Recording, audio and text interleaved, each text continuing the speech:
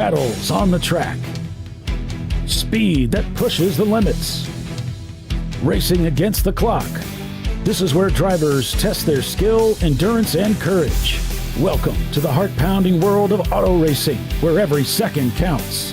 This is the TireRack.com Champ Car Endurance Series, bringing real, affordable endurance road racing to you on North America's most prestigious road courses. With live flag-to-flag coverage of America's best grassroots motorsports racing. AutoZone presents ChampCar.Live.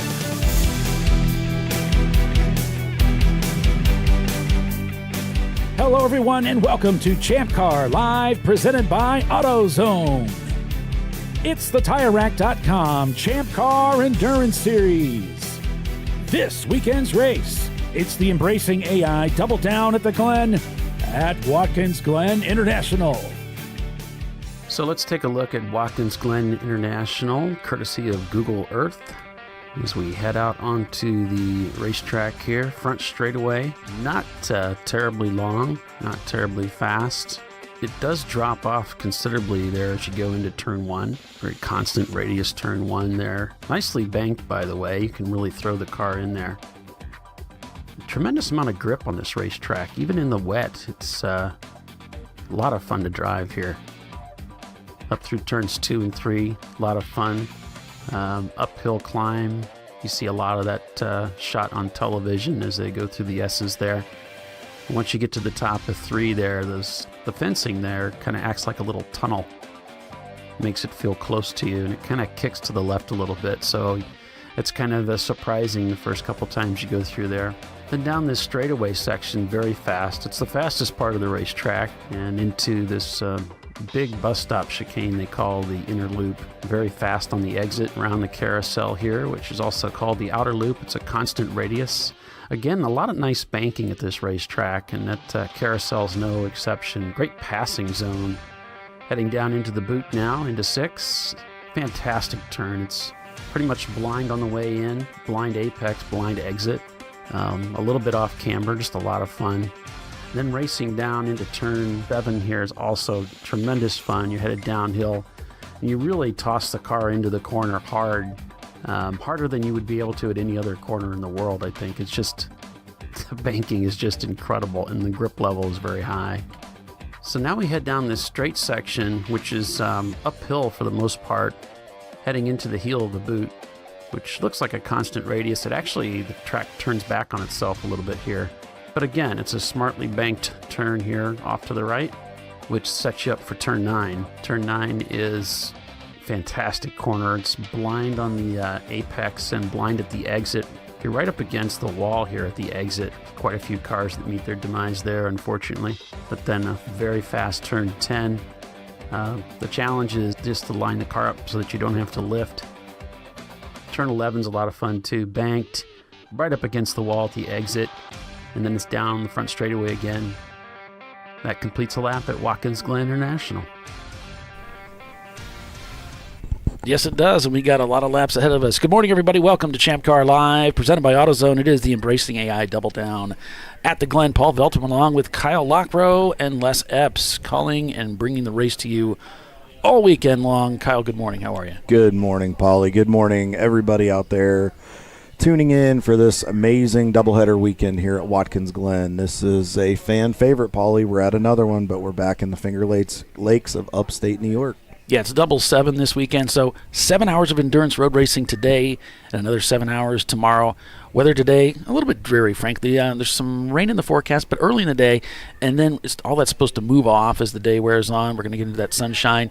It is a little bit cool, though, this weekend, isn't it, Kyle? It's a little chilly up here, but we have tended to expect this. This is not uncharted territory for Champ Car, but you have to expect it. It is Memorial Day weekend. First thing we want to say is for any active service members or veterans, thank you so much for your service, allowing us to be free, letting us do what we all love. And yeah, we deal with this before, but you know what? We're all professionals. These teams are well prepared. They'll go out, they'll adapt, and we'll have 14 hours of great racing. Yeah, absolutely. CU Boulder, one of the teams here this weekend. We have a camera in their car. Always enjoy being on board with those folks. And, of course, Atlanta Speedworks, their Porsche number 718 here, ready to go to battle, as well as we have a camera in the Red Barn Mini Cooper growling at us, ready to go onto the racetrack.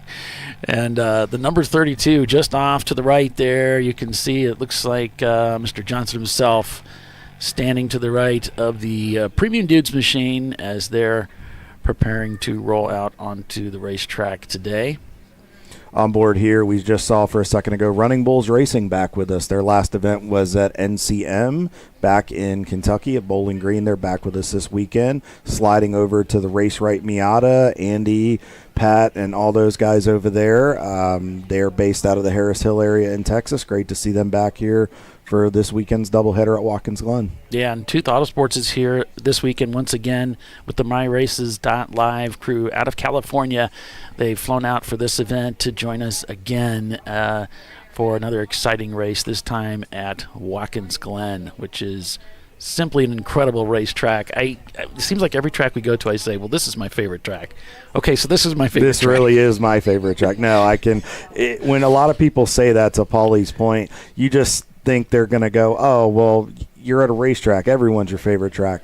For those that have had the pleasure and been able to experience what Watkins Glen can give to as a driver and what that experience is like diving down the hill into turn one into that 90-degree corner and what the S is and just the ebb and flow of this racetrack, it is something memorable. It's a reason that so many series have raced here, and it's just been such a big staple in racing for so many years and different disciplines too that we'll get into later in the broadcast. It really is a special place. Recently paved, over 3 miles is the distance, and boy, do they really bring it out here. I mean, this is one of those places that many drivers find a little intimidating. It's a little bit scary because there's guardrails everywhere.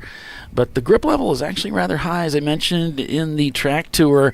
And this is one of those tracks where once you get comfortable with it, Kyle, it's really just a blast. A lot of it is just practice. That's a great point, Paulie. It's very intimidating because of the history, because of the prestige that comes with racing at Watkins Glen and the many heroes and legends of motorsports across various disciplines that have graced this place. But you just have to get used to it. It's a lot of blind, uphill elevation changes you have to get used to. You have to get used to not being able to carry the car into the corners through the momentum, be confident enough to use the curves but not overstep and get into a bad situation. And once you hit that good lap at Watkins Glen, you never forget it. As we're on board here with team principal Todd Lamb leading off the Atlanta Speedworks team in their 718 entry. Todd has so many laps around this place with his experience in IMSA competition and MX5, which is now part of the IMSA family, and the experience level that he brings, and having somebody like out there we can ride along with. Folks, you're going to learn a lot, and you're going to get a show out of that 718 today, I can promise you. Yeah, absolutely. We've got a lot of great in-car camera feeds, and I just want to say thank you to everybody that's sent your feeds to me, and it's overwhelming in more than one way. We're getting a lot. I get a lot of email, a lot of last-minute texts, and I appreciate every one of them, and I dig into them as soon as I get an opportunity. So thank you for that, everybody. We still have cars rolling off pit road, Kyle. We have about 1,000 guys that signed up for this race this weekend? I mean, we had about 1,001, and then some that signed up, but only 95 were able to make it in this weekend. It's another full field, just about. Unfortunately, we had a couple, I think, yesterday that fell victim to the practice day, just with some woes and things that happened. But we have 95 entries this weekend. Another healthy 6 classes of racing. We have 20 A car entries, 9 in the B class, 38 in the C class, which is very common when we come to Watkins Glen. A lot of those BMWs are very heavy favorited here in the Porsche Boxsters. 7 D class cars, 6 F class cars. Paulie, we're starting to see those numbers continue to creep up for that F class, that 300 point. That's great. And 15 EC cars here. So a lot of teams I noticed that are getting drivers ready this weekend for the 6-hour weekend that is only 3 weeks away. So this is going to be some prime practice time for them. And you saw they're still pouring off of pit road, and the cars are already into turn 8. when they get single file, folks, it takes up a large amount of this racetrack. And as you can see with these pictures, right here, this is coming into the turn 9 section. It's a little bit of an off-camber corner. It's a sweeping left-hander that takes you from the boot portion of the track back onto what would be the NASCAR straight, because when the stock cars run here, they come off of the what's called the outer loop or carousel, which is turn 5. They go straight down to what is there turn 6, but we call it turn 10. Realistically, when you cut out the boot section, it cuts about a mile off the course. So they're coming back on it. As you can see, this is as they're coming into the boot section, into the toe, that's coming out of turn 6 into turn 7. It's a downhill sweep through turn 7, and then you got to really get back to the power, get the car to take a set, and then you got to boogie up the hill and make sure you can get on that power. Because if you're in one of those Miatas and you're keeping that momentum up, sometimes you're just begging to get that thing up the hill. Turn 8, and as you see the cars come out of the infamous turn 11. Now the blend line you see to your right, folks, the yellow line, that is the entrance to pit road as we go under the Go Bowling Bridge, which leads you back onto the front straightaway to the start finish. The key part to that is where the apex is in that corner. That is where you want to come to pit road, but that's where you want to hit the apex to get back to the throttle to get a good run off of turn 11 down the front straightaway to complete your lap and start another. Drivers have to be very heads up, and this was brought up in the drivers meeting this morning.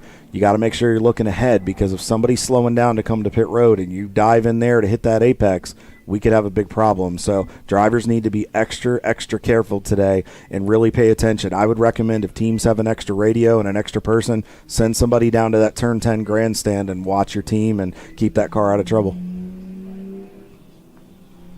Yeah, the car's rolling again, taking another reconnaissance lap here at Watkins Glen. If you're just joining us, welcome. It's the double down, the Embracing.AI double down double sevens at Watkins Glen this weekend with Paul Veltum and Kyle Lockrow and Les Epps, bringing you all the racing action once again this weekend here on ChampCar.Live, presented by AutoZone. The cars just making their first lap around the racetrack now, as the officials check their transponders to make sure that everybody is pinging and everybody is, ready to go racing. I know we are, that's for sure, because it's the weekend, and this is the time when we get together and go racing. We can forget all about the cares and the worries of the world and just have some fun. Absolutely. And we're going to do that again this Memorial Day weekend. So welcome, everyone. And absolutely, thank you guys so much for tuning in. Paulie, we talked about how we have 95 entries. We have 15 manufacturers, OEMs, represented here this weekend. BMW once again leading the class with 30 entries, Mazda with 20, Porsche with 12, Ford 6, and Honda as well.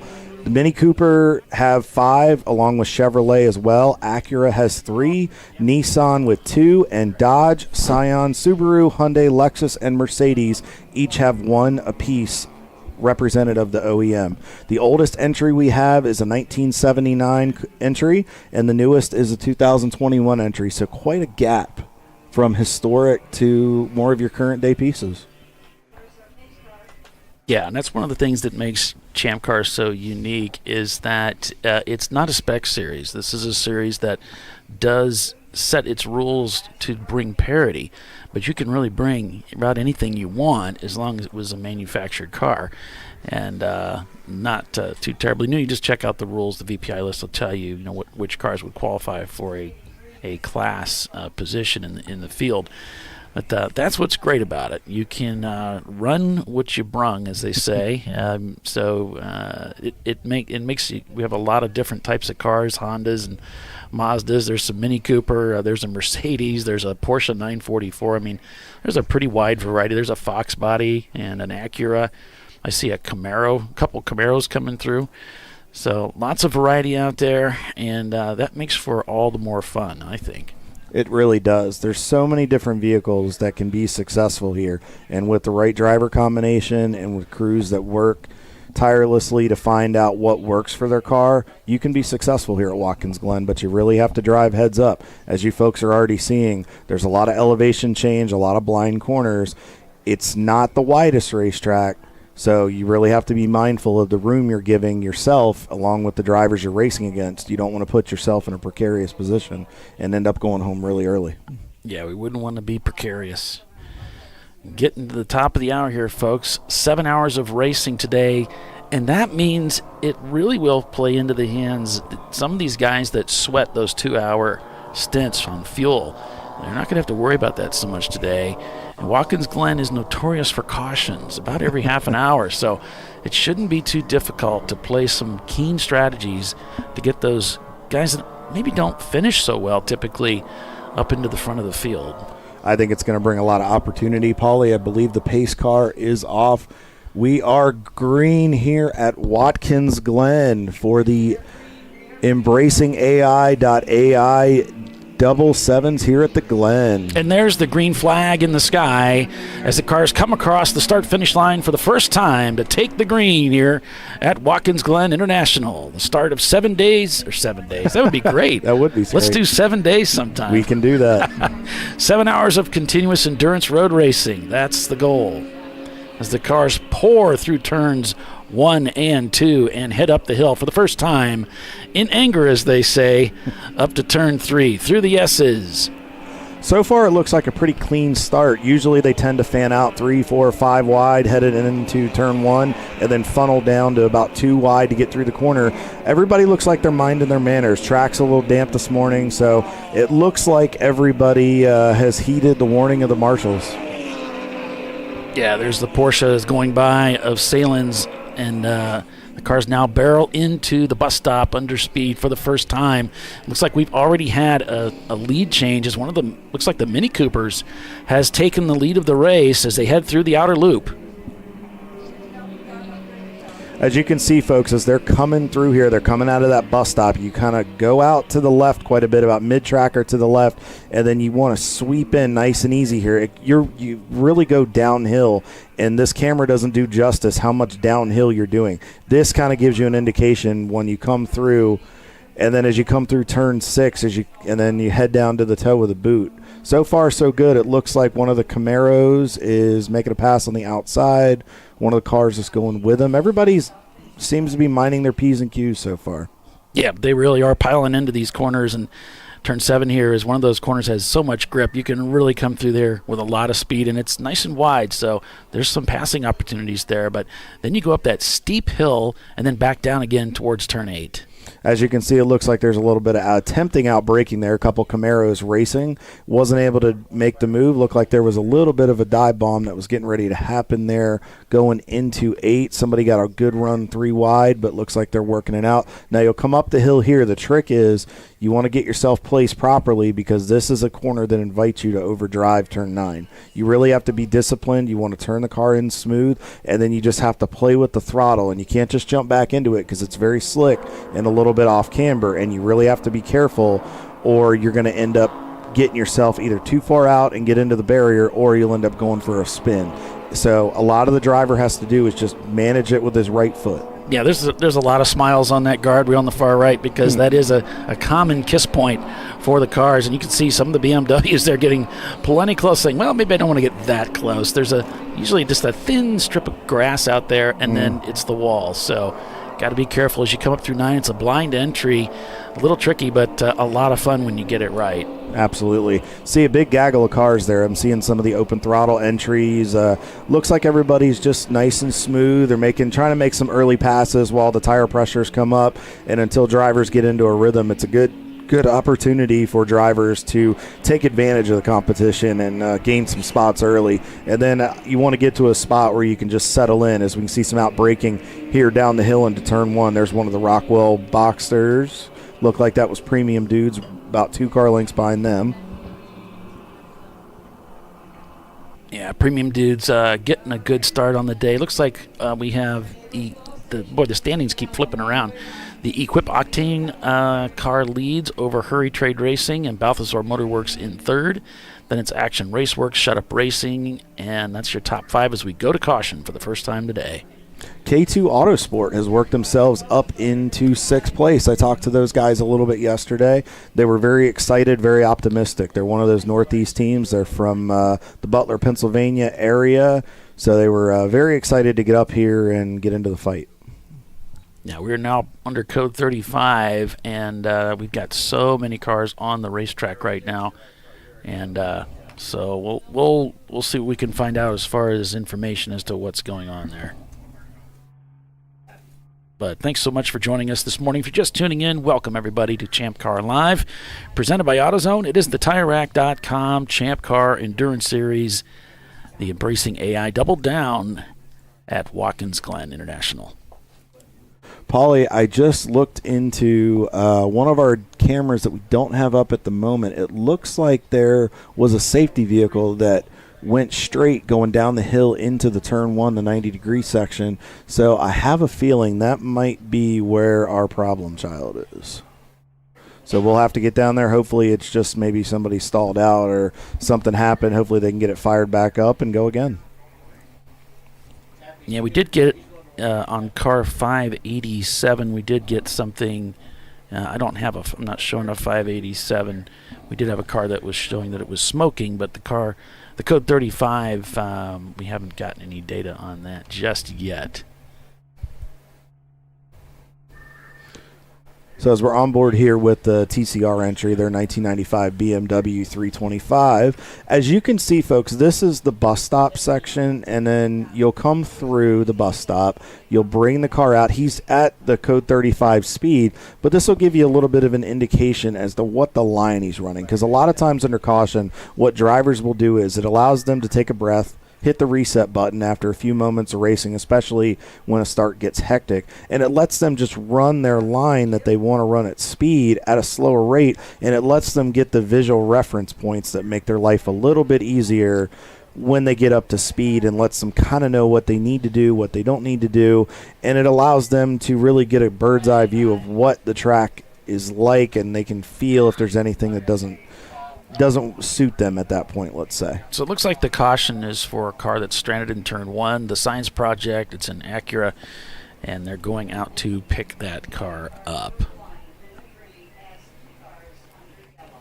And they're already calling out the the black flag penalties as cars that passed under caution. And so their officials are working that out here this morning, and hope you all had a fantastic work week. If you didn't, if it's been kind of rotten, I'm sorry to hear that, and we just hope that your weekend starts off really well, and maybe this is a good way to start the weekend off, this Memorial Day weekend. We have so much great racing on tap for you this weekend, as we expect the weather to clear up and things are going to get just better and better as the weekend goes on. We're showing we are back to caution already, and so they should be pulling those yellows in soon and send us back to green. And there is the green flag as we go back on board with Red Barn Racing in their 04 Mini Cooper Equip Octane, leading the race. We have two B-Class cars leading the way over Balthazar. Then it's Shut Up Racing, Action Raceworks, K2 Autosport, Team Z, a D-Class car. Then it's Team Salem Ketchup in the Porsche Boxster, Rosemore Racing, and JS Motorsports. That's your top 10, folks.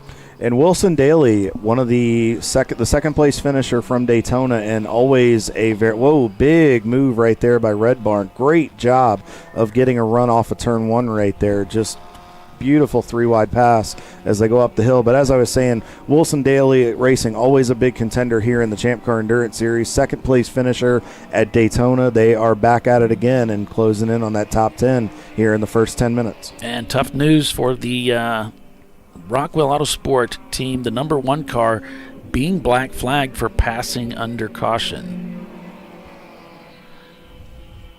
Yeah, that's unfortunate, but they were going over that this morning. They were emphasizing you got to make sure you don't pass under yellow, got to make sure you stay mindful of it. That's an experienced team. They have very experienced crew members and drivers, but they'll recover. It happens sometimes, cold brain, cold mind in the morning. Things happen. You get in that. That was close right there. A tight squeeze through the outer loop. Not sure he saw him out there because that is kind of a fun spot to pass, but a lot of drivers like to use that exit up at the exit of the outer loop. Oh, Paulie, I had a conversation with Pat Foltz this morning and his team. He had a little conversation with his little Mini Cooper right as I was getting our camera turned on. These boys are out here for keeps today. They are excited. They are really optimistic that this car is going to run really, really well. And he thought they were going to have a good weekend, and they came to play today, folks. That car is quick. He is weaving through traffic. But the cool thing about this car is with the smaller cars, you can carry the momentum through the corner, where a lot of the bigger cars have to wait to take that set with that short wheelbase in this car. He can just throttle up and dig through traffic. Beautiful braking maneuver by the BMW on the outside, rides the outside line, gets the pass done around the rim. And nice he's hounding job. Prefect. But he got held up right there. That is a Prefect hard holding thing him to up do. a little bit, and he's going to go try. He was going to try 3 wide there, going into 10. Decided to back out. Nice move right here.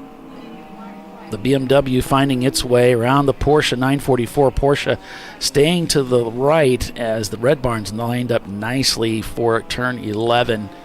He really needs a good run out of here to stay with these guys. That was a perfect example of a good run off of 11. He stayed in line, got back to the throttle a little bit quicker, and then pulled out as he exited 11, got the pass done, headed down to turn 1. This is a great passing zone. Going down into 1, very popular to take the inside away.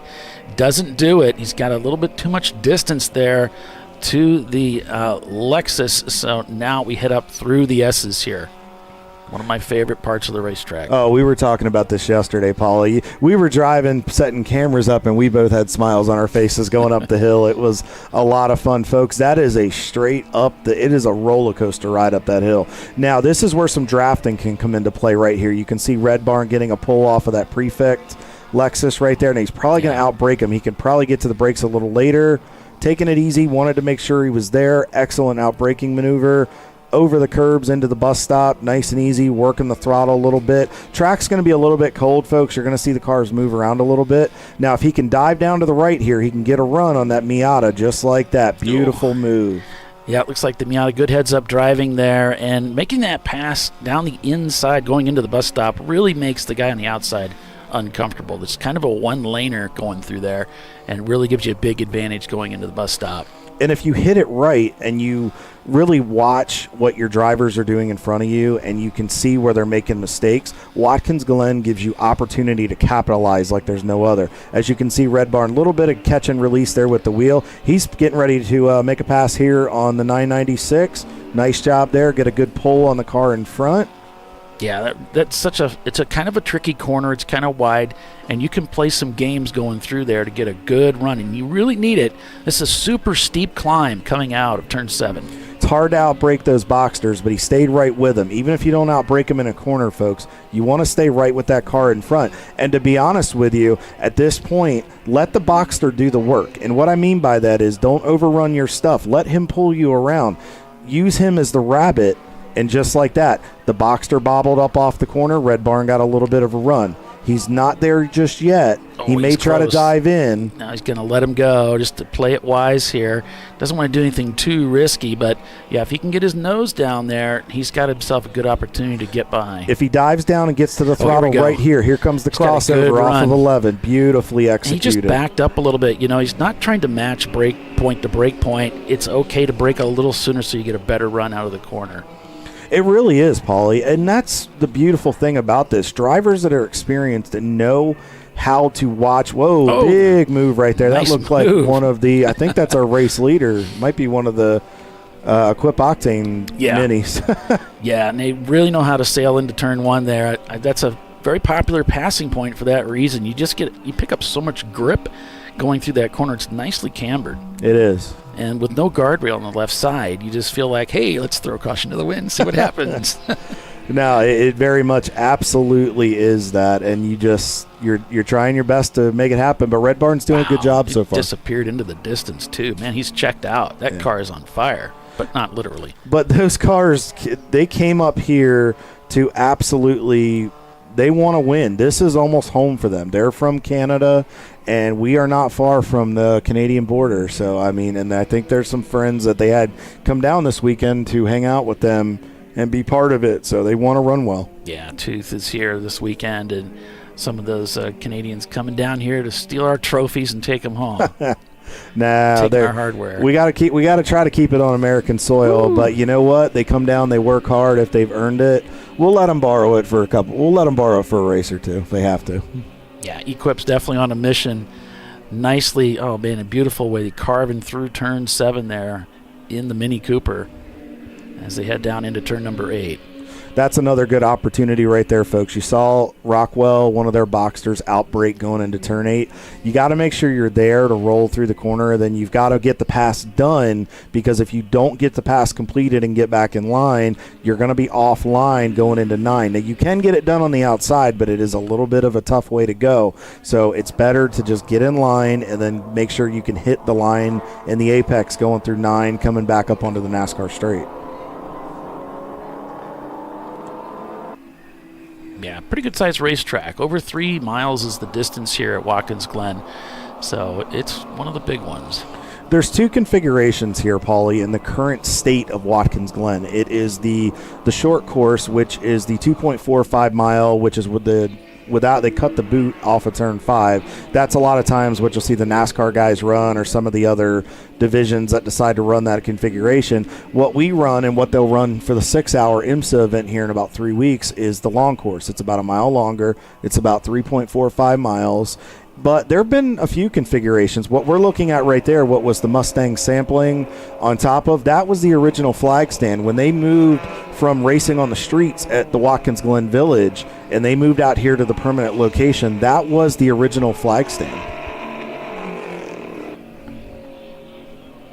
Well, it's certainly an epic racetrack with a storied past, and you can feel free to head out to the wiki and to their homepage and just read the tremendous history of this racetrack, from IndyCar to Formula One to NASCAR, and it just goes on and on. And club racing, it's their first track my dad ever raced at as a club racer back in the 1970s. So this track's been around a long time, and it's provided a lot of enjoyment for a lot of guys over the years, and girls. So let us know what you folks are working on today and looking forward to as the weekend just gets kicked off here. So much fun on tap for us here this weekend. And it all starts right here on ChampCar.Live, presented by AutoZone, the Embracing.AI, double down at the Glen, a 777. Yep. I just threw the wiki into the chat for all of our viewers there, Paulie. So, folks, if you want to copy and paste that and check it out while you're watching and kind of learn a little bit about what makes this place special and more about what we're talking about, go check that out. There's a lot of cool things. Make sure you go to theglen.com, the official website. You can kind of see everything that's about it in the current state. I mean, it's an amazing place, and if you're driving by on a vacation or traveling, come by and at least see the place, and you can just kind of see. It's pretty cool, and there's no racing going on. It's very quiet, very quaint here, just not far from Seneca Lake. As we're on board with the My Races Live guys. Looks like Jacob is in the car right now. 10th in class, 69th in the overall. They're just minding their P's and Q's.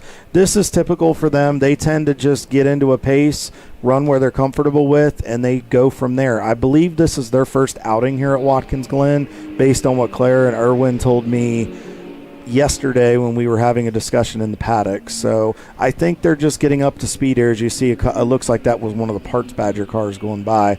So I think they're just getting settled in, and they're only going to get better and faster as this race goes on. As you can see, we'll kind of go through a little bit of the line here. As you saw a Gorilla sticker going by. He's coming into turn 6. He just downshifted to 3rd gear, rolling through 6. He'll bring the car, as long as it looks like he's offline a little bit. I think he's letting some faster traffic go. But you would come out to the rumble strip and then work your way back to the left where he is now, down to the brake zone, back down to 3rd gear. You'll turn into 7 here. You'll notice it's banked, and then the banking all of a sudden kind of goes away a little bit. And you got to be real careful, and you want to try to straight line this exit as you come up the hill from turn 7 as you're headed to turn 8. You go over the crest. You're looking straight ahead at the runoff area there, downhill into 8, back down to 3rd gear. Most on this racetrack, you're going to be in 3rd, 4th, and 5th. You might touch 5th briefly up toward the bus stop, but a lot of it's going to be the 3-4 combination. In 4th gear, probably going to grab 3rd here. Nope, looks like he stayed in 4th gear through here. letting, looks like one of the S2000s go by there. Come up out of turn 9. Now you're back up onto the NASCAR straight. He's getting ready to make the run into turn 10. You turn down to the apex, and then you want to let the car track out to the right, just to that rumble strip. Bring the car back to the left. Brake a touch early. Get the car turned into 11.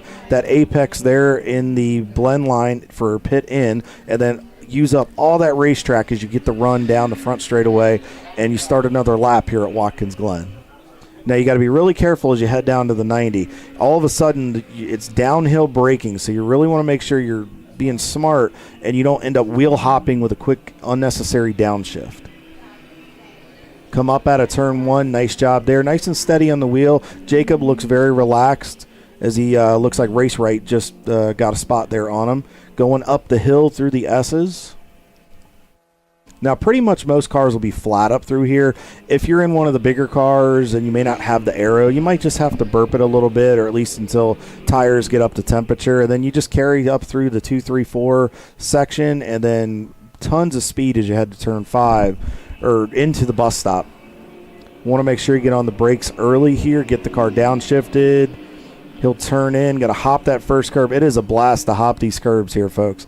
They're very rough, but if you have a car that is stable enough and is beefed up enough, you can get it done. Most drivers will want to get down to the bottom there. He may be letting some traffic go, as he is. And then what you'll do is bring the car back out, and this is where we came back on board with them last lap. So everything's looking good for these guys so far. And that's a lap around Watkins Glen from the driver's seat. As you can just see, he's very smooth, and that's one thing I've noticed about all these guys with tooth. They're all very relaxed in the car. It doesn't seem like much phases them, so they have a very good race mindset. Here you go. He was a little bit better line-wise that time, but again, he was letting a car go last time. He was able to use the racetrack the way he wanted. Gave himself a better straight line run at a 7 up the hill, grabbing 4th gear. Yeah, so looking at the standings right now as we, let's see, we'll go on board with the Sennhauser Racing team. Looks like Equip leads the way over Shut Up Racing. Atlanta Speedworks is 3rd. Then it's Action Raceworks, Hurry, and Trade Racing. Team Z, Team Salem Ketchup, JS Motorsports, Wilson Daily Racing, and Ramen Racing in 10th place.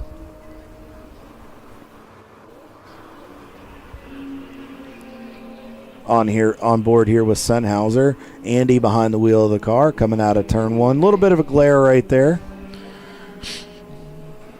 He's probably not seeing that as much as it's pronounced, folks. That is more just based on where their camera angle is and some of the lighting in the car. Looks like he's able to see with no problem. He doesn't look too concerned about anything. Might have just been checking something there, making sure the car fully went into gear. As he's coming up the hill, he's dealing with a little bit of traffic there, but just watching his mirrors. You always want to make sure you're watching your mirrors here at Watkins Glen. You want to make sure you're paying attention to what's going on, not put yourself in a bad position, especially going into some of those brake zones like the bus stop and turn 1, where you can get yourself in trouble if you're not careful. A little bit of an issue there with the camera. There are some issues with some signal in certain places, so pardon some of the onboards. There may be a little bit where it gets a little bit hung up there. So looks like we got the feedback there. There may just be a couple dead spots in the racetrack as far as signal. So, and that happens with the low ceiling that we have as well. That might play a little bit of a factor. On board with Race Right in their Mazda Miata. These guys were so enthusiastic. We ran into them yesterday. We were out putting cameras on the racetrack, and they happened to be checking out the bus stop, just learning first time here at Watkins, really understanding, trying to see where the line was, and they were just so excited to be back. They just really seemed to be enthusiastic about being part of Champ Car. As a nice move right there. Now he's going to be on the outside of the 244. that's going to be a way to go. But what he might try to do here is he gets a little bit of a run into 9. If he can get back to the throttle, which he just did, he's going to get a good run and then try to get the crossover. It looks like they're pretty even on horsepower, but it looks like Race Right got the better run into the zone, into the brake zone for 10. Nice job. Looks like he's going to get him cleared, and he did. Alpha turn 10. That'll give him a good run into 11, and then he's able to ease the car up off of turn 11 and get back to the start-finish line and go again. Equip Octane is still your leader here at Watkins Glen. They're up by about almost 3 seconds on Shut Up Racing. Atlanta Speedworks, Todd Lamb, team principal, best lap of 2:15.51, has worked himself up into 3rd. Team Salem Ketchup into 4th. Team Z is now rounding out your top 5. JS Motorsport in the 378 car is 6th. Wilson Daly has moved up to 7th. Hurry and Trade Racing, the Dodge Neon, they have worked themselves up into 8th place. Nice job, guys. Parts Badger in the 414. They're debuting their sister build this weekend. They had planned on debuting it at Autobahn, and Roy and the guys called an audible and said, you know what, let's bring this piece out at Watkins Glen. They figured a good run here would give them a good indication of what they need at Autobahn and if it's ready. And so far in P9, I think they've got a good piece. Good best lap at 2:54.56 so far. And then Ramen Racing Noodles is about a second back from them, rounding out your top 10 here at Watkins Glen, as we're back on board with Prefect Racing and their 1994 Lexus. As we're approaching the 30-minute arc here, folks, he's got a car to his right, holding his line into the brake zone here to turn 1. Looks like the Miata backed up a little bit. If Prefect can roll the corner, he may be able to. Nope, wasn't able to hold him off there. Sometimes that inside line can be a little bit better. Just gives you better traction and bite off the corner. Not a big deal, though. And when those things kind of happen, just tuck in. A lot of times it's good to just tuck in behind that faster car and let him pull you. Let him do the bulk of the work. Let him make the holes for passes. And if you can stay with him, go with him and take advantage of it and not use up your stuff too early.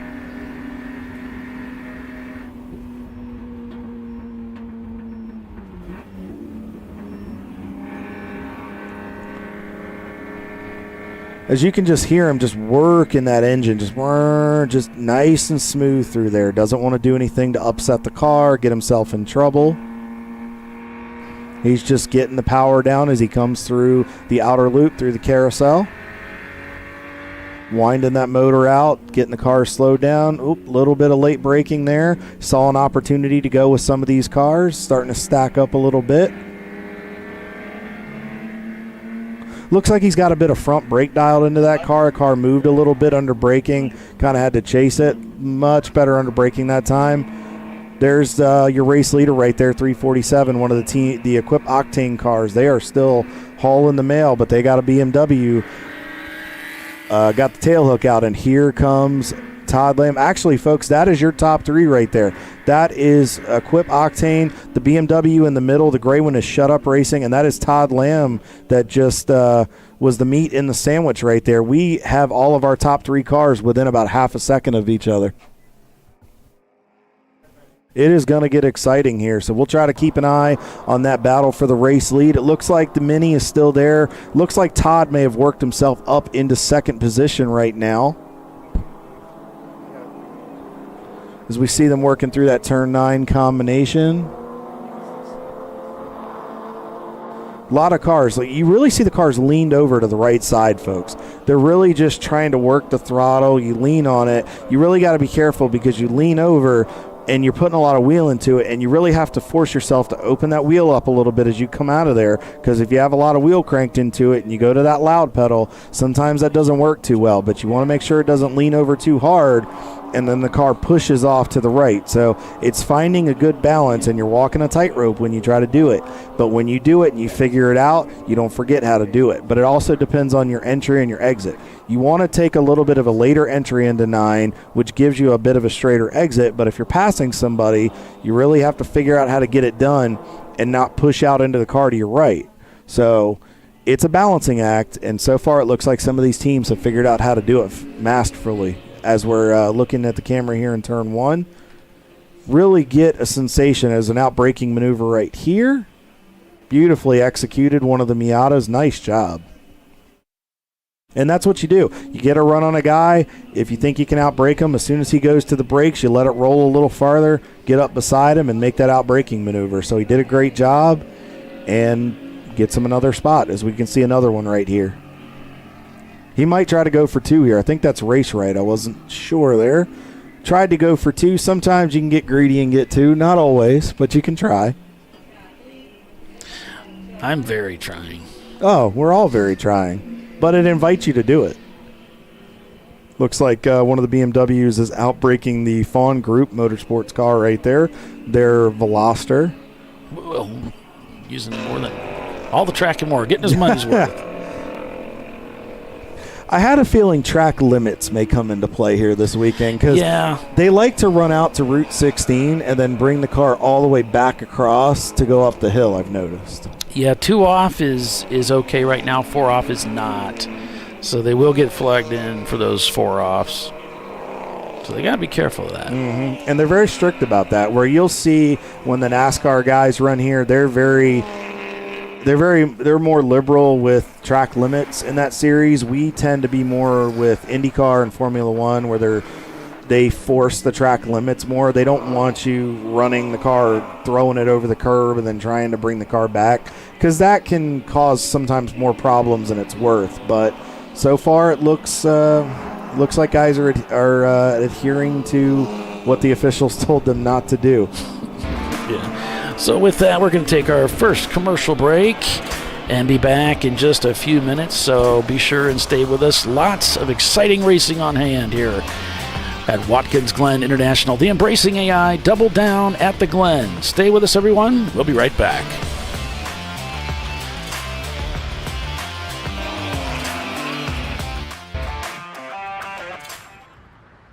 I probably need new tires. You do. What if they sold tires online? We do. We're TireRack.com. They could offer lots of tires We have so many tires. and help you find the right tire. It's called the Tire Decision Guide. Oh, and they could ship them to a nearby mechanic. We shipped over 7,000 independent recommended installers. This is an amazing idea. Sorry. TireRack.com, the way tire buying should be. George and Junior are fed up. They weren't planning on having to replace their brakes today, but they went to AutoZone, where a friendly AutoZoner helps them find a deal on the right parts. In the zone, AutoZone. Since 1994, Flying Wrench has been a family-owned business renowned for exceptional European car repair and maintenance. We treat every vehicle with the same care and attention as if it were our very own, building lasting relationships with our clients along the way. We specialize in high-performance vehicles, offering a range of services that include fabrication, construction, custom wiring, and much more. Visit us at flyandwrench.com. Discovery Parts is a veteran-owned racing and safety equipment company. While we're located inside Atlanta Motorsports Park in Dawsonville, Georgia, Discovery Parts can also be found at the tracks, supporting a number of Champ Car Series events. We take pride in being a reseller of the best of the industry to Champ Car teams and drivers. We know racing, love racing, and look forward to tomorrow to even more racing. Visit us at discoveryparts.com. Want to get started streaming your races or make your current live stream more captivating? We've helped hundreds of drivers create engaging live streams. It's simple. Create a new stream event, grab your camera, and start streaming. Head over to myraces.live to sign up for a free account. Or join us in our community Discord. Stream, share, engage. At Parts Badger, we're not your typical machine shop. When a market-leading mountain bike manufacturer was looking to reshore their hardware components, they turned to Parts Badger. Within weeks, we had deployed a dedicated manufacturing cell, ramped up production, and had guaranteed capacity to meet their demand. We're looking to be your manufacturing partner. See what we can do for you and your company at PartsBadger.com.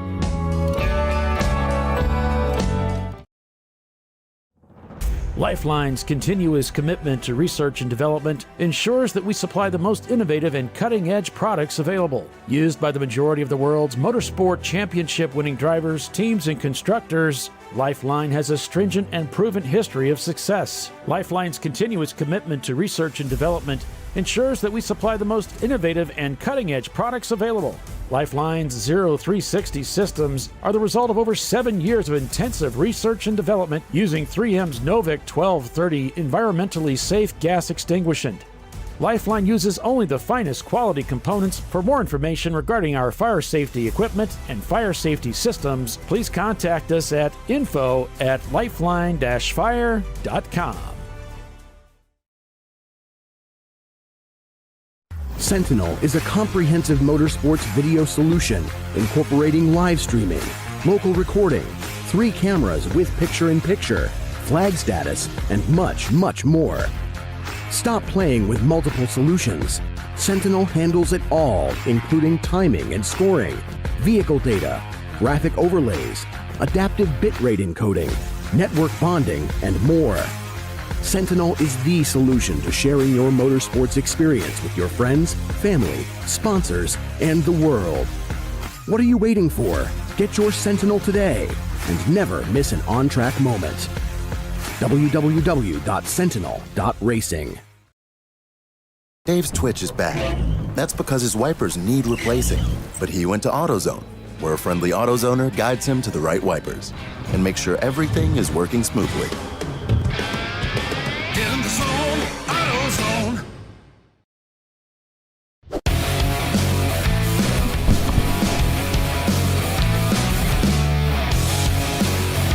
All right, welcome back, everybody, to Champ Car Live, presented by AutoZone, the TireRack.com Champ Car Endurance Series. Paul Veltum along with Kyle Lockrow and Les Epps down in the pits here at Watkins Glen. The Embracing.AI double down at the Glen. Hope everybody's having a fantastic weekend as we get started out here at WGI, as we call it. 2 7-hour endurance road racing events this weekend, one today, one tomorrow, and that'll carry us through for another annual visit here at Watkins Glen. Absolutely. Weather today, rain in the forecast, spotty, should be clearing by the afternoon, and then we should get some of the glowy stuff coming out of the sky, and we should be in the sunshine again tomorrow. So that's what we're hoping for. Paulie, before we get into anything else, I just got an awesome note from our friends at Flat Earth Racing. They have 3 Army veterans driving with them this weekend. They also, with them, they have the names of the fallen friends and family that have given the ultimate sacrifice for our nation, and they're honored to have them aboard for this Memorial Day weekend event here at Watkins Glen. So for all of our buddies at Flat Earth Racing, thank you guys so much. Thank you to all veterans out there for your service, actively serving, and we obviously want to honor and remember those that have paid the ultimate sacrifice to continue to keep us free here in the United States, and we appreciate what they do because it allows us to come out here and enjoy what we love. So thank you guys so much for everything. We greatly appreciate it. Absolutely. And we greatly appreciate what we got going, what you guys do, and what we've got going on, and we're glad to have you be a part of it. So you have full Champ Car Series member support. Absolutely. And it's always a lot of fun getting the veterans to come out and race with us. Now you got it. Yep. It's good to have friends in it's good to have friends in places. Working out some of their technical details up here. As always, it's always last minute. And that's the way racing broadcasts are. There's not much you can do about it. My 9th year in the business, and I still haven't figured out a better way. Except a lot of hard work. Red Barn Racing on board with them now. These folks know about hard work. It's hard work fielding a race car in the TireRack.com Champ Car Endurance Series, but you know what? You don't have to. If you want to go racing, and you don't want to deal with all of the headaches and expense of building a race car, well, you're in luck, because in Champ Car, there's many teams that will allow you to rent seat time. So you can do that by going out to the Champ Car website and check out the forum. There's a thread in the forum for connecting teams to drivers, There's also an opportunity you could put some things on our Facebook pages. We've got something called the Champ Car Garage on Facebook. That's another place that's popular for people posting whether they're looking for a team or a driver. And so there's plenty of opportunity to get involved in racing, even if you don't have a race car, even if you don't have experience. And there's a few people we know, Kyle, that'd be willing to, offer some coaching if you want to. I think, Paulie, between a few of us here in the booth, a few of us here in the paddock, I think we could get these people hooked up and get them pretty quick and having some fun out here. So if you're interested, folks, you go to the ChampCar.org page. Go to find out about a race event that's near you. Go to the Arrive and Drive. Find out if there's a team that is looking for drivers and looking for shoes. Reach out. If you have any questions, there's the Champ Car Garage Facebook group where you can put your questions in there. You can meet people. You can talk to them as we're on board with our buddies, our college students here from CU Boulder Racing. But go in there, check it out. Invite your friends to be a part of it. Invite everybody to be a part of it that you know. Learn about it, ask questions, and come out and race with us one weekend. Yeah, there's multiple college teams that come out and join into the series and race like CU Boulder. We've also got some visitors here this weekend that just came out and said, hey, we'd just like to come up and check out the tower for a second and just say a few words and just kind of see what this thing is all about, because they kind of know something about it, but they haven't really had a lot of exposure to it. And Champ Car is an excellent opportunity or a venue, way to get into the sport. It really is tailored as a starter series. So if you want to get involved in motorsports and want to learn more about what this stuff is that we do here, about 20 weekends out of the year, 15, 18 weekends out of the year. You can check out the Champ Car website at ChampCar.org and fill out the volunteer form, because volunteering to come out and work a race event is one of the best ways to find out more about the series. A big puff of smoke there in turn 6. It's not turn 6, it's turn 3. But the car's coming. I think there was a bit of a brake lockup, maybe a bit of a moment there for one of the drivers, as they thought, maybe he's going to do something I don't want him to do. I don't know. And well, fortunately, doesn't look like any harm was done. No, everybody kept rolling. But to the point, Paulie, of the braking, how much you want to bet, just based on the fact that we've all driven here, how much you want to bet they got to run up the hill, it's stacked up, and somebody had to get on the binders? Yeah, because this is one of those tracks you really got to be heads up. We've got some really fast race cars out here, and there's a lot of cars on the track, and you can see there's a little bit of smoke there coming up also from one of the drivers. Might be some of the oil stuff, and it looks like we have a car stranded over there, Kyle.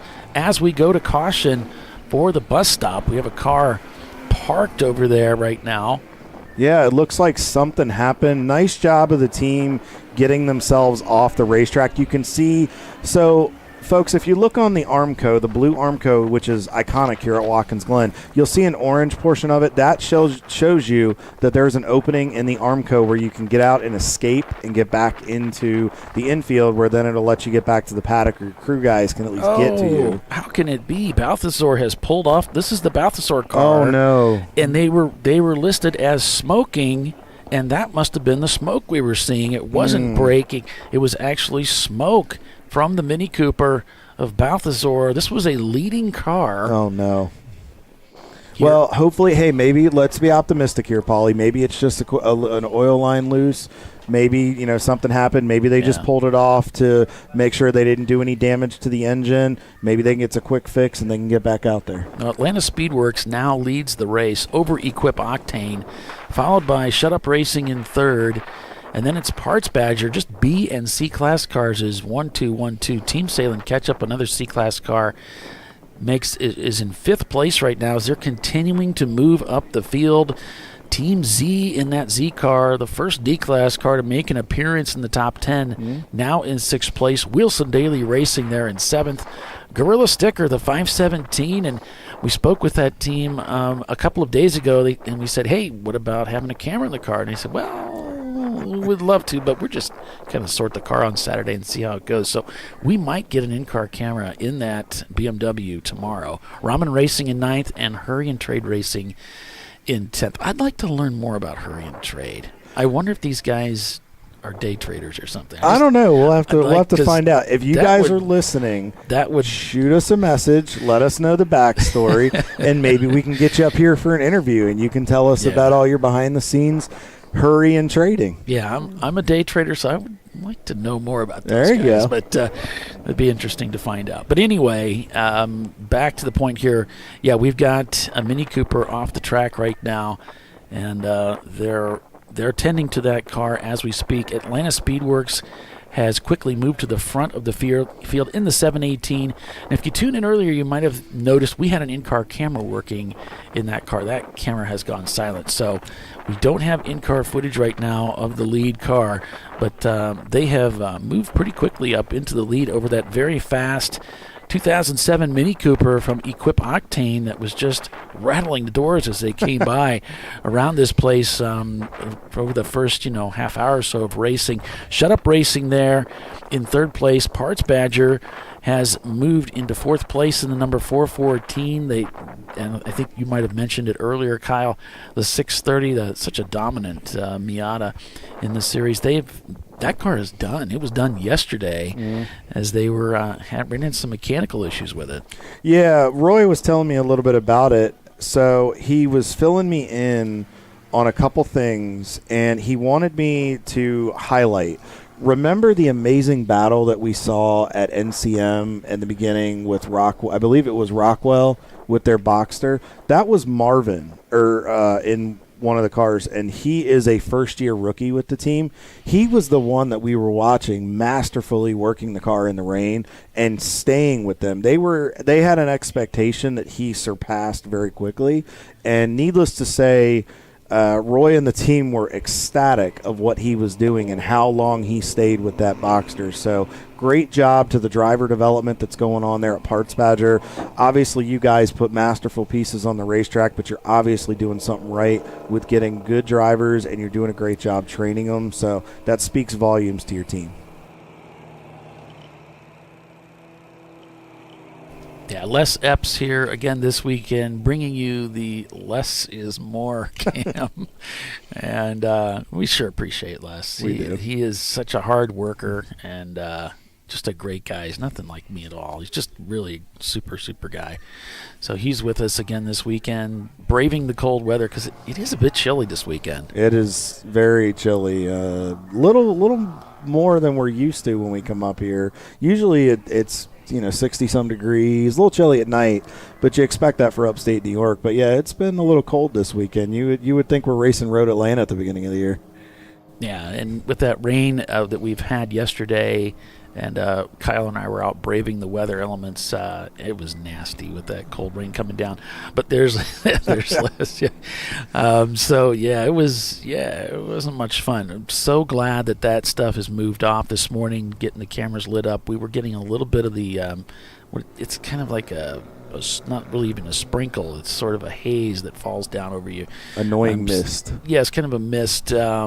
But that's kind of lifted. So hopefully it is in the forecast that we could get some more of the wet stuff. But as I said, as the day wears on, it's supposed to get nicer out. We get some of the sunshine, and hopefully we can get rid of that stuff and just have some nice dry weather racing under the sun. That's what we're aiming for.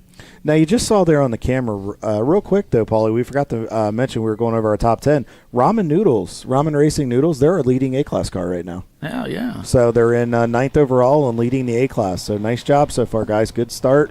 As we're approaching the 50-minute mark, closing in on knocking out our first hour. So what I was getting ready to say is you saw one of the premium dudes. It looked like it was premium dudes in the BMW. For those of you that may be new to Champ Car competition and you always wonder, why are they wiggling the car side to side? Why do they look like they're breakdancing with the car? Well, they're not. They don't know we have the camera on them. What they're doing is they're trying to keep heat in the tires. When you slow down and you're not putting as much stress on it, it compresses. So what he's trying to do is continue to keep heat in the car, because as the tires heat up, that gives you that maximum sticky traction as you go around the racetrack. So he's weaving to keep the front tires heated up. He's trying to get it heated up evenly across the contact patch. And if you happen to see a car under caution, he'll lunge forward real quick and then step on the brake pedal and almost look like it's going to run into a car in front of you. What he's doing is he's trying to if he's a rear-wheel drive car, he's trying to spin the tires to get heat in them, and then he's getting on the brakes hard to build heat in the brakes so the system will work properly, and then make sure the pads will get to the rotor and the car will stop. Because a lot of times you have to get to an optimal temperature for these systems and these tires to work the way we want them to work on a racetrack. So he's not breakdancing. He's doing it effectively. Yeah, and I don't know if this car was picked up earlier and is now just being brought back, but there's looked like a BMW on a rollback that was being pulled through 9 there. There it is. Yeah, it's a BMW, all right. We'll and have that's to not get in the a race log, so I don't know what that's about.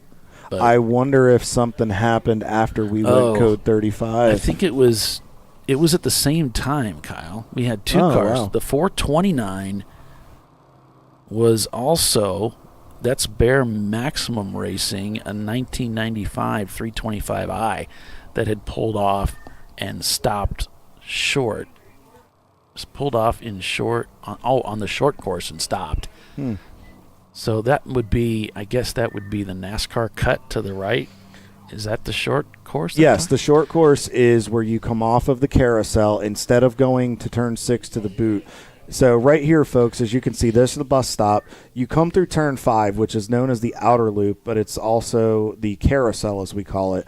If you go straight to 6, that's the boot. But if you take the little faded section right there, that is called the NASCAR straight, because NASCAR runs, when to simplify it, they will run 90 laps around Watkins Glen. It's about a 220 some mile race when they run here. They run that so they can run longer amounts of laps when they race here. So he probably stopped there and they were pulling him through. So again, that's where the car must have been of why we didn't catch it. Yeah. That's a shame for those guys. They always bring a pretty good piece to the racetrack. That is one of our EC entries, too.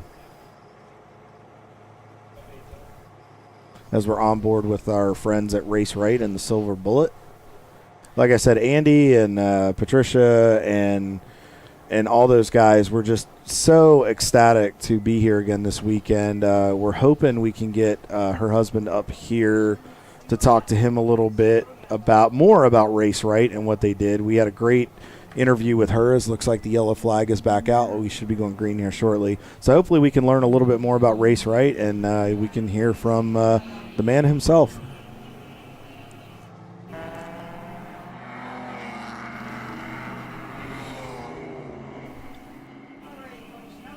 All right, so they're to caution right now, so they're getting ready. There we have, they've pulled in the yellows, so we are back to green racing here at Watkins Glen.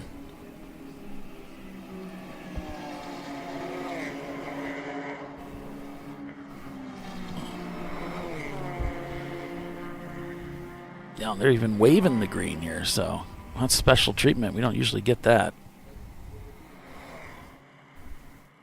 Taking extra care of us this weekend. We appreciate that. On board with Luce Brothers Racing in their 1991 Mazda Miata. Nice maneuver there through turn 10. And Sennhauser had a moment, and he may still have a moment. It looks like he may be coming to pit road. It looks like he may have a problem. Yeah, I saw a lot of arms and hands and a lot of grabbing going on with that steering wheel. So even the camera looks like it's not interested. So it's tough times for the Sennhauser team right now.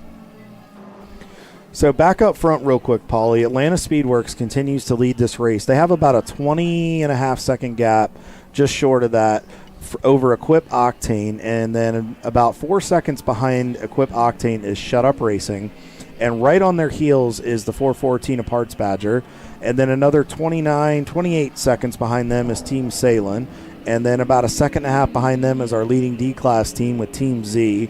And so far it looks like everybody is in close quarters here. The couple of cautions we've had are keeping it close together, so we'll have to see if some of these teams can take advantage of these yellows and stay in contact with the leaders.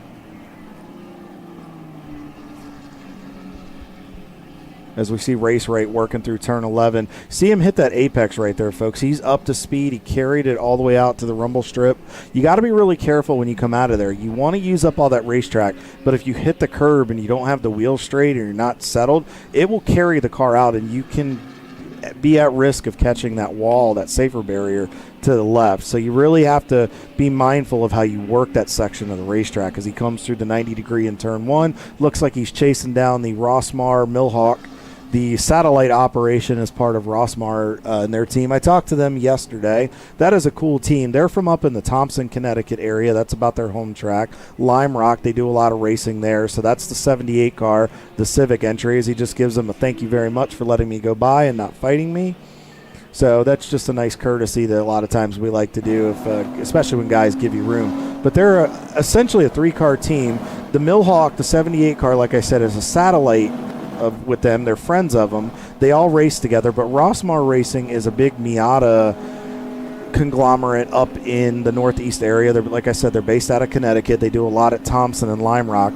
They're looking to do Watkins Glen, Thompson, and I believe they're looking at a couple more races based on my conversation with them yesterday, but it also depends on how they get through Watkins Glen and a couple others. So we'll have to see. I know the 24 is on their short list, Mid-Ohio and Pit Racer in their interest level, as well as we're on board with Running Bulls. Andrew Sides at the wheel, taking the green once again. So far, everything's looking good. I know Andrew said he was very excited for this race. He was really looking forward to it. Thank you to Andrew as well, and his daughter Kaylin, who they are both part of the Navy. I believe he's retired now. I'm not sure. I'm not sure if he's still active or not, but both a lot of military service in the Sides family. His wife Jackie and Andrew, both part of the Champ Car family, have been part of the team for a number of years. But Andrew's heavily involved with Running Bulls. Looks like business as usual. I know the team was very excited to come up here.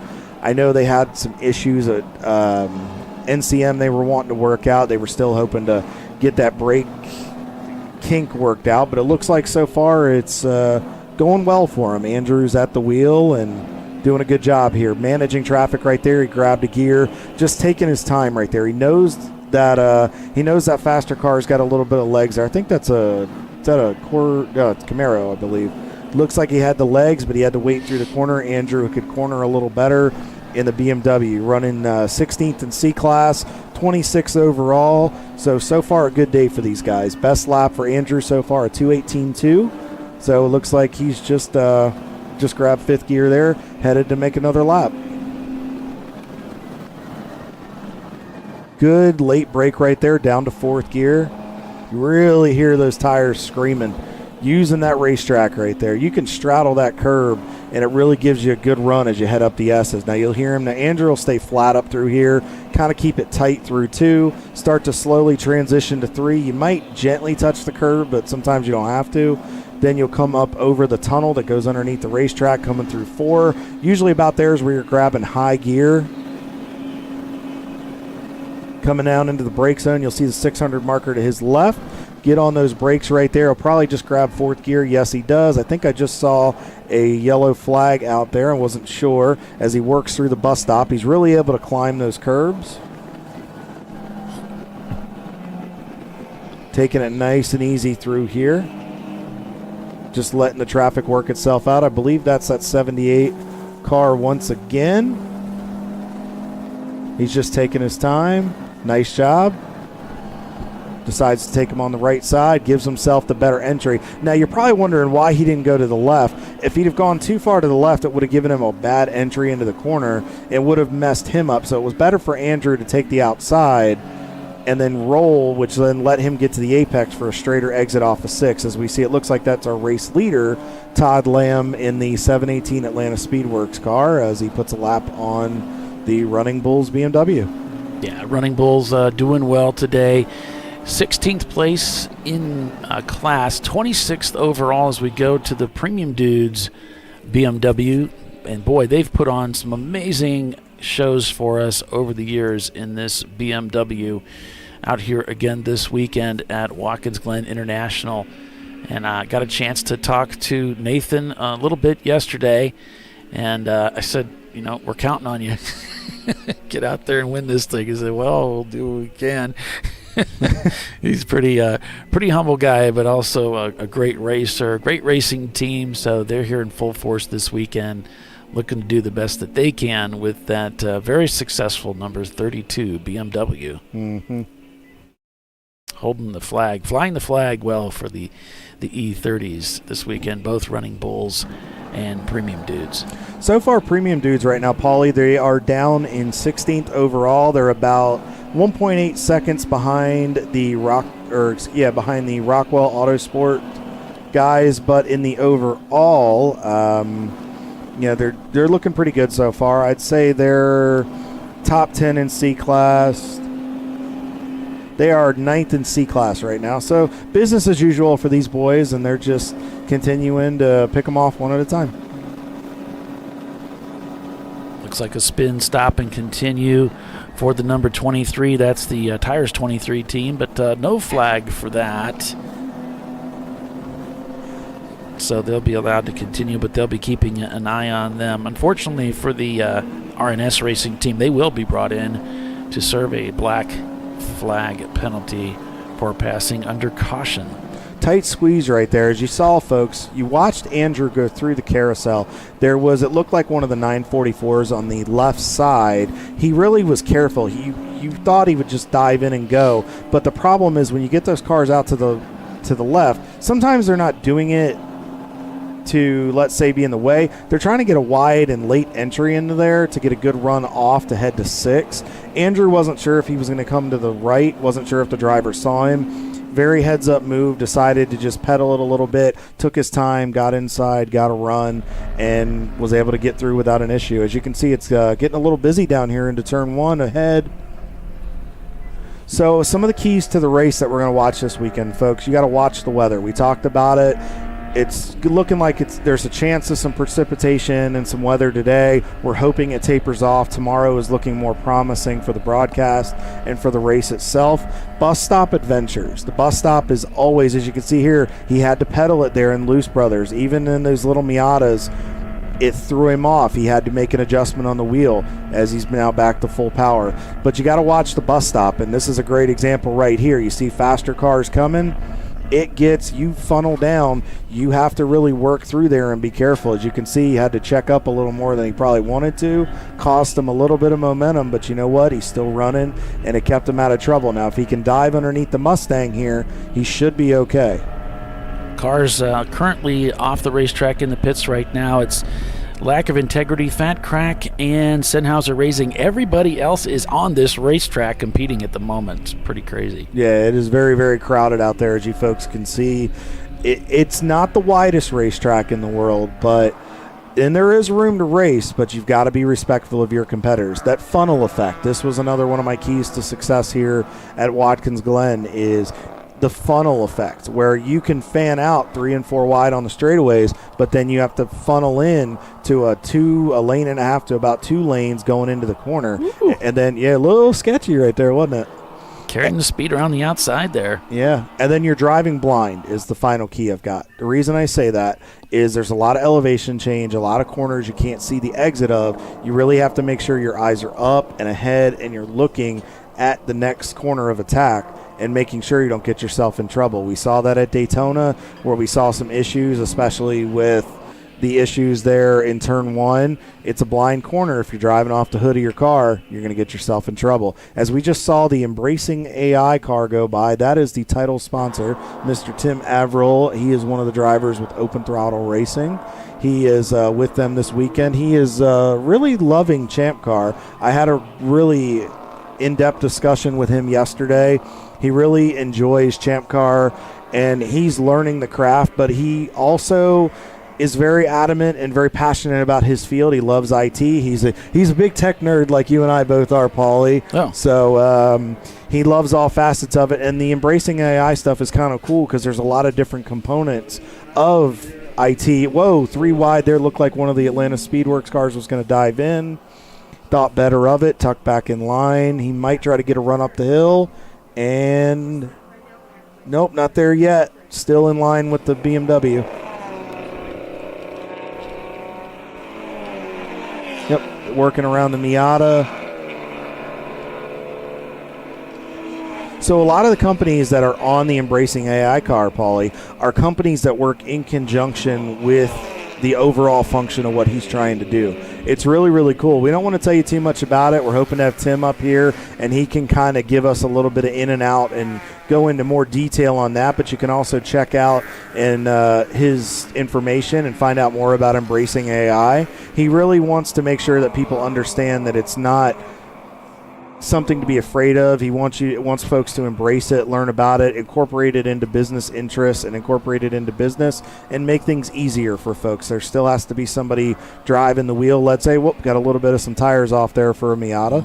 He was just mowing the grass. It's fine. Phew, look at all this traffic, and I use AI a lot in my business. So just telling you, and that's kind of what he wants. Extremely helpful. He wants folks to not be afraid of it, but know what it can do to make you more efficient and better. So we'll get into more of that later on, but we just wanted to, first of all, thank him for sponsoring this race weekend. Thank him for continuing to be a big part of Champ Car, and thank you for continuing to rent from Mike Gorman and being part of Open Throttle Racing. Mike brings a big gaggle of cars every weekend. I believe they have 5 or 6 entries again this weekend, so it's always green. So they need to put some clovers on those cars. Maybe some luck for him.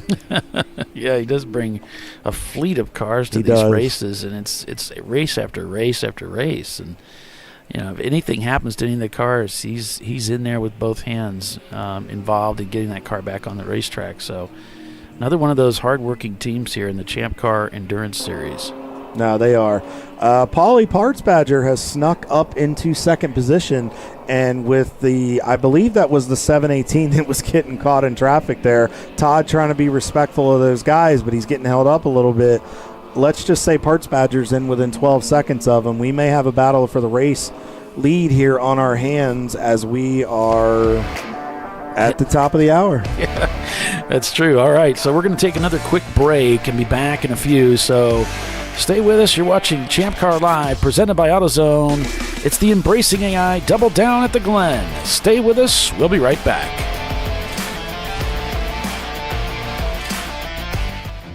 An important decision is afoot. This man is about to buy tires on TireRack.com.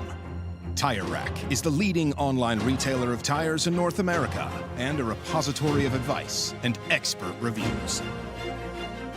And it's done!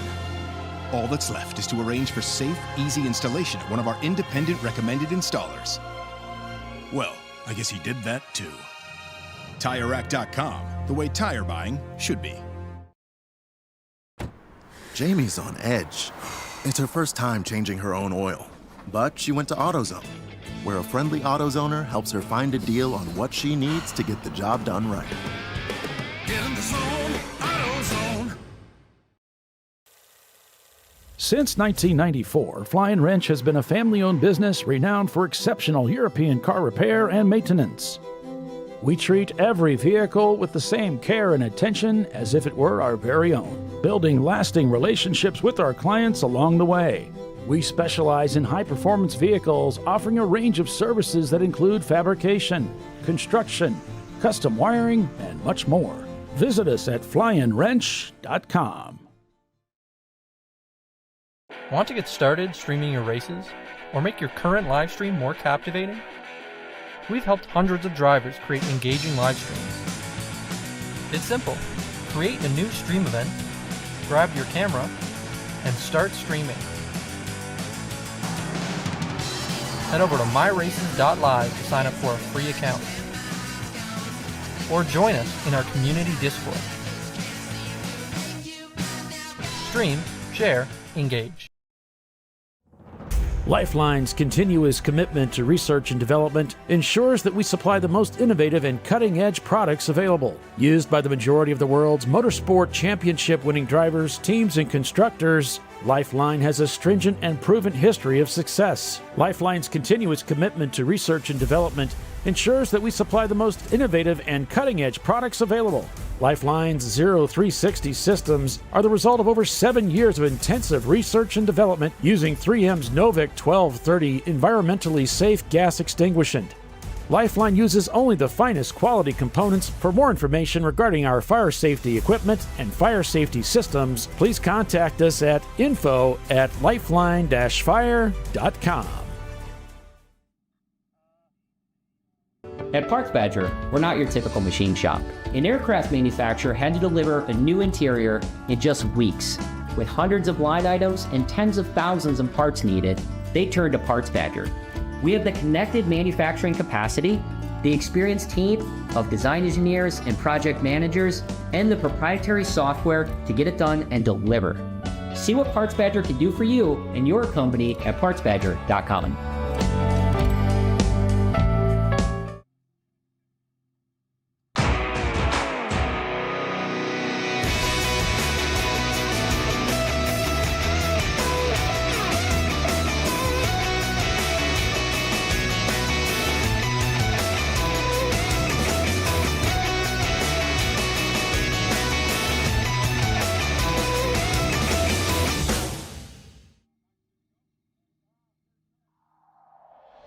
Discovery Parts is a veteran-owned racing and safety equipment company.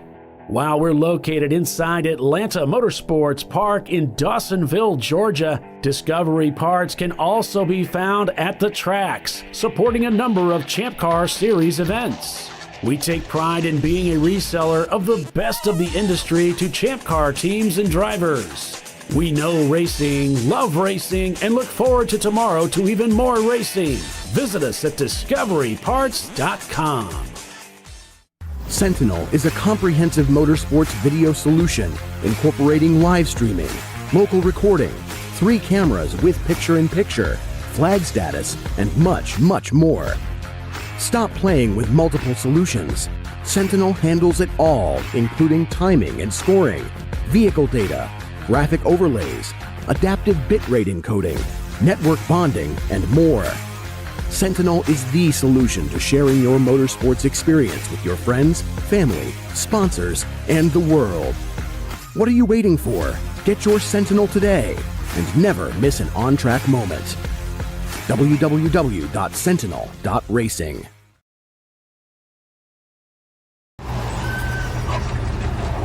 Whew, George is fed up. And so is Junior. They weren't planning on having to replace their brakes today.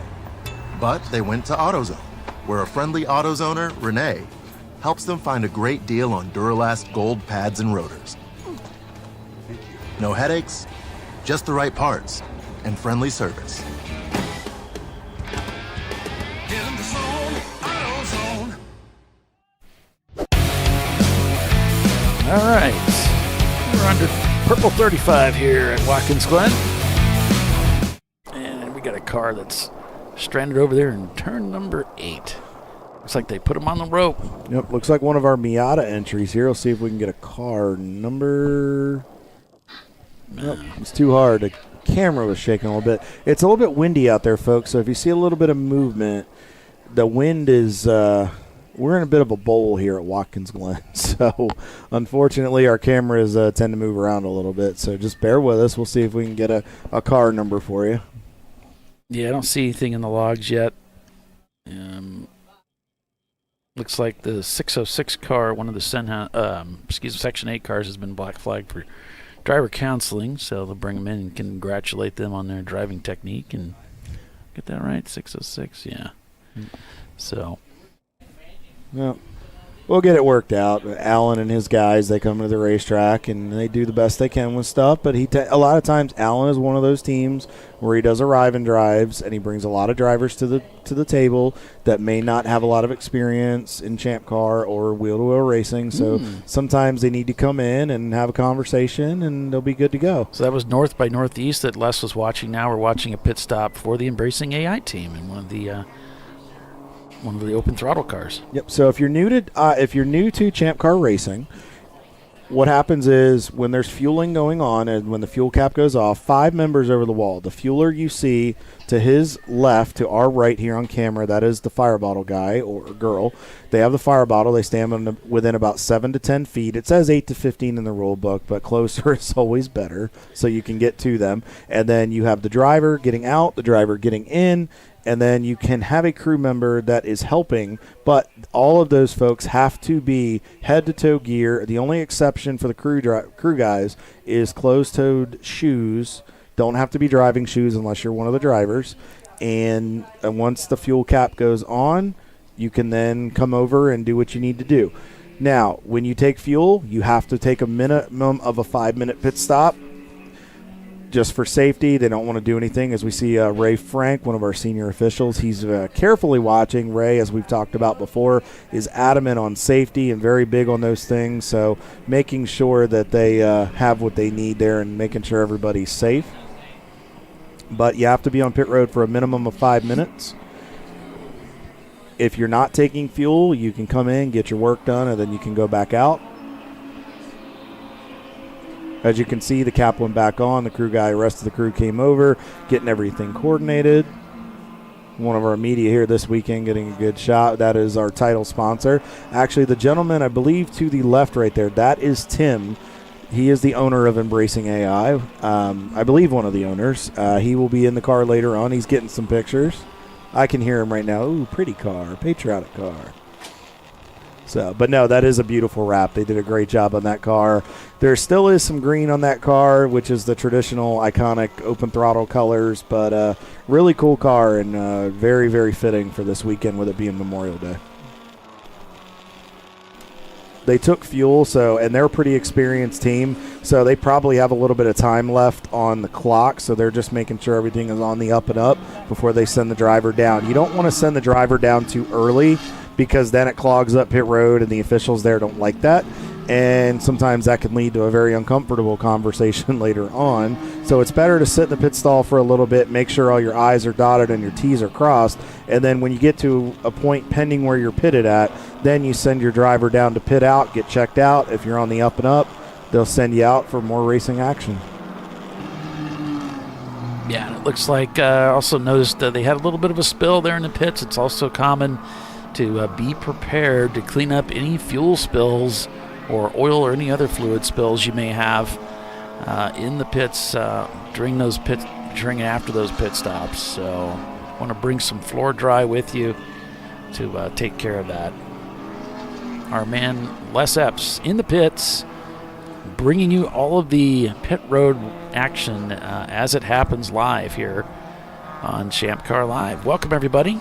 It's the Embracing.AI double down at the Glen this weekend in the TireRack.com Champ Car Endurance Series. It is always a fan favorite, always a popular event here, always sold out. He still has the sticker on the car. I'm not sure what that's all about. That might be hey, I know the value of this car. We know the value of this car. Yeah. We'll charge you for the value of this car. Or it could be a case, hey, we want you to know the value of this car versus our car versus your car. Don't mess with us. We got nothing to lose here. Maybe it's for sale. Might be. They might be showcasing it, and you could buy it right for them and take it home this weekend.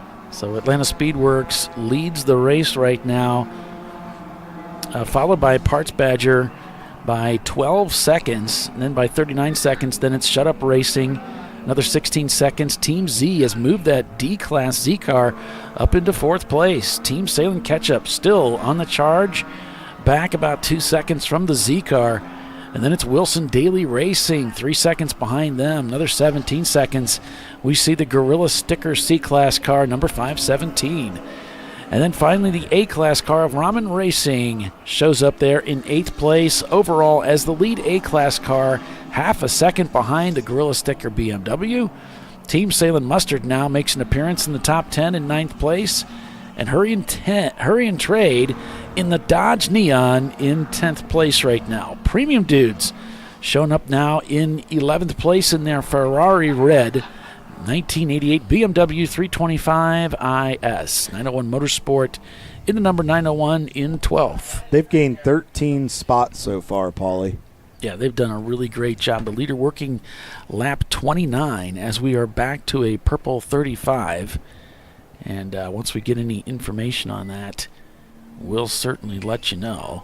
So here's a cool fact while we got a second. Paulie, so far, Switched Racing, the 302, the Mustang guys, I believe that is our third place in D-Class. They have gained 57 spots so far in the first hour and almost 20 minutes of this race. So nice job, guys. I got your feed, by the way. I have passed it on to the man himself, Mr. Paulie Velton. We will try to get it up there when we can. Thank you so much for everybody who has given us your feed, given us all the information. Keep feeding it to me. Get your phone number. Check the Champ Car WhatsApp. It should be in there. Look for it for ChampCar.Live. Shoot us all the information, all kinds of cool stuff. Say hi. Let us know what's going on. And we'll look forward to bringing it to you here this weekend at the famed Watkins Glen International. Yeah, it looks like it might be car number 300, the Easy Riders Mercedes, that's here having some trouble as the car stranded over there, coming up to turn 3. As we're back to a purple 35 here at Watkins Glen. And I have a feeling we'll probably go through a little bit of Code 35 fever these first couple hours. A lot of cars out there. I think once it gets strung out a little bit, I think we'll be okay. But we are getting close to that first cycle of pit stops. But there may be some teams that take advantage of this, because then realistically you only have to make a couple more pit stops the rest of the day. Yeah, that's kind of the cool thing about these 7-hour races. It really does help those teams that struggle with making those 2-hour stints on fuel to try to extend out that driver stint, and just this takes care of that for them. So they have maybe a little bit of pressure off on these 7 weekends. The 318 in the pits there with Les at the camera. A little smile there on the side. Maybe it's 378. Yes, I believe 378. As they're in there getting service. The hood up on that BMW. See fuel going in. And you'll see him going to the wall to pick up another fuel jug. That is policy. Only one jug of fuel over the wall at one time. And Ray is very adamant about that. We had him on our show at NCM during the rain delay. We had a very extensive discussion about it. And the reason being is things get frantic. People get in a hurry. Things happen. Emotions get high. The last thing we need to do is have a fuel jug get spilled, and then we end up having a bigger problem. And we don't need anybody getting hurt. We all came here this weekend with one purpose. Well, two purposes. Have fun, go racing, and included try to win. But we want to go home the same way. So making sure we abide by that and doing it in a safe manner is the important part.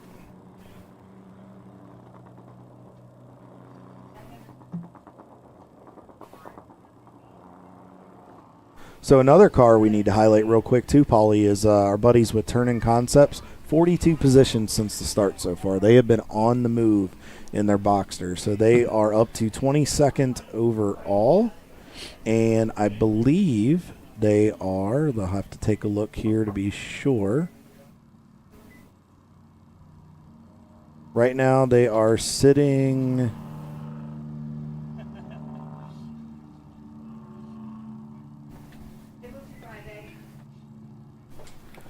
believe they are sitting top 15 in their class right now. So... we'll switch back to the front straightaway. I'm in the process. I'm still trying to load up some cameras. And Brian Heffron sent me a link, as he always does, for the MDR team. They have been in Champ Car for a long time, folks. Good team, very established. Run, I believe they are big with the Miatas, right, Paulie, if I'm not mistaken? Yeah, he sent me a link to their Porsche. Oh, do they have the Porsche out here this weekend? Good. Yeah, this is the number 831. Nice. So I think that's what it's, although it looks an awful lot like a Miata on the inside, so I don't know. I believe the Miata's here, but I think they have 3 cars here this weekend. They have a BMW, the 832, they have the 831 Boxster, and they have the Miata. So it looks like they have branched out quite a bit, and they are kind of hitting it from all forms. They have two C class cars, and then the Miata is their F class car, the 830. Yeah, I think I think there was a little bit of confusion. I've had so many people that hit me up today, but I know this might have been the one where he was a little confused on what he was sending me. But yeah, appreciate you. I believe that is the Miata based on what I'm seeing, Paulie, with kind of that low setting. It kind of looks like it, yeah. It looks like we're going back to caution here, folks. Should be going back green here in just a few moments. And I'm looking at our broadcast booth, Paulie. I'm starting to see some sunlight poking through, which they said may happen, which will gasp. Which will heat the racetrack up a little bit, and so that may change the complexion of the race a little bit as the green flag is back out for the Embracing.AI double down here at the Glen.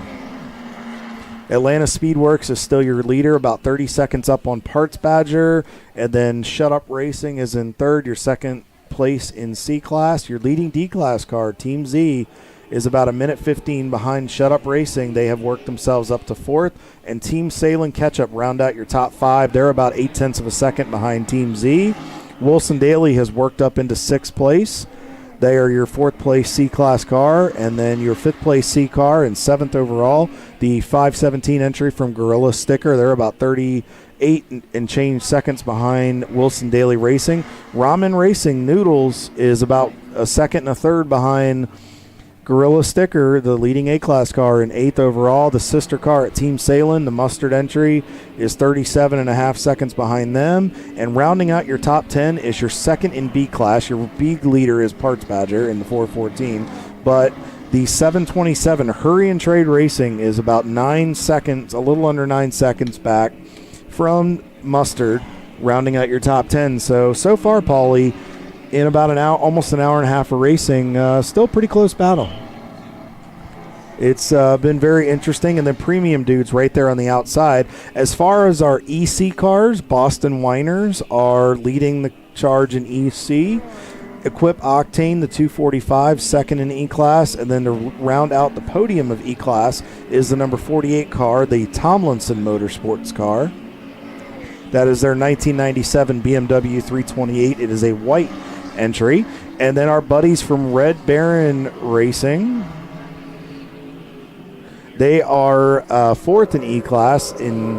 They have gained 22 spots so far since the start. So quite a number of teams have been working themselves up through the field. So they're doing a nice job working the traffic. Guys, we're on board here with MDR Motorsports. I don't know. It doesn't sound like a Miata. No, maybe it does. Oh, that's a Miata sound. Yeah. Oh, that's a Miata. Sound like bees. I've done a lot of Miata racing. I'm almost as much, probably a little bit more Miata racing than anything else. I don't know. A lot.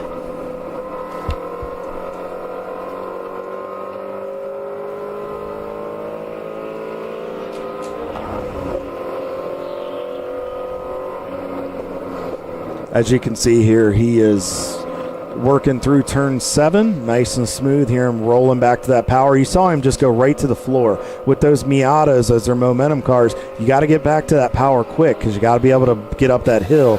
As you can see, one of the open throttle entries, that might have been, honestly, it went by too fast. I couldn't tell what number it was, but so far, business as usual for MDR. This is the 830 car. This is their F-Class car that they've brought to the party. Yeah. Great to see those F-Class cars showing up in the field. You know, we're getting more and more of that. And we got a board meeting coming up, folks. John Wittnauer sent me a text, and I say it before I had it brought up on my phone. Let's see if I've got it. Here we go. So it's going to be 8 p.m. Eastern on June 10th. And so John has asked that I announce it's going to be on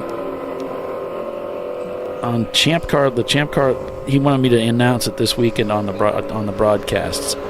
So it's going to be June 10th at 8 p.m. Eastern time for the annual board meeting for the TireRack.com Champ Car Endurance Series, Champ Car International. And so hope you tune in and check that out. We're going to be talking about the F-Class and so many other things that are going on in the series, how our 2024 looked, and what 2025 will be looking like. That's, again, June 10th at 8 p.m. Eastern Time. Sign up and sign in. Make sure you subscribe to the to the channel here, ChampCar.Live, so that way you get notified whenever we go live, so you don't miss out. Yep, make sure you punch and hit all those like and subscribe buttons. And for all of our sponsors too, TireRack.com, Hawk Performance, Flying Wrench Motorsports, Frozen Rotors, Discovery Parts, Krispy Kreme, all the people that make this go round. Make sure you guys like and follow, hit all those buttons, make sure you hit the notifications, make sure they know you're watching and paying attention, because those metrics are what they look at, and we want to make sure they come back and play and hang out with us in Champ Car. So please, please, please do that. They really appreciate it. We appreciate it, and they put a lot of good effort and hard-earned money into this series, and we want to continue to see it grow. Yeah, Les is down there in the pits, getting the opportunity to talk to some of the teams there as we're on board with Premium Dudes. Got a big battle here. That's the hurried Neon right there in front, the 727. He is working hard trying to get by Fawn Motorsports. I don't know. He may have the legs to get by that Veloster, but what he's trying to do is, if he can't get by him, he was trying to stay right with him to where he could maybe get an opportunity. But nice the Veloster, but the Veloster's going to have the legs a little bit on that straightaway, especially that uphill. I've driven one of those Neons at Pitt, and when you're trying to get those things up the hill, they do not like to go. Big little bit of catch and release there. Going to try the hard way around here coming through 9. Nope, thought better of it. May try for the crossover here off of 9.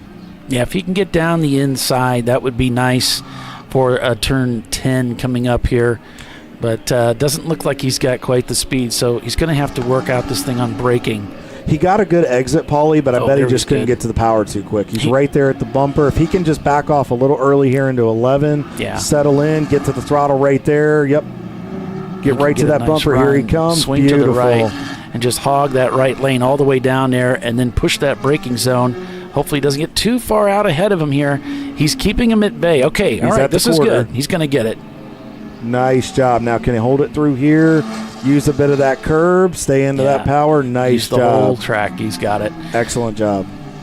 Oh, to close up that last loop, Paulie, the 830 MDR entry in F-Class is 4th in M-Class so far and 57th overall. So they've gained 2 spots since the start, so everything is looking good for those guys. All right, so with that, we're going to take yet another commercial break here. So be sure and stay with us. We're at Watkins Glen International this weekend. 2 7-hour races on the docket. Wow, it's going to be great. Stay with us, everybody. You're watching Champ Car Live, presented by AutoZone. We'll be right back.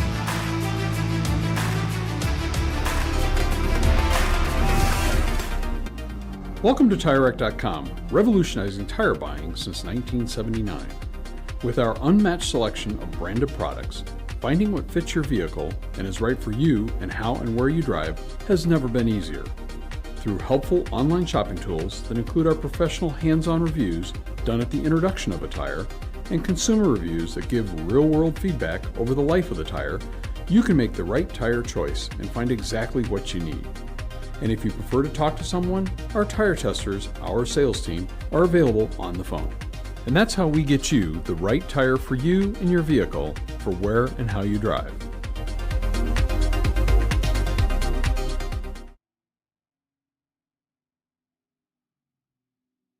But he went to AutoZone, where a friendly AutoZoner guides him to the right wipers and makes sure everything is working smoothly.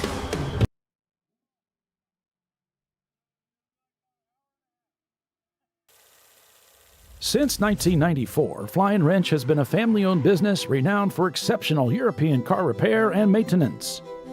We treat every vehicle with the same care and attention as if it were our very own, building lasting relationships with our clients along the way. We specialize in high-performance vehicles, offering a range of services that include fabrication, construction, custom wiring, and much more. Visit us at flyinwrench.com. Discovery Parts is a veteran-owned racing and safety equipment company. While we're located inside Atlanta Motorsports Park in Dawsonville, Georgia, Discovery Parts can also be found at the tracks, supporting a number of Champ Car Series events. We take pride in being a reseller of the best of the industry to Champ Car teams and drivers. We know racing, love racing, and look forward to tomorrow to even more racing. Visit us at discoveryparts.com. Lifeline's continuous commitment to research and development ensures that we supply the most innovative and cutting-edge products available. Used by the majority of the world's motorsport championship-winning drivers, teams, and constructors, Lifeline has a stringent and proven history of success. Lifeline's continuous commitment to research and development ensures that we supply the most innovative and cutting-edge products available. Lifeline's 0360 systems are the result of over 7 years of intensive research and development using 3M's Novik 1230 environmentally safe gas extinguishant. Lifeline uses only the finest quality components. For more information regarding our fire safety equipment and fire safety systems, please contact us at info@lifeline-fire.com. Jamie's on edge. It's her first time changing her own oil, but she went to AutoZone, where a friendly AutoZoner helps her find a deal on what she needs to get the job done right. In the zone, AutoZone.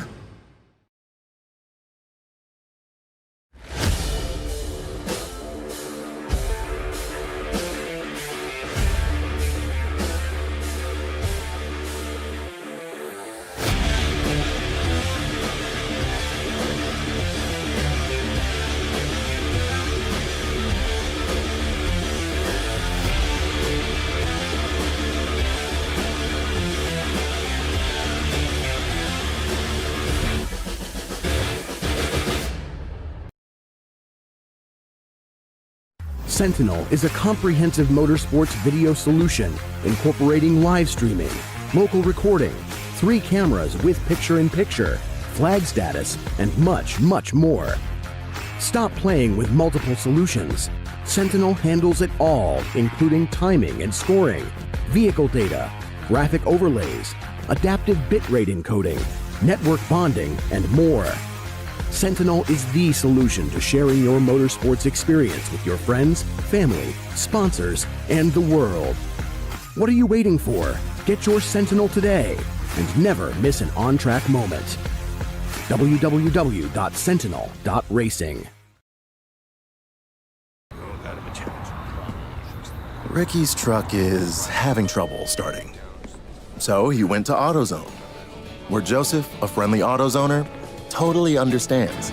He points out AutoZone's many free services, including battery testing and charging. Less delays, more free services. In the zone, AutoZone.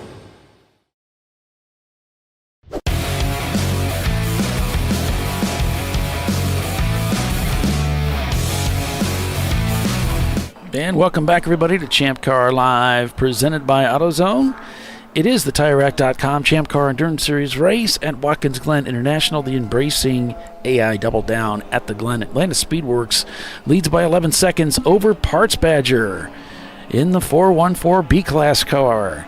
And then it's Turn-In Concepts in their Porsche Boxster in third, back 42 seconds. And then we have Shut Up Racing in fourth, Team Z in fifth in the D-Class car. Then it's Team Salem Catch-Up in their Porsche Boxster. Wilson Daily Racing's there in their BMW, followed by Gorilla Sticker just 18 seconds behind them. Ramen Racing in ninth, and the Team Salem Mustard car rounds out the top 10. Premium Dude still shown in 11th.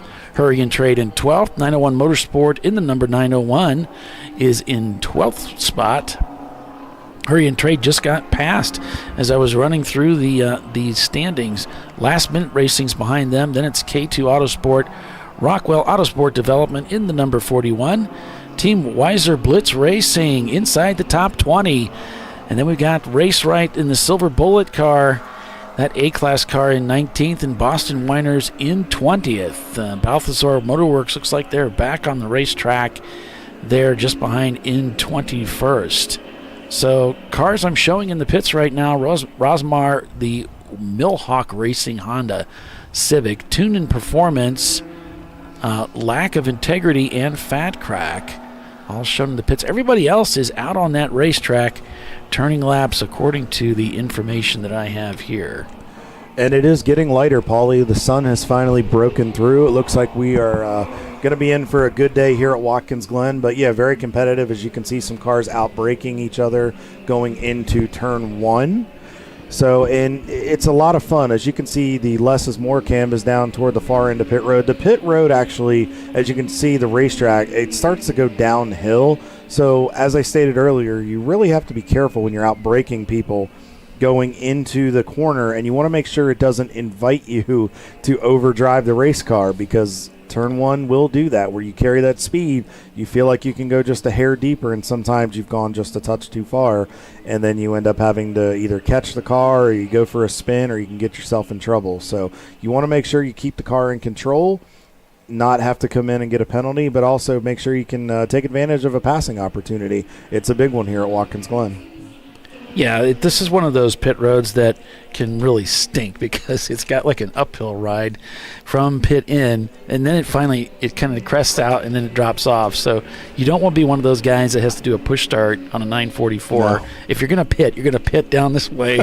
So you got a little bit of downhill. Well, that, or you can pop the clutch or something so you can get it rolling. Sometimes that downhill will work in your favor.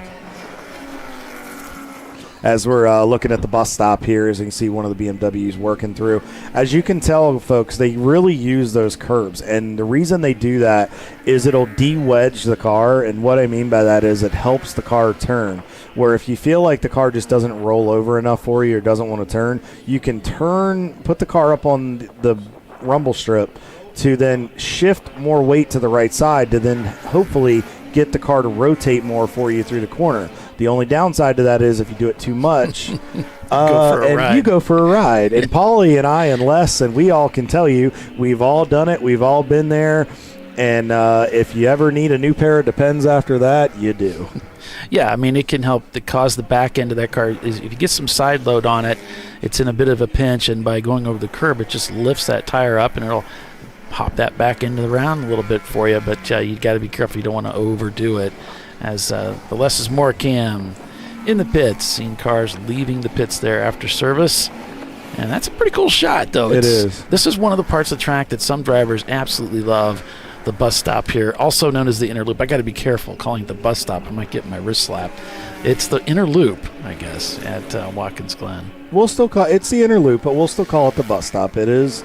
Everybody's known it as the bus stop, but yeah, it's a very fun part of the racetrack. It's a good passing opportunity, but you've got to be inside of that driver to the right before you get to the brakes. Once you get to that brake zone when you're on the binders, because it really is one single lane through there, and you can go too wide, but you really have to have trust. And there has to be a level of respect between the driver that you're rolling through there. Now, one of the things we will be talking about during the board meeting is the iRacing League that ChampCar has, and that's a great way to get some seat time on these racetracks like Watkins Glen, pretty technical racetrack, and get some seat time and get familiar with how to take this area of the racetrack known as the outer loop. And sorry about the shakiness of the camera there, but you get the idea. This is it's a constant radius corner, but it's one of those things that if you can just get some seat time in the sim, it really is helpful to help you get your bearings around this huge racetrack. 11 turns, although there's more corners than turns, but yeah, it's a great racetrack. It's fast. It's one of the more high-speed, racetracks in the country, and so this is one of the big ones. This is one of those bucket list tracks that so many people want to go racing at. And so if you get the opportunity, maybe next year you come out and join us. Now, there are some things that are going to be levied against the EC cars. There's going to be some pushback. Primarily, it started coming from our members. Members were concerned at Daytona about the number of EC cars that were being entered into the race. We had so many class cars that were having trouble getting into the field because there is a limit. You can only put so many cars on the track. And so there are some things that are coming down the pipe, and this is really, again, coming from our members that want to see some changes made. And so there was some dust that was kicked up from it, and whether you agree with it or not, that is something that is being levied. So if you're an EC team, just be aware that there is going to be some prevalence, some there's going to be some changes that are going to be coming. It's going to be more advantageous for you to be a class car. Right, and we appreciate all of the EC cars. We appreciate what you guys are doing, how hard you're working on the cars, but Daytona really brought up whoa, that was a big catch there by Prefect. I saw that coming out of 5. There. Yeah. That car under braking, I noticed. We'll get back to the EC conversation in a moment, but he really got on the binders. I think they got a ton of front brake cranked into that car. He braked a lot. He's going to do it again here. Wow. Switch back. I think he's got a better chance at making it here. He put it right on the nose. Oh, he did. 7 there. So he might be able to make it stick here. Do-si-do with the Fox body now into 9. He doesn't want to get held up here by the Miatas. If he can just hold it to the inside, he doesn't want him slipping by the inside. He wasn't able to get to the power too quick because you can tell the car's real light in the back end, and he didn't want to just punch it to get by him to get a run because I guarantee you it would have stepped out on him a little bit. So it was a nice move. Parts Badger up to second place now. Yeah. 6 seconds behind the leader. Here you go, Paulie. Here's a good run off of 11 right there. Textbook over to the left and then crossed over to the right to get a good run down the front straightaway. But let's tie up real quick now that it's back to single file. Let's tie up this EC conversation we were having. So there's going to be some changes. Whoa. Oh. Okay, we'll just go back to this. I think they want us to stay talking about them. The EC thing, the thing about EC, I used to race in EC, so it's kind of something that's closer to my heart. And what was being said, and this got into the forum and onto Facebook, what was being said was really nothing new. We always have 25 cars at Daytona. That's not uncommon. There's turning concepts going by in their Boxster. So there's really nothing that unusual to have a quarter of the field stacked up in EC. But it just rubs some people the wrong way, and so I think Les is trying to encourage us not to make our users dizzy. Run, Forrest, run. We love Les. Yeah, he's the man. But yeah, to your point, we always have a healthy amount of EC cars at Daytona, but I think we need to find a way to find a balance because there are a lot of people that want to go to Daytona that I think may be getting shut out in that department. So I think, unfortunately, it's been first come, first serve. Well, it has been, but I think that we need to find a way. We need to find a way to make it beneficial for everybody. But I will say this on the other end: a lot of times those EC cars, they tend to be better Daytona cars. I will say that they have the speed that's a little bit more of their wheelhouse sometimes, depending on how their configuration is. So I think it's a conversation that needs to be had. It's going to be had. But if I know John and Roger and everybody on the board, they're going to do a good job. And Ray, they're going to do a good job of making sure that it's fair playing field for everybody. And I think a lot of positivity will come out of it. And I'm just seeing a BMW going behind the wall there, Paulie. Well, and it is your club, so you guys decide, how you want it to, what the rules are going to be, and who's catered to and who isn't. And if you have suggestions on how things it could be fixed, maybe there's something else special that can be done for the EC cars in certain respects. Talk to the board, explore those options, and don't just get into the emotional part of it. Like, have a serious conversation. I mean, a lot of these guys are all racers too. They understand we need to do what's for the benefit of the business for the club and make sure that it's viable for everybody. Well, and I think one point that I don't hear very often about the EC guys is that they tend to be kind of the black sheep. And I think what gets forgotten by some of the members is that, a lot of these EC cars are running other series, and that they want to run in Champ Car too, and that's why they are stuck in EC, because they would have to continually change their exhaust system of their cars back and forth. So they're going to run, maybe not exhaust, but they're going to, by running EC, they get the opportunity to run with us and run in the other club or clubs that they run in too. It's not just that they're lazy. They don't want to change their cars to fit into a class.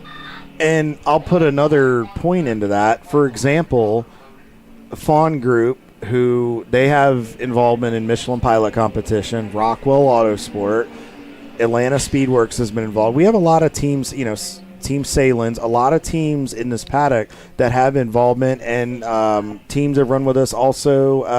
Our buddies at RVA Graphics have started dabbling in those IMSA ranks as well. We have a lot of teams, and AOA, and there's a few teams that go up and play in those pro ranks, but they also like to use this as a series to vet their drivers and get them seat time, because places like Watkins Glen or Daytona, Road America, Mid-Ohio are on the IMSA calendar. So for them, it's a very good way to get seat time, vet the drivers, and make sure they have what they need to then be ready to go at that pro level. Plus, it makes our drivers in this series better when they can get in behind those types of drivers and follow them. For example, Christina Lamb, who is one of the Rockwell drivers at the IMSA level, she is running with them this weekend in preparation for the Watkins Glen and Mid-Ohio events that are upcoming on the Michelin Pilot schedule for the TCR division. So we want to and see that as we see less is more, as looks like the turning guys are working on something. They're under the back end of that car, and I was just noticing, we're coming up on 2 hours, and they're the only car that's pitted of the top 20. So I'm kind of surprised at that. Looks like Rockwell did pit in their number 1 car. They're in 20th place, but everybody else, this is they're just starting to come into the pits now. And they're underneath the back of that car, and looks like they are taking a look at that rear driver line. Yeah, this place is very rough on cars at times, especially if you're hammering on the curbs. If you get up there, rear-wheel drive car, and you're hammering on that throttle, you can break stuff if you spin those tires, and especially if the curbs are slick and the wheels start spinning excessively, you can snap drive lines, axles, and just the very rough nature of those curbs are a little bit higher than they used to be here and more pronounced. They can break some equipment. But real quick, I want to tie that last thing up. A lot of those teams, again, use Champ Car as a proving ground to then go to higher levels of racing, but they want to stay attached to grassroots racing. So in that respect, I think it's a benefit. But again, to tie it up, we need to find a way to make it even for everybody. We need to find a way to where we don't discourage our EC guys, but we want to make sure that we don't discourage our other classes as well. So I think it's a conversation that's coming. I appreciate that it's being brought up, but I think it'll have a positive outcome. Yeah, so Parts Badger continuing to close the gap here. We're probably looking at a pass for the overall lead of the race. Parts Badger already leading B class, C class being led by Atlanta Speedworks in the 718. Shut Up Racing there in third. So now 1.39 seconds the last time through, and I'm trying to find them. We'll see if we can get this battle for you guys and see if we can find them. But I see Team Salem still trying to work their way up through the field here.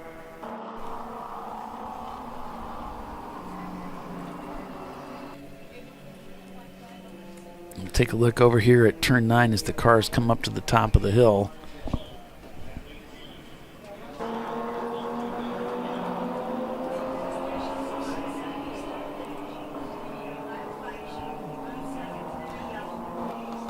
See the field coming through turn 11 here. So it looks like one of the Camaros is coming to pit road. So you'll see the car come to a stop at the tent, get checked in, and then they'll 20 mile an hour down pit road. Paulie, I think I just found one of the cars. That might be them right there. We'll have to check as they come across the line to see. That may be the sister car, the 996. I didn't see any update on timing and scoring.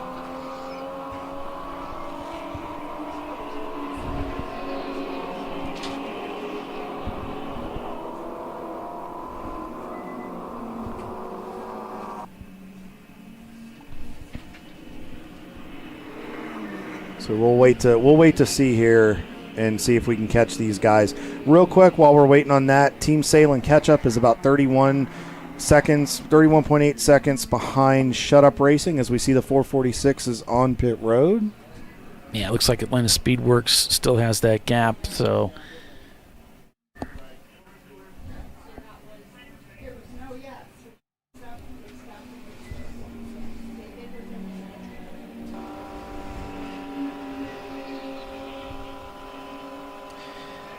No cam in the Parts Badger today. Yeah, we were going to put a camera in there. Then they said, we've got a camera in it. And then that car broke down. So it all happened, yeah. No camera in that car right now.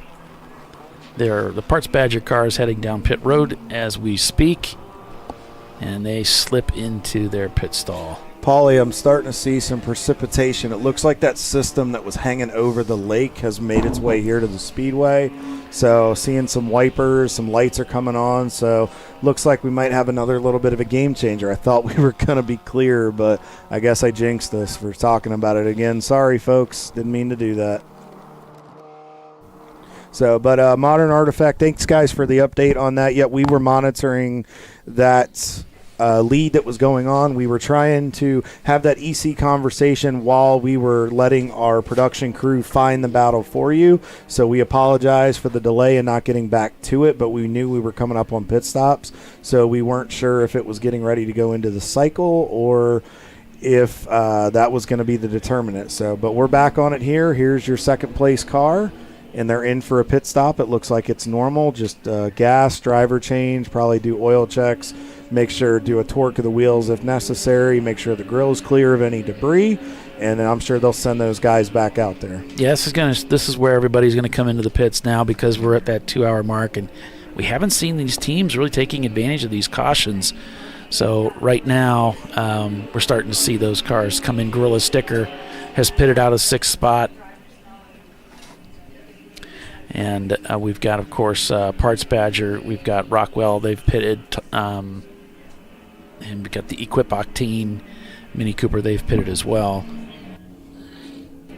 Yeah, everything still looks good here. Again, we don't see anything concerning for Parts Badger. You can see the weather moving in a little bit. Now, that's going to make it pretty slick when you touch the curbs. You want to make sure you don't touch the curbs when it gets wet. It can get very slick, and it can cause the car to go into a spin or break the car loose. So you got to be very careful about that. As we're on board with premium dudes, we were talking about push starting. There's a team push starting a car down pit road right now. That's one of the MDR cars. That is the Miata that's being push started. Hopefully he can pop that clutch and they can get the F-Class car back rolling. No luck yet. The guys are still pushing. Well, he had it for a moment there. Sounds like it doesn't want to. Those guys are getting a heart attack trying to chase this car around. And that's such a frustrating feeling, too, when you're trying it. He's in there cycling it. You can see he probably got the throttle about halfway down. You can see him dumping the clutch, trying to get it to turn it over. It just doesn't want to go. Meanwhile, back to the Parts Badger car. They're in the trunk. Is that the Parts Badger machine? Yeah, they're in the trunk looking at it. Not sure what the story is there. Paulie, looking outside the booth here, it looks like it is feeding time at the zoo. Quite a few cars here on pit road. Yeah, they're going to be busy. Yeah. So as you can see, what he's doing is he's having the driver try to go through, cycle the car. We talked about this at a few other races.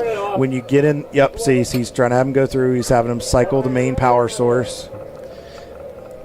I think it's a turn it off of resignation. They're just not getting any juice. Yeah. And they need to figure out what's going on with it. So there's right there past the tent, there's a break in the wall. They'll probably push the car around there and go back up into the paddock area to work on the car. They were making sure they weren't impeding a car headed onto the racetrack. Looks like we're getting a healthy amount of rain that is peppering these windshields now. So we're going to have to really watch these drivers. You have to adjust your line. The rain line may come into effect here. You have to adjust your brake points. You have to account for the fact that you're going downhill. And you want to make sure, especially as these guys come off pit road with the tires being cold and the temperature's cooling down a little bit, you have to make that adjustment. See, big catch there. Let me tell you, this track is a hoot in the wet. Yeah, it is a lot of fun, but it can catch you off guard if you're not ready. So drivers really need to be on their toes. If I was a team principal or owner right now, or a crew chief, or if you got a spotter, looked like somebody might have gone off there a little bit, gotten a little wide. Looks like they caught it. But I would be telling those guys, take your time, get up to speed. Nice move there, getting around. It looked like that might have been the spare change, the Lightning McQueen car, but I wasn't sure from the It was a brief glance. But I would tell those drivers, take your time. Whoop, big, whoop, whoop, whoop. Nice catch. See, that's what I'm talking about. It's really wet down there. The track has got a lot of moisture. He got in too deep. He had to catch it. That was a phenomenal save. But now he's realizing, okay, I'm going to have to back my brake zone up to adjust to this. All right, so with that, we'll take another break here for Marshall and be back in a moment. Got to pay the bills. So you're watching Champ Car Live, presented by AutoZone, the Embracing.AI Double Down at the Glen, with Paul Veltum, Kyle Lockrow, and Les Epps, bringing you all the racing action this weekend. Stay with us. We'll be right back.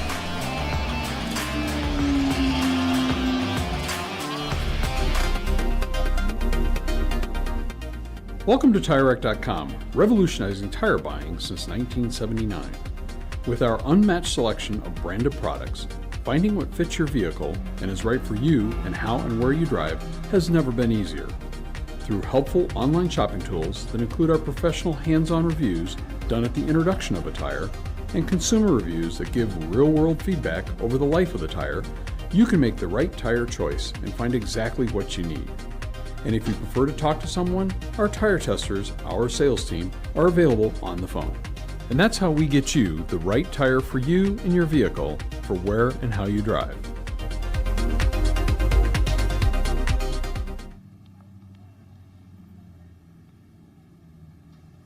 But he went to AutoZone, where a friendly AutoZoner guides him to the right wipers and makes sure everything is working smoothly.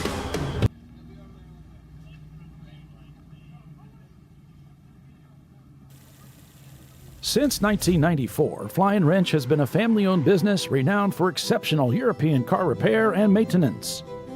We treat every vehicle with the same care and attention as if it were our very own, building lasting relationships with our clients along the way. We specialize in high-performance vehicles, offering a range of services that include fabrication, construction, custom wiring, and much more. Visit us at flyinwrench.com. Discovery Parts is a veteran-owned racing and safety equipment company. While we're located inside Atlanta Motorsports Park in Dawsonville, Georgia, Discovery Parts can also be found at the tracks, supporting a number of Champ Car Series events. We take pride in being a reseller of the best of the industry to Champ Car teams and drivers. We know racing, love racing, and look forward to tomorrow to even more racing. Visit us at discoveryparts.com. Lifeline's continuous commitment to research and development ensures that we supply the most innovative and cutting-edge products available, used by the majority of the world's motorsport championship-winning drivers, teams, and constructors. Lifeline has a stringent and proven history of success. Lifeline's continuous commitment to research and development ensures that we supply the most innovative and cutting-edge products available. Lifeline's 0360 systems are the result of over 7 years of intensive research and development using 3M's Novik 1230 environmentally safe gas extinguishant. Lifeline uses only the finest quality components. For more information regarding our fire safety equipment and fire safety systems, please contact us at info@lifeline-fire.com. Jamie's on edge. It's her first time changing her own oil, but she went to AutoZone, where a friendly AutoZoner helps her find a deal on what she needs to get the job done right. In the zone, AutoZone.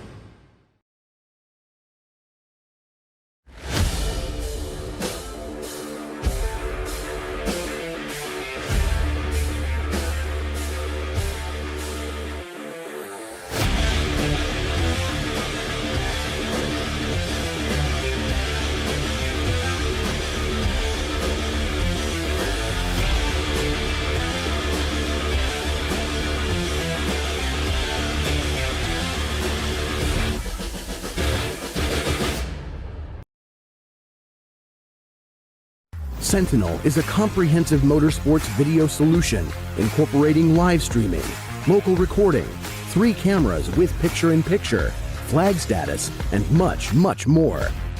Stop playing with multiple solutions. Sentinel handles it all, including timing and scoring, vehicle data, graphic overlays, adaptive bitrate encoding, network bonding, and more. Sentinel is the solution to sharing your motorsports experience with your friends, family, sponsors, and the world. What are you waiting for? Get your Sentinel today and never miss an on-track moment. www.sentinel.racing. Ricky's truck is having trouble starting. So he went to AutoZone, where Joseph, a friendly AutoZoner, totally understands. He points out AutoZone's many free services, including battery testing and charging. Less delays, more free services. In the zone, AutoZone.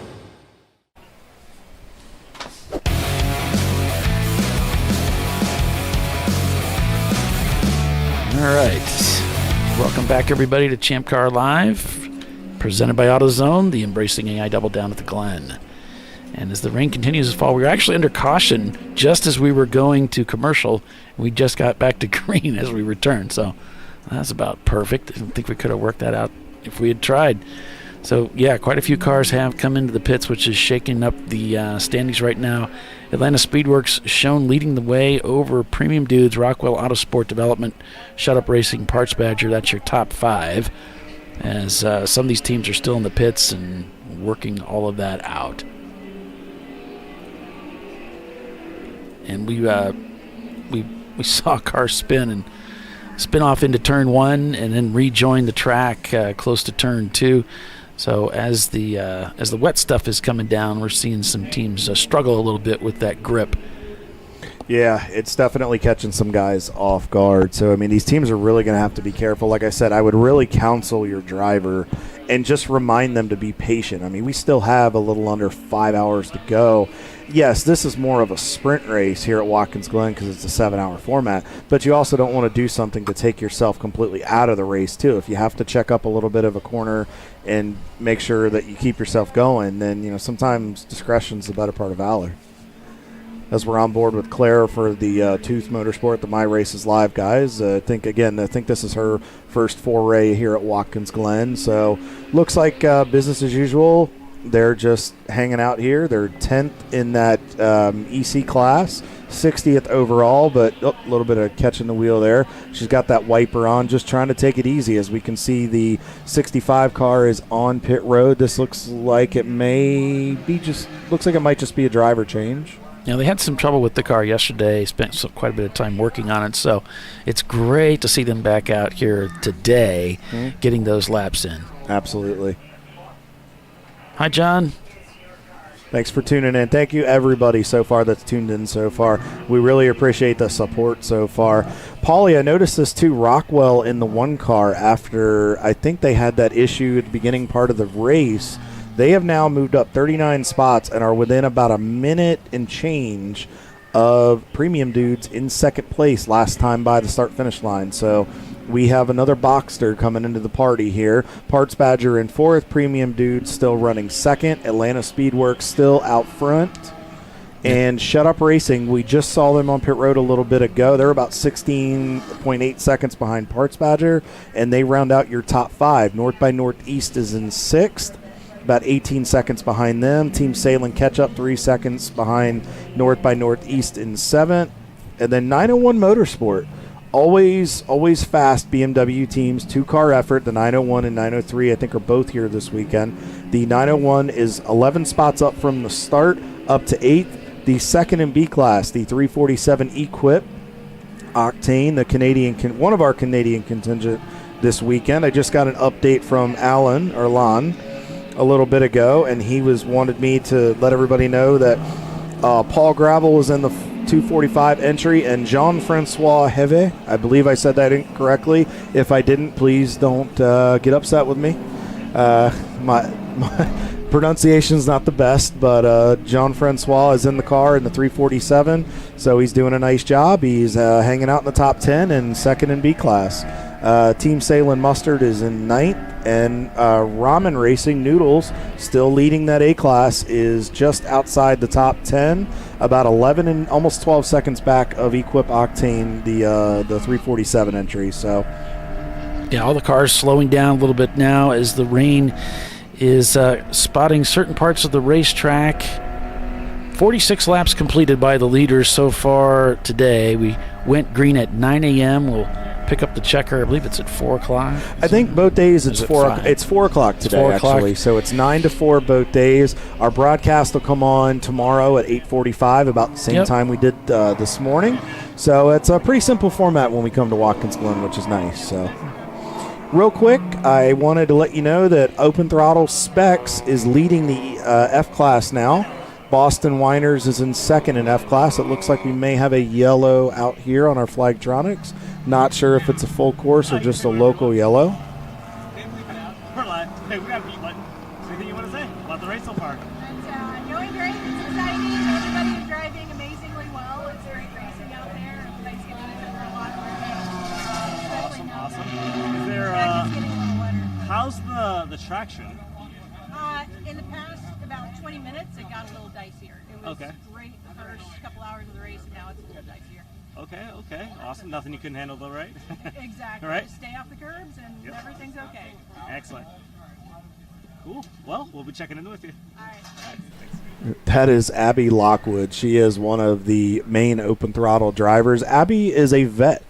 She lives in the Atlanta area. I believe she just opened up a new veterinary clinic there in Atlanta, or she's involved in a new veterinary clinic. They're doing some great work, always helping our four-legged furry friends stay happy and healthy.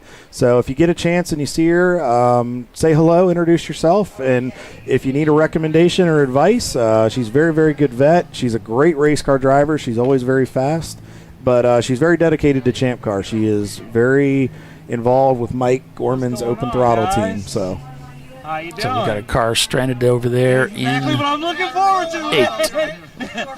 8. I was gonna say I was waiting for this roller dog to fire up. Yep, we got it going. Right. Exactly. I'll be back. well, at least Les has his lunch order in. So Yep. So trucks on the scene over there at 8. I just don't have any information to give us what the car is that's been stricken over there, other than this visual. yeah, it's not showing up for me for some reason, Paulie. I'm trying to check. Yeah, it's just not. They haven't done anything with it on the data side yet. So started the race with some 95 cars today.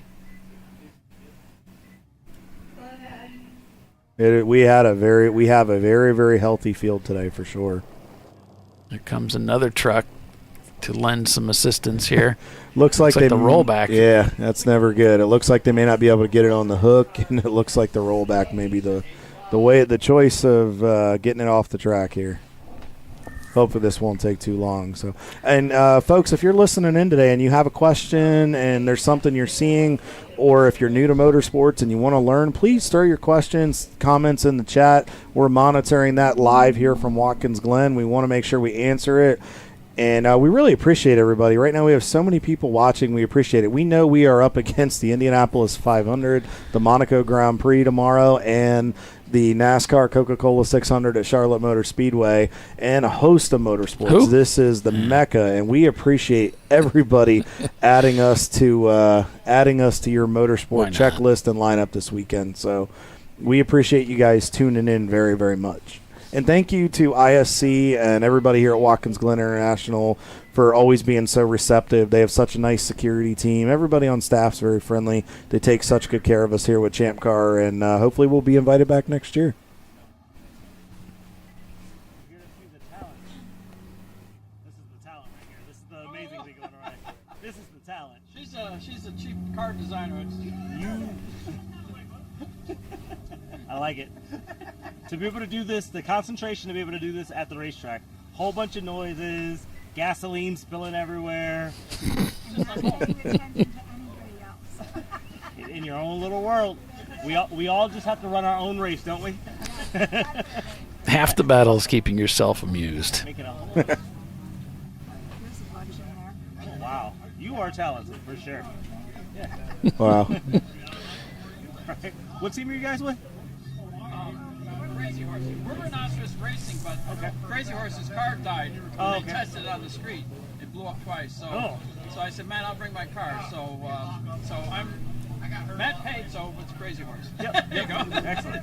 Money talks. Do you have an Etsy shop? That's all. I think we're all looking for Christmas gifts and stuff too. So, just making it for fun. Oh. We sell them. Mm-hmm. They take the church, takes the profit. Okay. And give it to media families. Okay. But I don't sell them for myself. Nice. Well, you got pierced ears, right? What'd you say? You got pierced ears, right? Yeah, just light them on in. Hook them on into my pierced ears. I'll be fancy for sure. Right. Well, I don't think he's going to want what I have. I mean, you know. Bedazzled his ears. Glasses on, so everything will be good. Yeah. Well, I'll let you get back to it. It seems like you got a steady hand, so you're pretty good at this. All right. You guys see. Looks like they're working the scene of the crime. There's a truck over there for cleanup too, so there may be they've got some floor dry down there. It looks like one of the Miatas, from what I can tell, Paulie. Yeah, based on, we're not biased against Miatas. It just looks like one of them from here. It just the design and the big old wing on the back of it. Yeah. So, but it looks like hopefully we won't be under caution too much longer. It looks like they've got it cleaned up. Yeah. And that's the nice thing too. I tell you what, I've seen a lot of drivers so far are really paying attention to the orange notch and paint on the Armco, and they're really trying to get their cars to the cutout, and they're doing a nice job because it's really making the cleanup go quickly. Yeah, we've had a couple of long Code 35 so far, but everybody's done a pretty good job of getting off of the surface and getting to an escape route. So I want to give everybody a tip of the hat for that. It's well done. As caution's given some of these teams the opportunity to finally get their pit stops done, get back out onto the racetrack. So we'll just go through the standings here, as those pit stops can always kind of shake things up, as we are getting a debris notification over in turn 8 in the race logs. Atlanta Speedworks leads the race over Rockwell Autosport Development, so kind of turning into sister teams, these two. Parts Badger in 3rd, Shut Up Racing in 4th, North by Northeast is 5th, the Team Salem Ketchup Car is 6th, then it's 901 Motorsport in the number 901 in 7th, the Team Salem Mustard Card in 8th, Equip Octane is now in 9th place in that Mini Cooper. Ramen Racing is 10th. Then we have Premium Dudes, Prefect Racing, Wilson Daily, Gorilla Sticker, rounding out the top 15 Last Minute Racing. And while we're at it, we'll go ahead and run down through the standings by class. And it looks like we're going back to caution here. So real quick, our A-Class leader, as we're getting ready to go back green here very shortly, our A-Class leader is Ramen Racing. Noodles is still leading the pack over Race Right, who has worked their way up to 2nd. So, and the gap ahead to class is it's about a lap or so, but working there. And then the B-Class is being led by Parts Badger with Equip Octane in the 347 chasing them down. The C-Class is being led by Atlanta Speedworks with Rockwell running 2nd. Shut Up Racing, that heavy contingent as we go back to green flag racing here at Watkins Glen. Heavy contingent of C-Class cars in our overall top 10, which is normal here for Watkins Glen. And then our D-Class cars, we have Switched Racing has worked themselves up into the lead in D-Class, and right behind them by about a lap is Kwood Racing. So thank you guys for sending me that information. F-Class is being led by Open Throttle. Specs, Old Reliable, is up there and right now has about a 2-lap lead on Boston Winers. And then we don't want to forget about our buddies in EC.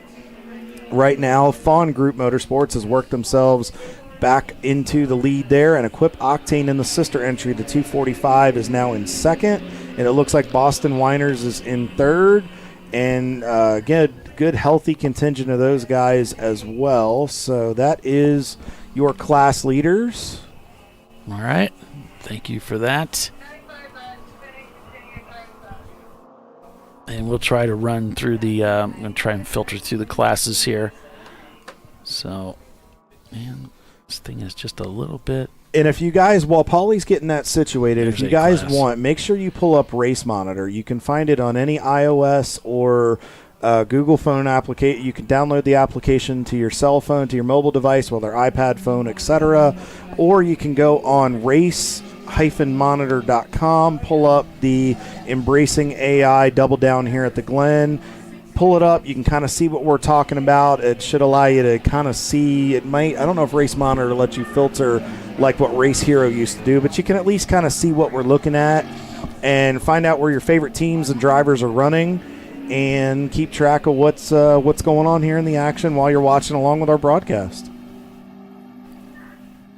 And if you want to find out about previous results, where, how things went last year, there's a beautiful website called Speed Hive that we use, and that's kind of how we keep track of stuff. But you can go back and look at the results and see how things went at previous events, get all your statistics. I just got an update from the team principal himself, Mr. Todd Lamb. Todd is out. Mikey Trejo is in the 718 car. So, Mikey, good luck. Have fun. Don't spin. And I say that with love because Mikey's a good friend and a teammate. So, but Mikey will do good. He's a good driver, very heads up, and he's part of the driver development program there at Atlanta Speedworks. But with Speed Hive, go in there, check it out. It's awesome. And actually, I use Speed Hive to do some research before the race, Paulie. We started racing at Watkins Glen in 2013, was the first year here from what I could tell. And the first winner was the 139 Chump Faces, their 1988 BMW 325 IS, back in the Chump days of Chump, when it was Chump Car.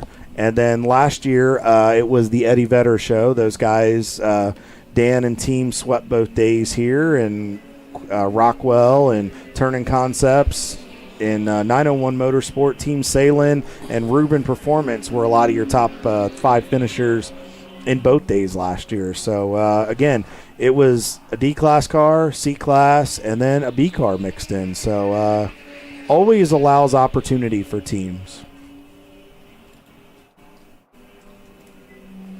Yes, it does. It really does. So, guys, I'm going to throw into the chat that Speed Hive organization link if you want to go check it out. And you can see all of the Champ Car results from past races that we've had.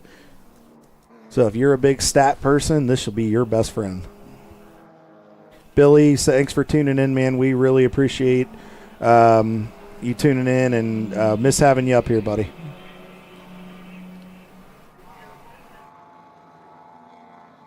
Yeah, Team Salin putting up a good show today, and a lot of racing left, too, in the day. So they're just getting started, and they've been gradually moving up through the field in both of their Porsche Boxsters, and this is certainly an event that they know very well and have done very well in the past. So they're a real threat today.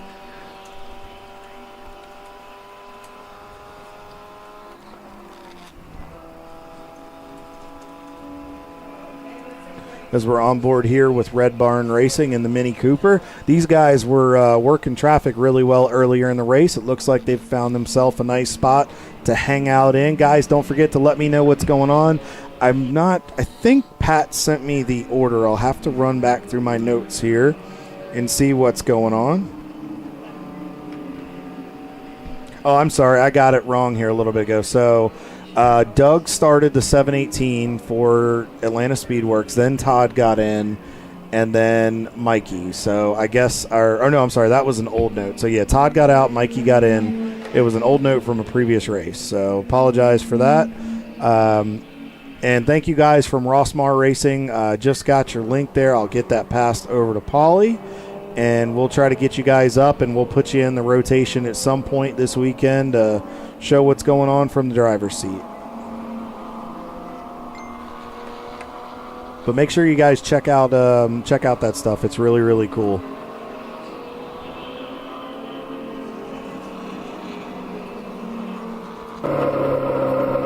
Thanks for sharing that, Billy. I talked to the spare change guys yesterday. I talked to Rob and all that. That's your brother Joe's running the car. He was telling me it was going to be a lot of fun. And he was telling me the story behind that car. So I believe Rob's son, Cooper, they were primarily, let me see if I can find my notes here. You guys will appreciate this.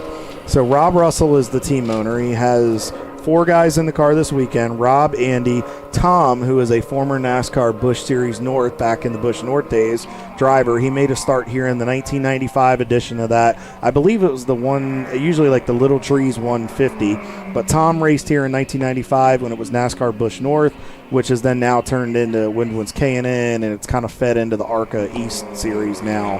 And then Joe Salen's in the car, but they started building Mustangs in 2023, and they have a fresh build for this year, and they were looking for a cool paint job.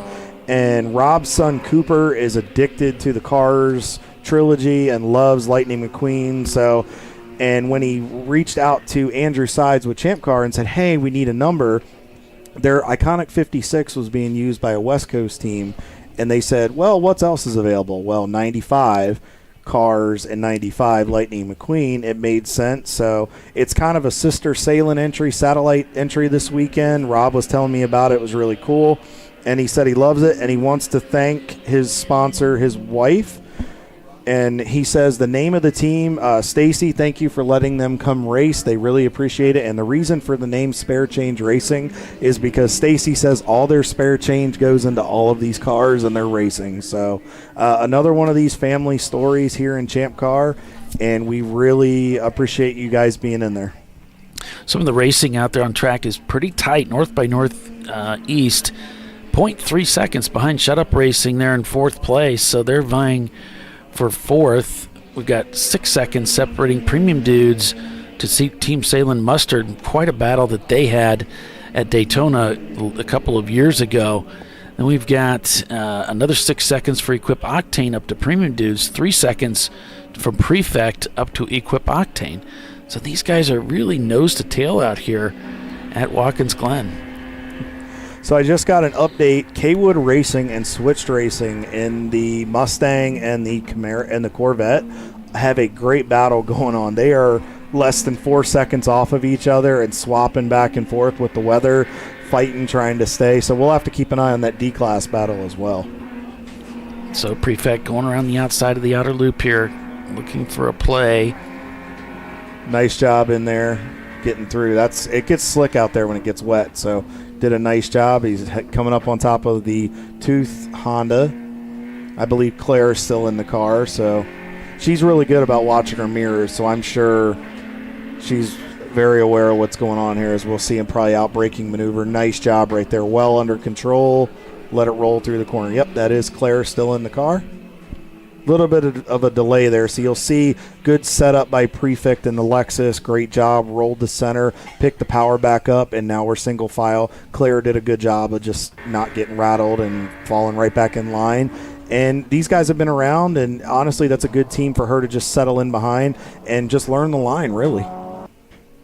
Yeah, it's new. It's new for them this weekend. New for Nathan also from Premium Dudes, and he said we'll probably switch drivers if it rains, which I understand. And I used to race with Nathan. He's not crazy about racing in the wet, and not familiar with the racetrack on top of that. So yeah, there's some drivers that just the rain. It's kind of like the AI thing. It can be very intimidating until you get out there and try it and you kind of figure it out. You got to figure out what works for you, but you also have to trust the car. I just got an update from our buddies at Red Barn Racing. So Pat Foltz, the owner, started. So Brian Vinson's in the car, and he just said, good thing we got our rally guy in the car for the rain.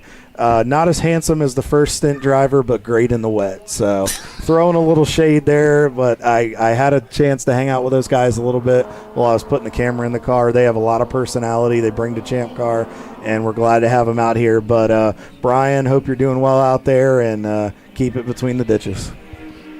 And Premium Dudes, a good showing today, now up into 8th place in that BMW, 2.5 seconds behind Team Salem Mustard now, as they are in pursuit, getting closer. So your standings right now, Rockwell Autosport Development has overtaken Atlanta Speedworks for the lead, up about a minute over the number 718 Porsche Boxster. And then it's Parts Badger in third place, back about 34 seconds. North by Northeast in the Disco Gold BMW, 11 seconds back is that C-Class car in fourth. Shut Up Racing in fifth place. All these guys have been in for one pit stop, and they got that pit stop done. So 4 seconds the gap there for Shut Up to North by Northeast. And then 20 seconds for the catch-up car up to the BMW. And then in seventh place we have the Salem Mustard car.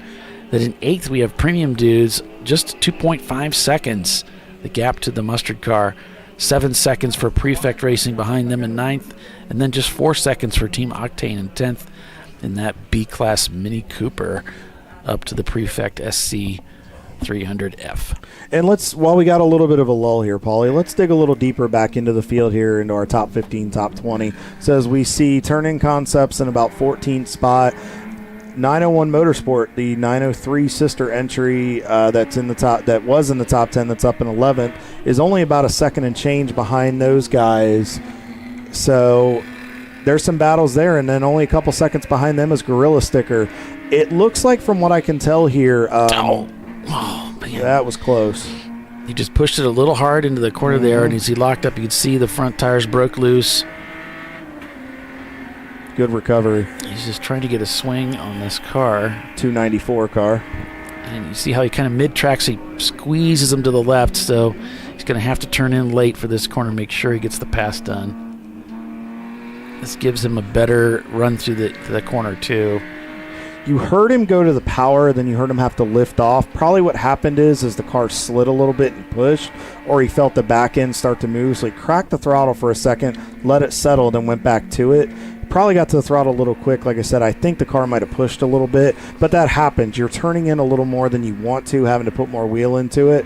If the tires are a bit heated up, yes, the rain's going to cool it off, but just had to make the adjustment. But either way, got the pass done. And he's moving on. A lot of movement there under braking as he's chasing down one of the Mini Coopers. I think that's the Equip Octane. I think that is the 347. Yeah, these guys are all jockeying for position. These are all passes for position here as he's looking for a ride around the outside on the outer loop. Staying tight. You want to stay tight to the driver to your right there, because you don't want to step out too far and get out in some of that junk. Because if you get out too far, if you overstep the white line, so you got a little caught up there under braking, he forgot to make a downshift, or just needed to get a little more umped out of the corner. If you get out too far and you overstep that white line, you can it'll go a nice move there. Here is a pass for position on the Salen's car, Premium Dudes. That's a battle for the 7th position. There, he gets that pass done. Heading through 7, so they're running down to 8th now.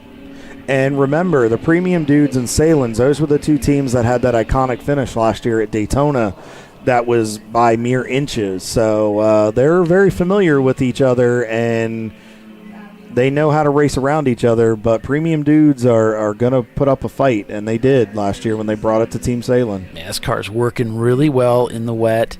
Gets a nice move on the other Boxster there, so he got the catch done. Got a nice clean pass going down in 7. Great place to pass. And it looks like he's working. I'm looking in his rearview mirror.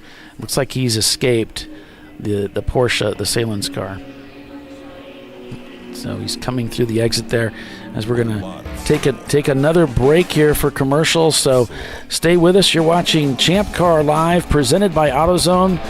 It's the Embracing.AI Double Down at the Glen. 7 hours of endurance road racing today and 7 again tomorrow. Lots of racing still on tap. About 4.5 hours remain as the sun is beginning to peak out. Stay with us. We'll be right back.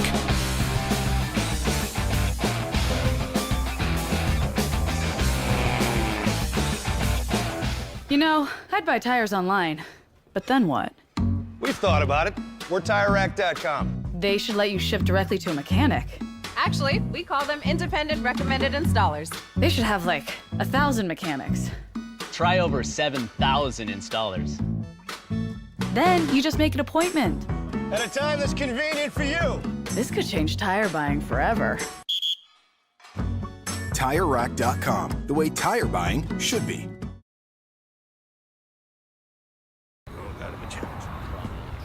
Ricky's truck is having trouble starting. So he went to AutoZone, where Joseph, a friendly AutoZoner, totally understands. He points out AutoZone's many free services, including battery testing and charging. Less delays, more free services. In the zone, AutoZone. Since 1994, Fly & Wrench has been a family-owned business renowned for exceptional European car repair and maintenance. We treat every vehicle with the same care and attention as if it were our very own, building lasting relationships with our clients along the way. We specialize in high-performance vehicles, offering a range of services that include fabrication, construction, custom wiring, and much more. Visit us at flyandwrench.com.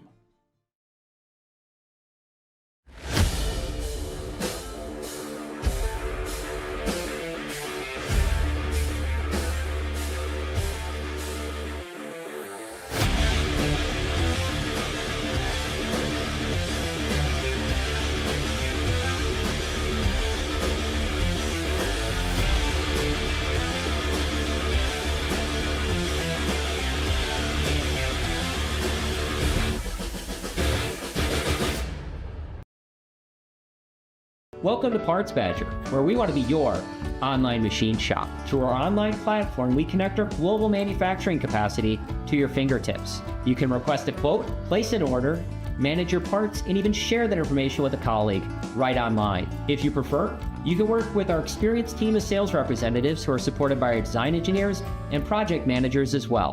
Whether your project's big or small, simple or complex, Parts Badger can get it done. See if we can help your company at PartsBadger.com. Discovery Parts is a veteran-owned racing and safety equipment company. While we're located inside Atlanta Motorsports Park in Dawsonville, Georgia, Discovery Parts can also be found at the tracks, supporting a number of Champ Car Series events.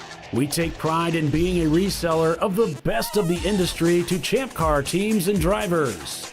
We know racing, love racing, and look forward to tomorrow to even more racing. Visit us at discoveryparts.com.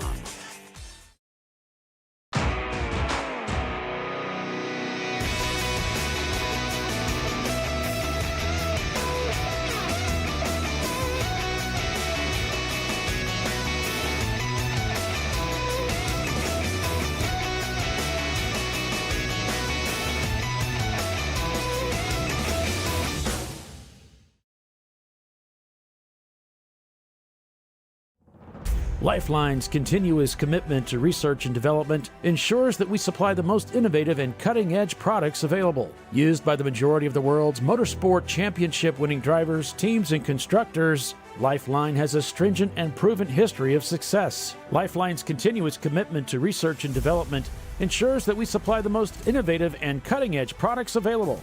Lifeline's 0360 systems are the result of over 7 years of intensive research and development using 3M's Novik 1230 environmentally safe gas extinguishant. Lifeline uses only the finest quality components. For more information regarding our fire safety equipment and fire safety systems, please contact us at info@lifeline-fire.com. Sentinel is a comprehensive motorsports video solution incorporating live streaming, local recording, 3 cameras with picture-in-picture, flag status, and much, much more. Stop playing with multiple solutions. Sentinel handles it all, including timing and scoring, vehicle data, graphic overlays, adaptive bitrate encoding, network bonding, and more.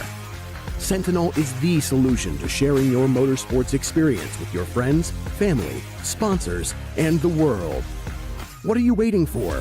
Get your Sentinel today and never miss an on-track moment. www.sentinel.racing.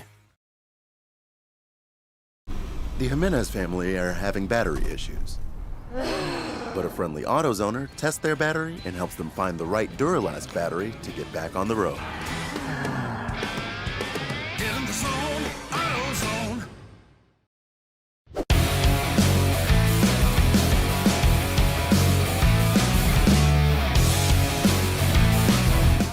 All right, welcome back, everybody, to ChampCar.Live, presented by AutoZone. We're still under green here.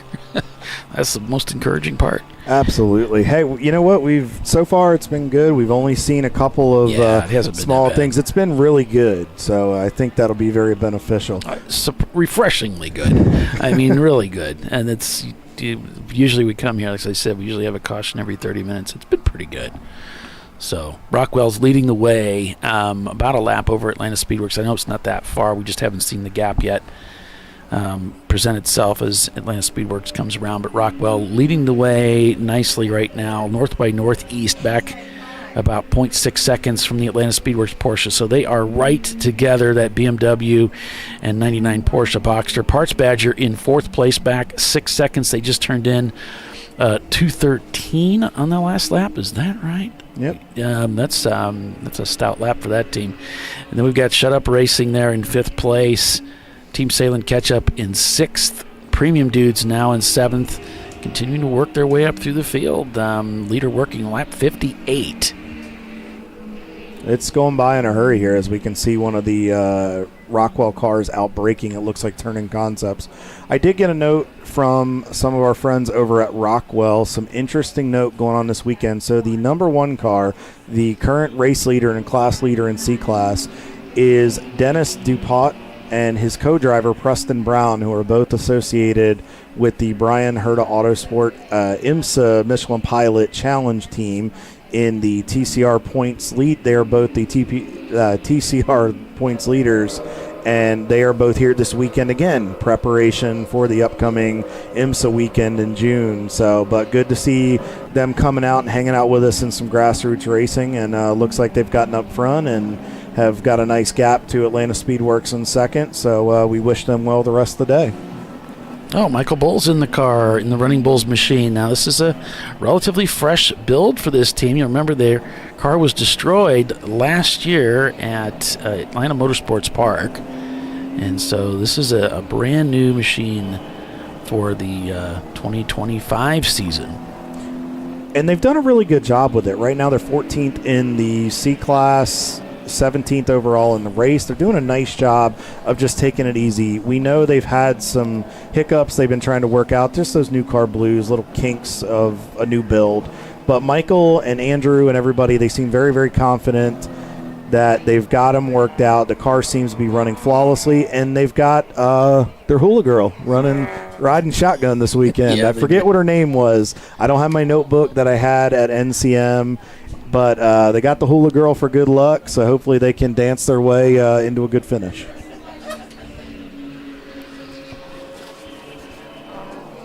As we got our camera here in turn 8, you can really see them come up over the crest, and then on the brakes, as we see our title sponsor, the Embracing.AI open throttle entry there, as we can see these guys rolling into turn 8, and then preparation to come up the hill to turn 9. The weather really can't decide what it's doing. No, it really can't. It's all over the place. There's sunshine, there's rain, there's thick cumulonimbus clouds overhead. It's all over the map. It really is. So. Some of these guys are running wipers, some are not bothering.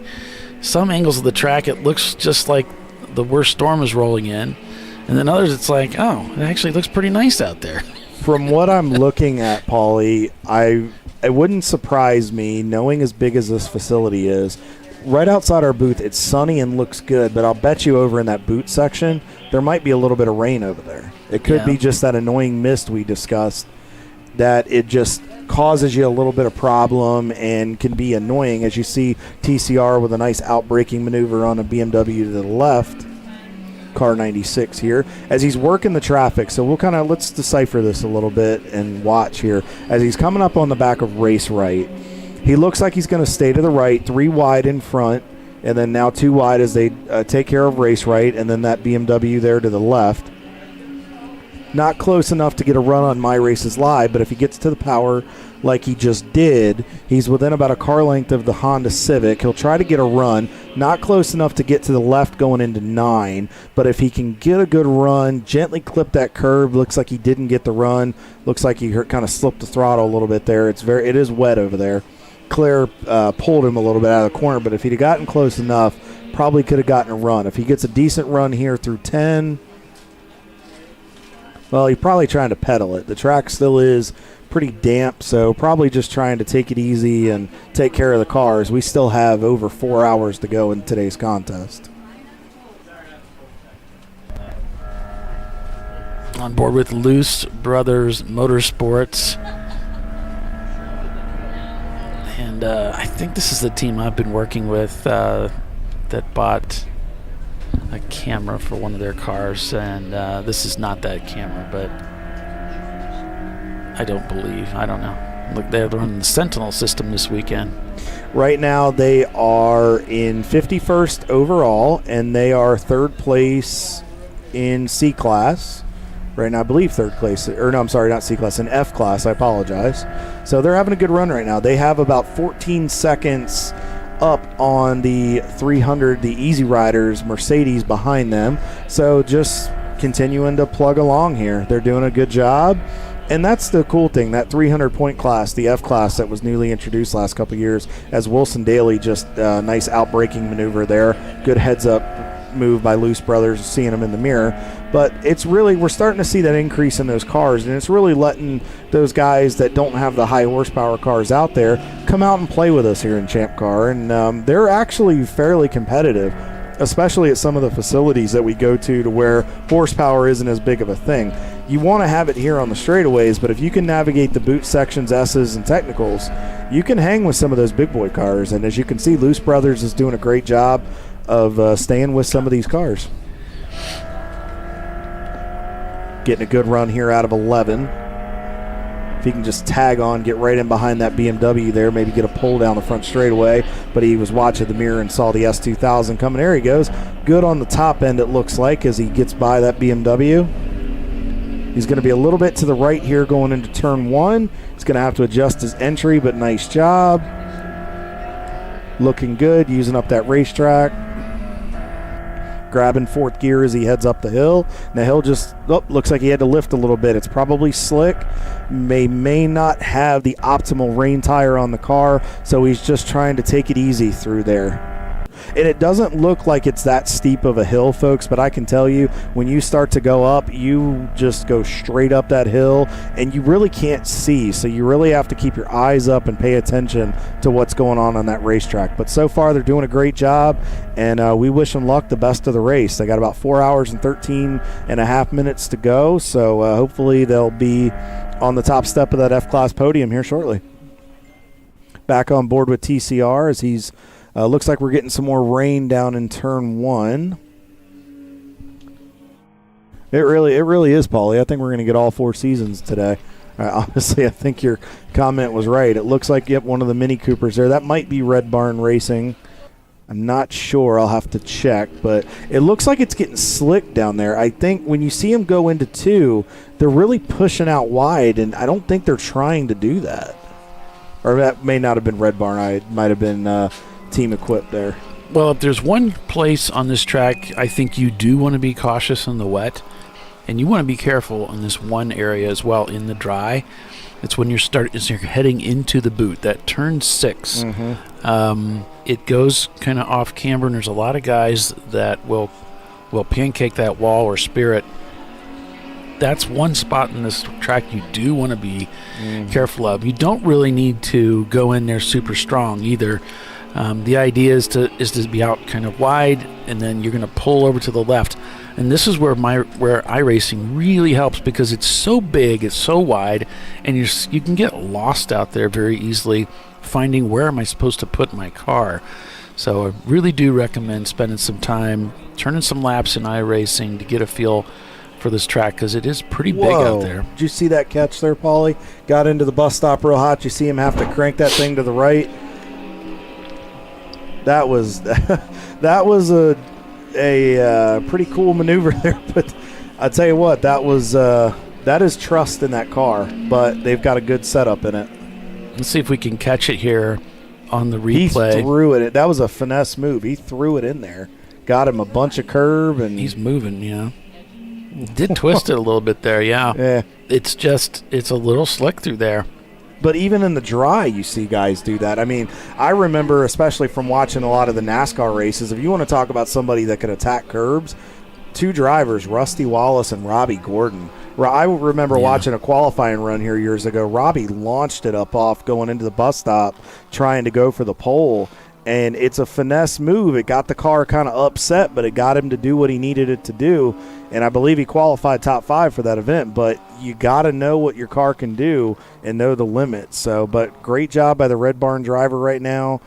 I'll have to check my notes here. I know Pat's out of the car. I believe that might still be Brian. So using that rally experience, if so.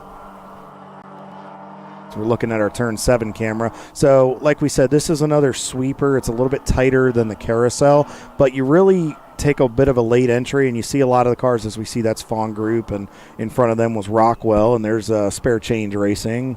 You see them take a bit of a late entry, and then you want to go to the apex. It's kind of about just a touch left center of our shot, and you really, if you hit that apex and you bit the power down, you can really get a run up the hill.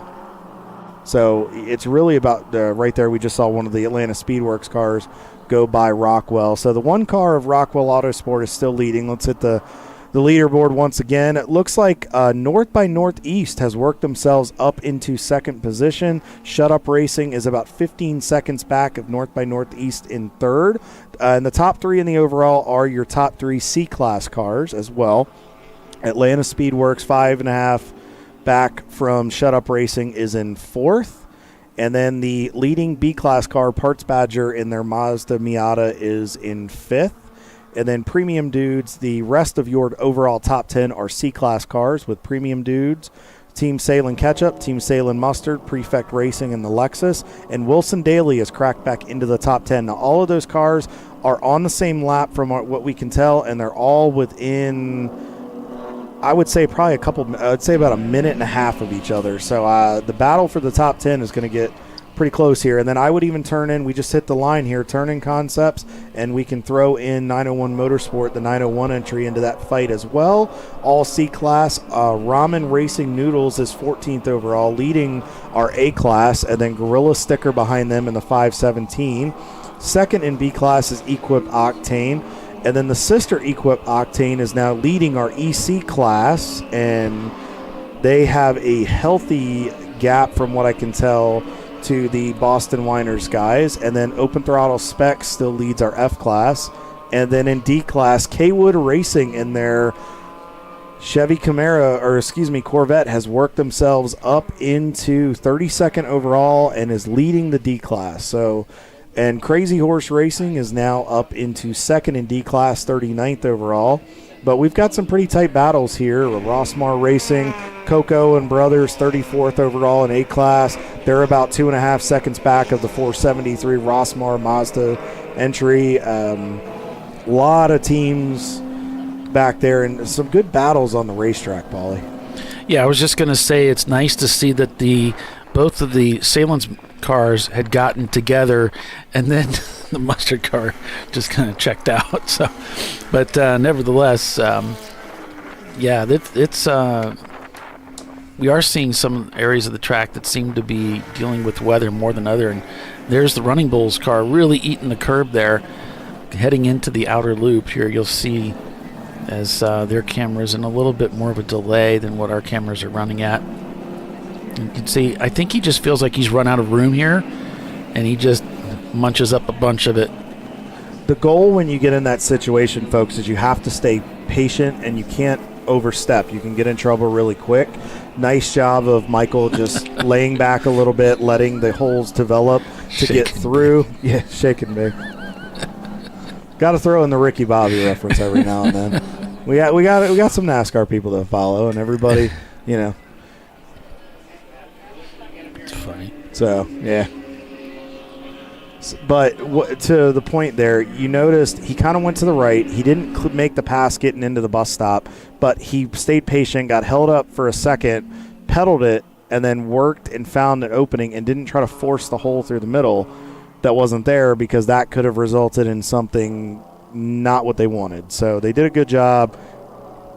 They lived to fight another day, and they continue to press on. So we got a great battle going on here. Everything's looking good as we're back here at our Turn 8 camera. It looks like maybe it's dried out up there for the time being. Maybe it's stopped raining. As I say that, it'll probably it'll probably start raining again. So looks like we have a friend here in the booth with us. One of the Race Right members has crashed the party once again. Hello, guys. Our friend Patricia Good from to be Race back. Right. Absolutely. So how's the race going so far? So far, so good. It's crazy. There's the beginning was a little nuts because everybody's like all hyped up on, whatever. Well, we're just talking about Talladega. They're all jacked up on Mountain Dew, probably. Right. Or whoever's willing to pay for their sponsor. Exactly. So exactly. So yeah, but once our driver let some of the crazier folks by, and we got our bearing and everything, it was just setting into a groove. So yeah, so we're cooking along today. I'm not sure. I don't know where we're at now. Right now, you guys are 20th overall, and you are second in A class. You're chasing down Ramen Racing. You guys are having a good race so far. Yeah. Now, this is your first foray here at Watkins Glen? The drivers were here back in 2018, I think. Okay. But for us, for Race Right, it is our first time. Okay. So. How has, obviously, some of the drivers have been to Watkins Glen before. How's the experience been here up in upstate New York so far? It's been really good. I mean, it's absolutely gorgeous. the setting. I wish it were maybe a little sunnier. That would be nice. Maybe not as cold. See, now you're asking for too much. See, usually for us on a Watkins Glen weekend, it's cold, it's rainy. Every 3 or 4 years, we'll get a good, decent Watkins Glen weekend. It's kind of like Road Atlanta in February. So, yeah. But no, it's a gorgeous time up here. So we talked to you extensively at NCM. Race Right, you guys are based out of the Harris Hill area and the track there in Texas. Yep. So obviously, you talked to us about expansion of the business, wanting to continue. You guys have customer cars here you're supporting this weekend as well, or are you guys just doing Watkins as a Race Right group? Yeah, so actually it is customer cars. So we get paid to come here and support these drivers. Okay. We took over all the maintenance and build on Silver Bullet back in September. Okay. Late August. So Harris Hill race in September was our first race with them. Before that, we just did it for fun. We have the Datsun back home that we've just raced at Harris Hill, and we just friends and family, and so yeah, this is our first time really being paid, No, absolutely. which is cool. I mean, it's fun to take something that you just enjoy and it's our business. So every day feels like a dream, pretty much. It's really great. It's got to be a lot of fun, and you get to meet a lot of cool people through racing and get to experience it and come to places like Watkins Glen. Yeah, I got to meet Polly. That was my favorite part. There you go. Polly is a celebrity in the garage area for sure. Absolutely. So the weekend's going pretty well so far. You guys are, hanging on there in A class. Yeah. Still got a long way. Still got about 4 hours and change to go. Anything can happen. Anything can happen. Any given day, it can happen. So we talked at NCM. You guys were doing that. You were coming up here to Watkins Glen. Obviously, you ran Harris Hill for the first go-round. So can you remind our viewers that may have not tuned in at NCM or been with us due to the rain delay, what's the outlook for Race Right for the rest of the season? Yes, so we are next going to Ozarks in August, and then we're going to Mid-Ohio. Okay. And then 2 weeks later is Harris Hill. So we'll be there for sure. All right. That's an easy one for us. We get to just set up our camper and camp. We don't have to travel. That's so great. That's got to be nice. Definitely. And we have our whole shop there. So because you guys are based at the facility, correct? We have a shop. We have actually 2 separate shops. One has our dyno, and we have a Hunter Hawkeye Elite alignment machine. So we're kind of sort of famous around Harris Hill for doing badass alignments. So and just really dialing the cars in. And then up at our main shop we have I think 2 lifts, and then just a lot of space. So yeah. That's our spot there. Nice. Boys are getting ready to make an out-braking maneuver here on one of the Gorilla sticker cars. Nice move. Dale's in the car right now. Nice move getting into one.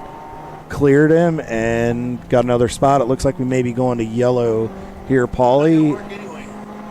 So hopefully we'll have to see what we can find. Have to see what's going on. But while we wait to get more information on that, so obviously you guys have a few more races with us this year, and Watkins is going well so far.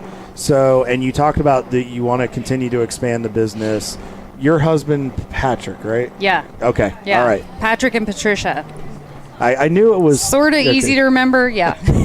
All right, and we have gone under code 35. We'll get back with Patricia in just 1 second. Paulie. I got nothing. And got nothing? All right, cool. We're clueless as always, folks. Thanks for tuning in. And we are just the clueless two up here. So anyway, we'll go back to the Prefect a little bit stranded there on pit road trying to get to the pit box. He was waving. Out? Yeah, he was waving frantically. Like, help me, I'm dead here. It looks like he got it running, maybe. So yeah, I just got it pulled over there, and but yeah, we're checking. So far, we don't see anything just yet. But go ahead.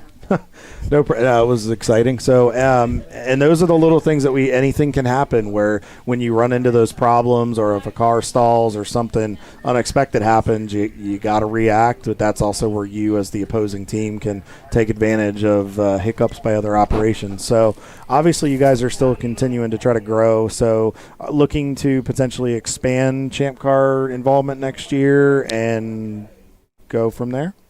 Yeah. We right now it's still just myself, Patrick, and Jake. We're hoping this year to add another person to our team.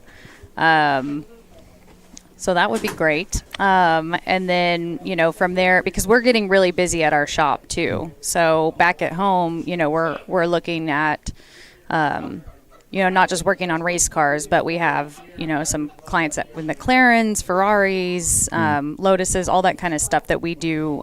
Patrick's background in Lotus and European, the fast cars. So you guys have the ability to not only work on some of your domestics, but you can do like your imported, your more international flavored. Yeah. You guys are pretty well rounded with a lot of the equipment you can work with. Yeah, we pretty much say race cars and fast cars. So okay. So great. Maintenance and a lot of focus on maintenance, because that really is the most important thing with the race cars. Is if you're properly maintaining, that's going to keep you from having issues. So what recommendations do you and Patrick and Jake, Jake, what do you guys recommend for any of our listeners that may not be here this weekend, or anybody listening that's here? Any recommendations on little things that people overlook, teams sometimes forget to do? Do you recommend a checklist or anything like that to stay rolling? Yeah, we work on we have many checklists. I won't get into the specifics because I don't want to give away all the trade secrets. We don't want to give away all your secrets, but just the basics for the starter guys. Yeah. No, a list is where it's at, because otherwise you will forget things. You cannot remember everything. It's just impossible. There is so much you have to think about, especially with endurance racing. And then having backup stuff. Backup parts. That's really important too, because something stupid can happen. That's really essential if you're traveling away from home. There's little things that can happen, and if you can't get parts in this little tiny town of Watkins Glen, you're SOL. So, and everything closes early here, so you've got to come loaded for bear when you come to the Seneca Lake area. So. Definitely. Well, and also make dinner reservations if you have a large group. As we have found out this weekend, not a lot of restaurants, and they are all small. So yeah, it is very localized. Seneca Lodge is a big popular one where a lot of the racers, it's very well known for just being a hangout spot for many years. But yeah, if you come to the area, it closes early, it's small, and if not, you're headed to Horseheads or Elmira, and even then you better plan accordingly. Yeah, definitely. So for anybody that is out there that wants your expertise or wants to have you guys pretty much help them get through a race weekend, how can they get a hold of Race Right? What can you guys do to make their weekend better?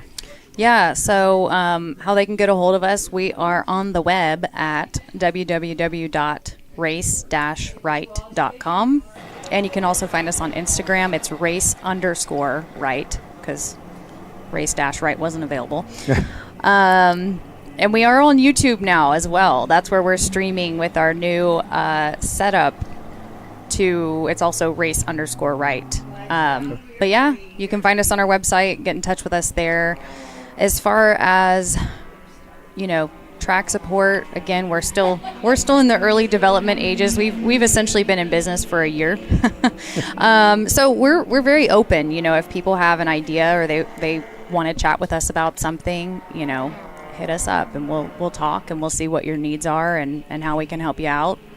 And then otherwise, it's very specific to the Texas area, but it's all bigger because it's Texas. Right, exactly. Or I guess I would say Central Texas. But if anybody's listening from Central Texas, we would love to have your car in our shop. And if you want to ship your car from wherever, you can also do that. We have a few. Well, I'm trying to think. We've had a few people say, "Hey, we want to ship us your car." We haven't had one come in yet, but we are. It'll happen. Well, I threw the web link in the chat. Are your social channels there on the website as well? Yes, we're just on Instagram. Perfect. So I threw that in there so everybody can take a look. Patricia, thank you so much for coming out. Yeah. Please tell Patrick hello. We'll look forward. One of these days we're going to get him up here into the booth as well. He's really. I was trying, but he's in it, and he gets on his game face weekend. and he is just in it. But yeah, we'll definitely get him up here. Maybe we'll get him on Inside Champ Car at some point. Maybe we'll have to get him there. That would be fantastic. Yeah, we'll try to get that coordinated and be some good promo. But good luck the rest of the weekend. Keep us posted. Shoot in those updates. Yeah. And if you guys need anything, that link is in there. Share it out to all your friends, and we'll look forward to seeing you guys out in Missouri. Awesome. Yep, we'll be there. Cool. Good luck. Thanks again. All right. So with that, we're going to take another commercial break and be back in just a few. So stay with us. You're watching ChampCar.Live, presented by AutoZone. It's Rockwell Autosport Development leading the way with 3 hours and 54 minutes remaining. Stay with us. We'll be right back.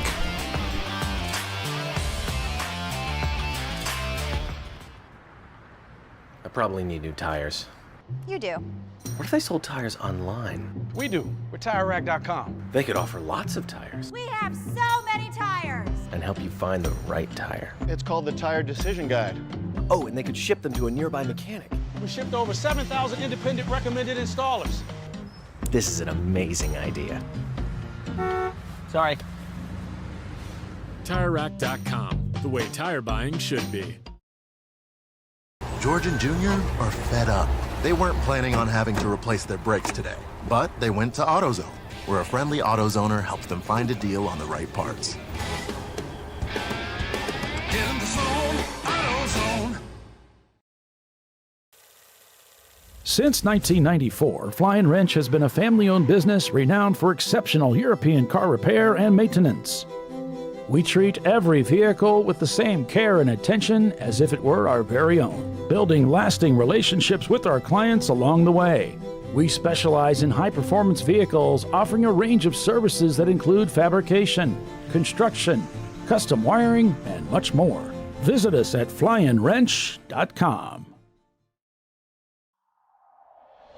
Discovery Parts is a veteran-owned racing and safety equipment company. While we're located inside Atlanta Motorsports Park in Dawsonville, Georgia, Discovery Parts can also be found at the tracks, supporting a number of Champ Car Series events. We take pride in being a reseller of the best of the industry to Champ Car teams and drivers. We know racing, love racing, and look forward to tomorrow to even more racing. Visit us at discoveryparts.com. Want to get started streaming your races or make your current live stream more captivating? We've helped hundreds of drivers create engaging live streams. It's simple. Create a new stream event, grab your camera, and start streaming. Head over to myraces.live to sign up for a free account. Or join us in our community Discord. Stream, share, engage. At Parts Badger, we're not your typical machine shop. When a market-leading mountain bike manufacturer was looking to reshore their hardware components, they turned to Parts Badger. Within weeks, we had deployed a dedicated manufacturing cell, ramped up production, and had guaranteed capacity to meet their demand. We're looking to be your manufacturing partner. See what we can do for you and your company at PartsBadger.com.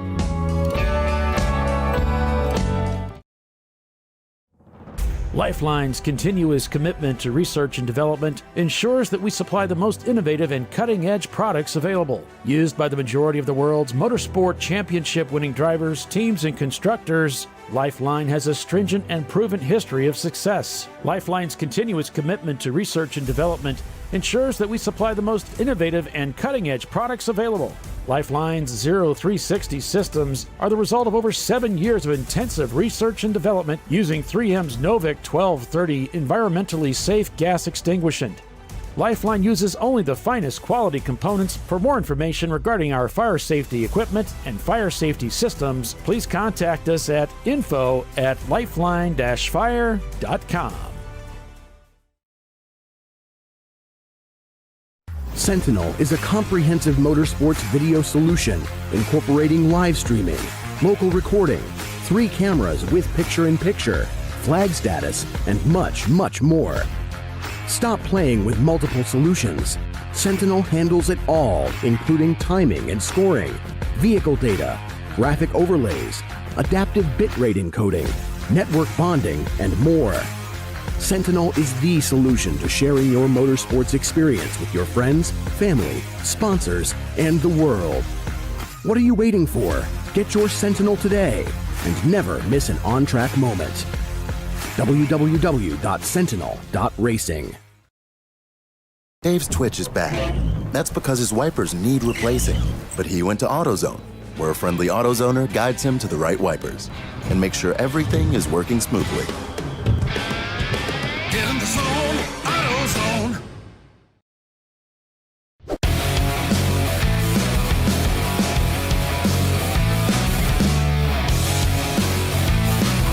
All right, welcome back to ChampCar.Live, presented by AutoZone. And still under green here. As we were getting ready to head to the break, I just wanted to bring up that Atlanta Speedworks has dropped into 7th place. So we've got Rockwell leading over the field by 18 seconds. Shut Up Racing is in 2nd. Premium Dudes is in 3rd. Team Salem Mustard is in 4th. Parts Badger has slipped into 5th place. And then we've got the Ketchup Car in 6th. Then it's Atlanta Speedworks. Wilson Daly in 8th. In 9th, it's Turn In Concepts. And in 10th, it's North by Northeast. So quite a shake-up here in the standings now. North by Northeast has pitted twice. All of the other teams up ahead have only pitted once, with the exception of the leader, who has pitted twice. Wow.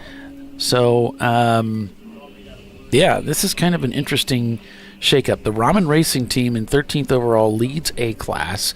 B class is Parts Badger. C class is Rockwell. EC is Boston Winers. Looks like Kwood is leading D class right now in the Corvette, and F class by Open Throttle Racing in the Specs car. Specs is still plugging along, old reliable. So, but yeah, it's been a good race so far. We are slowly, well, actually, I shouldn't say slowly. We are quickly approaching the halfway point in this race, which is hard to believe. It feels like we just got this thing underway. Well, we're used to doing 14-hour races. I know. The 7's like, what? Oh. It just ran. That was between bathroom breaks. Exactly. So as we're on board with Premium Dudes here, so let's take a ride for a lap here. We got some time. This is a good indication. So you'll see this is a bit of some BMWs here, actually 3 of them in a row. That might be 901 Motorsport in front. So you see Premium Dudes working up the hill. He got a great run there. He went out wide, but it looks like he just got out of line, and drafting is huge up the hill. So he got a run there through 234. That might be that was a pass for position, Paulie. That was 2nd place.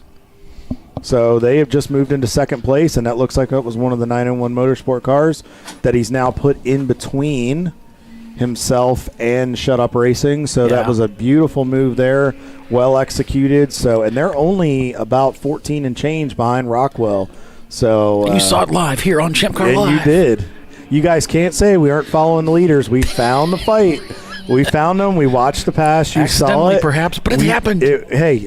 We have that check. We have that. We have a one-up on all you guys now in the chat. You can't say we weren't talking about the race and the leaders. So there's many things you could say. You could, and you probably will. You probably will. And you will, and you'll let us know. But, hey, we got one for Paulie and Kyle, and less is more, so we'll take it. So we're good with that. So, but they're doing a good job just staying steady. I mean, the fact that they're hanging right there through everything with Rockwell is very impressive. These guys are, whoa, big catch, and he got it. Wow. That was impressive. Got in there. He's going hard. You can tell he's driving in these corners really hard, and that's what I talked about. If you get in too hard, see there, he's having to really work the wheel. He's leaning on that right side really, really hard. He's leaning on, especially out of 9, leaning on that right rear. Yeah, I would, if I was on the headset, I would have him maybe dial it back just a hair, enough to not overstep. He's rolling off that tire because he's going so deep in the brake zones, but they're chasing down Rockwell right now. So I get their fight. I commend them on what they're doing, but they don't want to you don't want to lose the war trying to win the one battle.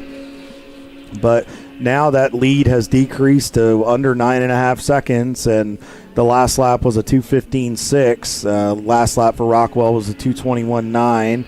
They might just be taking their time. They might just be wanting to save a little for the end, but I think Premium Dude smells blood in the water. On board here with Turning Concepts, a little 3 wide up through the S's. Salen's in front. Yeah, it looks like Nick Bowser is currently doing laps in the number 711 Boxster, and the plan is that Greg Platt will be in the 3rd stint, and John, I believe it's pronounced Sharaj, will finish the race. Going to be, big dive bomb there by Salen's there going into the bus stop. That almost was bad. So, wow, okay. I guess they wanted to get by. So, but great job by the slower car there of looking in the mirror and seeing them doing what they decided to do there. And a nice move by Turn-In to just stay out of that one. No sense in ruining their race over a desperation move. So, but everybody's back running, so we're good. Turn-In always brings a really nice car to the racetrack. I've raced with these guys. I've raced with Greg a couple of times.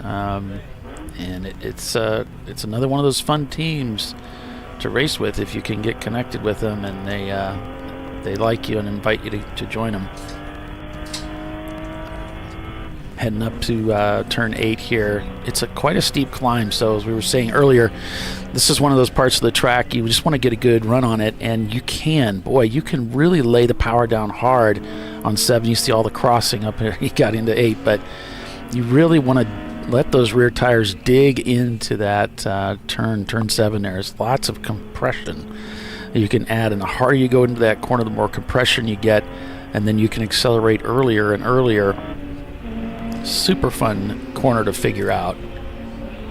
Yeah, and you're seeing a little bit of a glare on the windshield. Paulie, there's a little bit of light coming through, but there's a bit of a mist that's starting to come over the racetrack. Yeah. Got held up in. Boy, he threw the anchors out on that one. Ooh, wow. The Porsche brakes coming on strong there.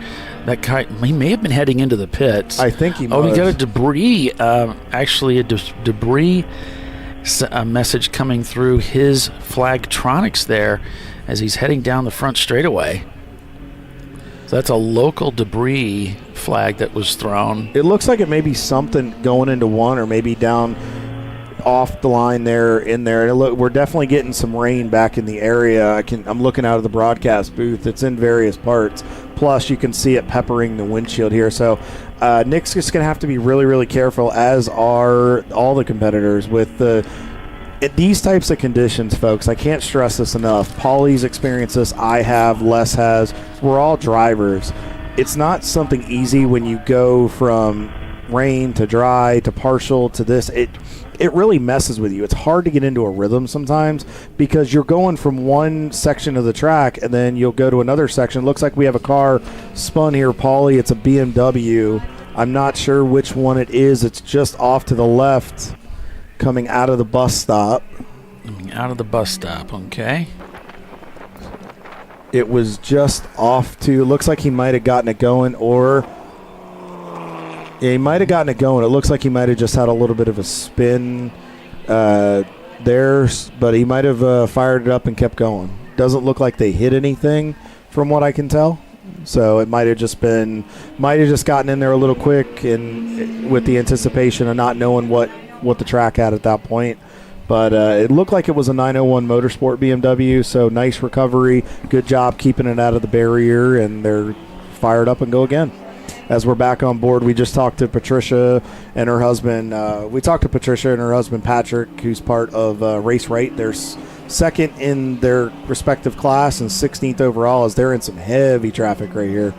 And that's part of it. You'll get into a rhythm, and then you'll get into traffic, but you've got to have the discipline to not get desperate in traffic. You need to watch the competitors in front of you, see what they're doing, find your opportunity to pounce.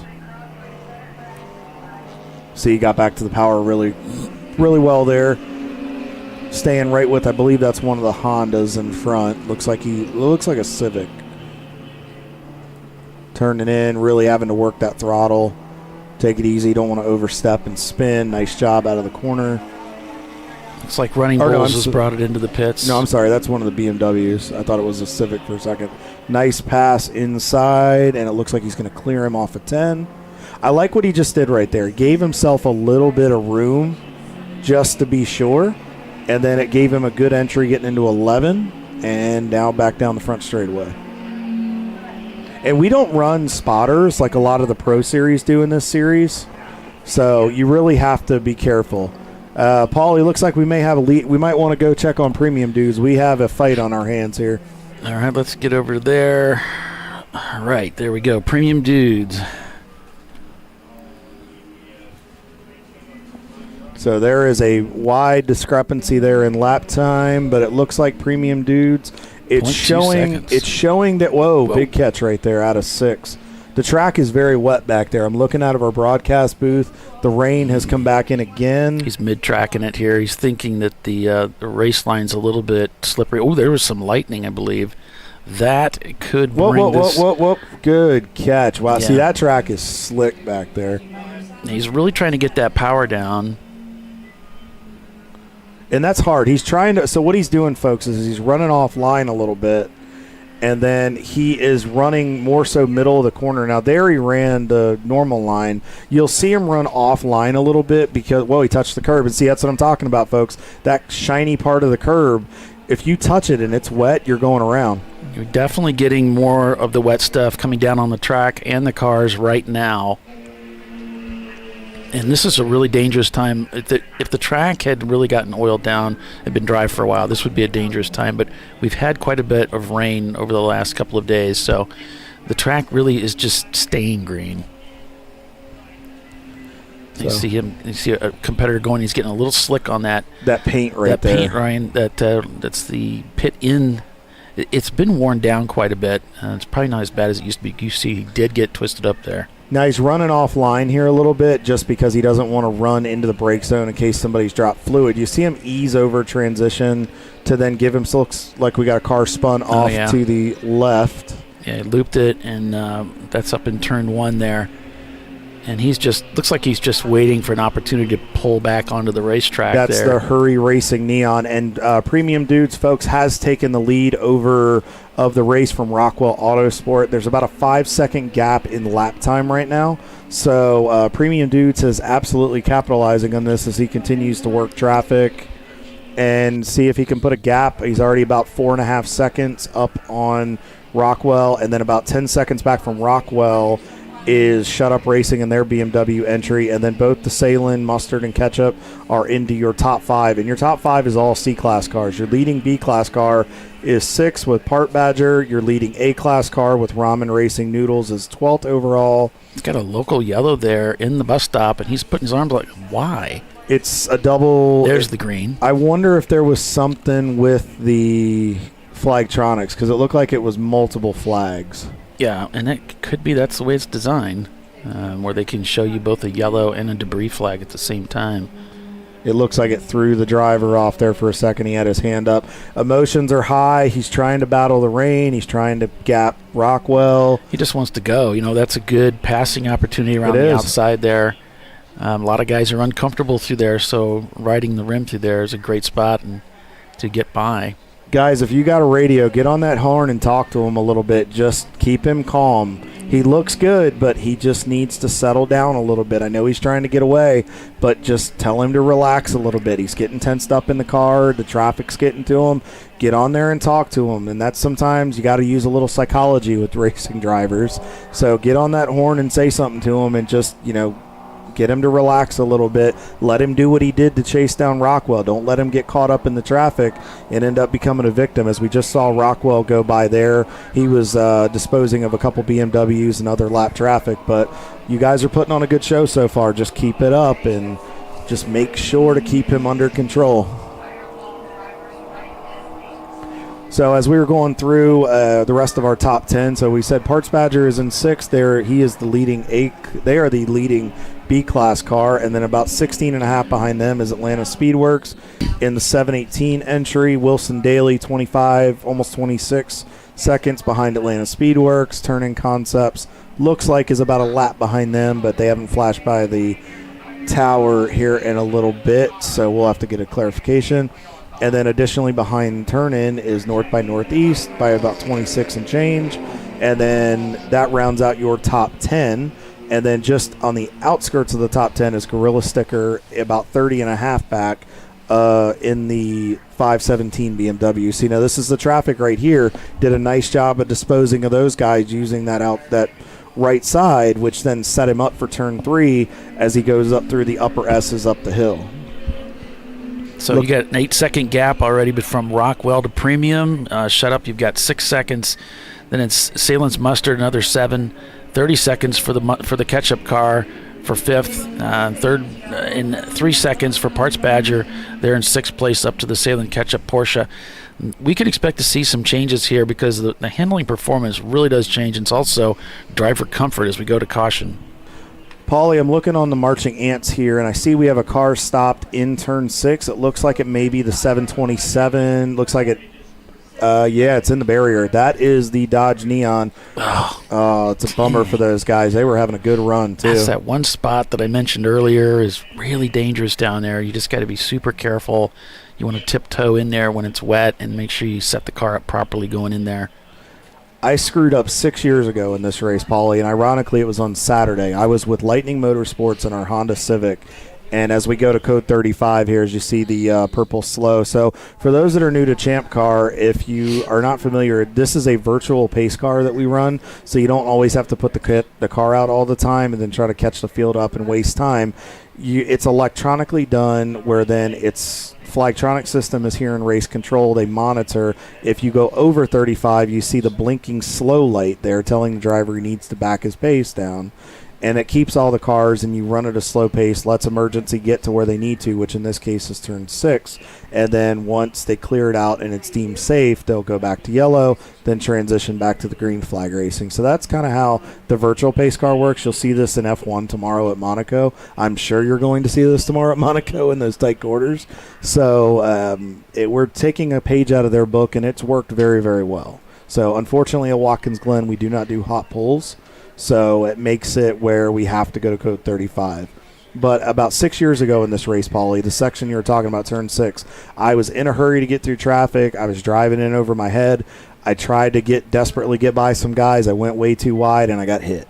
And I got put into that barrier almost in that exact spot. So I can attest to the saying it is a tricky spot. It is not fun. And you go home with your tail between your legs after that one. That one messed with me a little bit, but thankfully we were able to get back on track Sunday. But you really got to be careful, and especially in these wet conditions. It was dry that day, and that was a boneheaded move on my part. I completely screwed up. So man, it looks like he speared the wall over there, and we see that almost every year somebody gets into it. It's just it's a mistress that just draws you in. It's like turn 10A, 10B over there, Gingerman. That section of the racetrack, this section over here, just draws you in. And once you get in over your head, it is nearly impossible to do anything about it. I mean, you just can't get back out of you're in deep weeds. Paulie, I'm seeing our race leader has hit pit road, so they are taking advantage of this code 35. I think they went by the scene, saw it's going to be a few minutes to get them out of the barrier, so I think they're trying to take advantage of this, and I don't think they're going to be the only one, Paulie. I see the Atlanta Speedworks as well, so when we get back, we'll update you on what's going on. You are watching Champ Car Live from Watkins Glen. We will be back shortly. Thanks for tuning in, and 3.5 to go.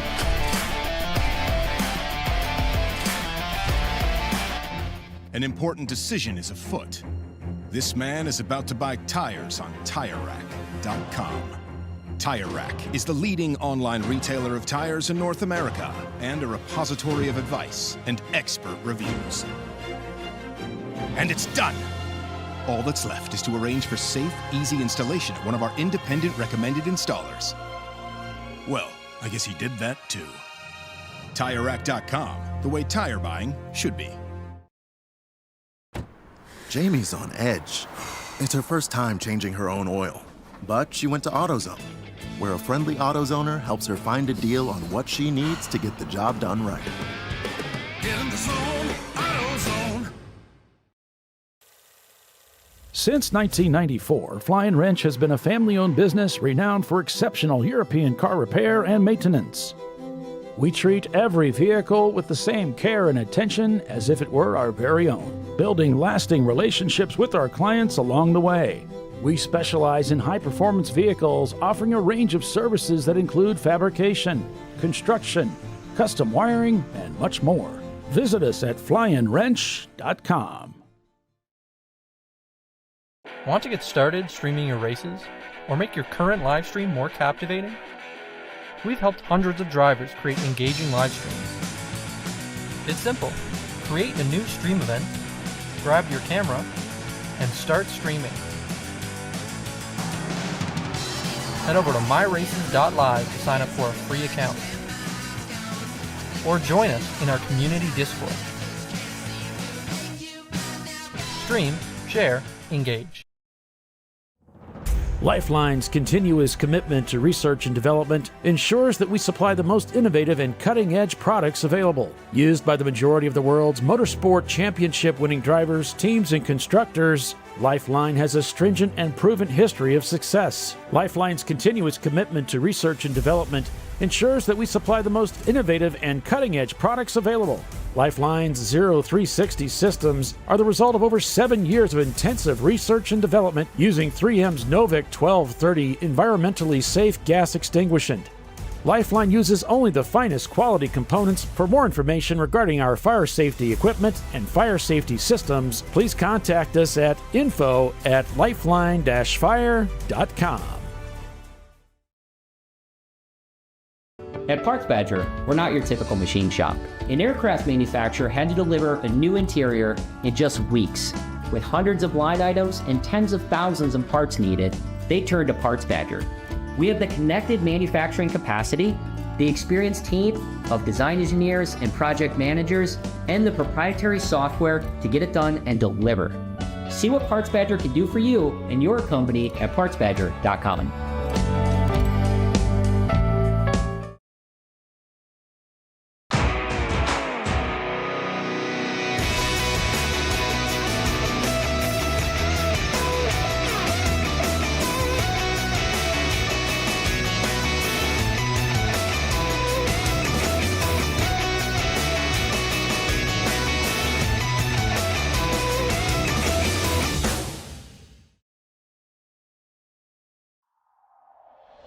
Discovery Parts is a veteran-owned racing and safety equipment company. While we're located inside Atlanta Motorsports Park in Dawsonville, Georgia, Discovery Parts can also be found at the tracks, supporting a number of Champ Car Series events. We take pride in being a reseller of the best of the industry to Champ Car teams and drivers. We know racing, love racing, and look forward to tomorrow to even more racing. Visit us at discoveryparts.com. Sentinel is a comprehensive motorsports video solution incorporating live streaming, local recording, 3 cameras with picture-in-picture, flag status, and much, much more. Stop playing with multiple solutions. Sentinel handles it all, including timing and scoring, vehicle data, graphic overlays, adaptive bitrate encoding, network bonding, and more. Sentinel is the solution to sharing your motorsports experience with your friends, family, sponsors, and the world. What are you waiting for? Get your Sentinel today and never miss an on-track moment. www.sentinel.racing.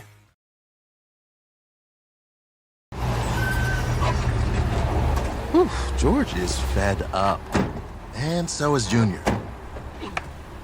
They weren't planning on having to replace their brakes today.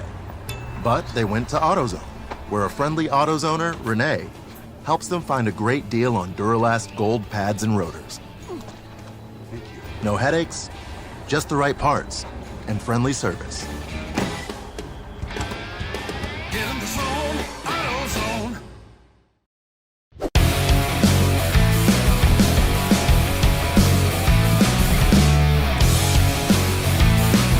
And the story continues here at Watkins Glen International. Purple 35 as Cruiser just finishing up apparently on that turn 6 incident.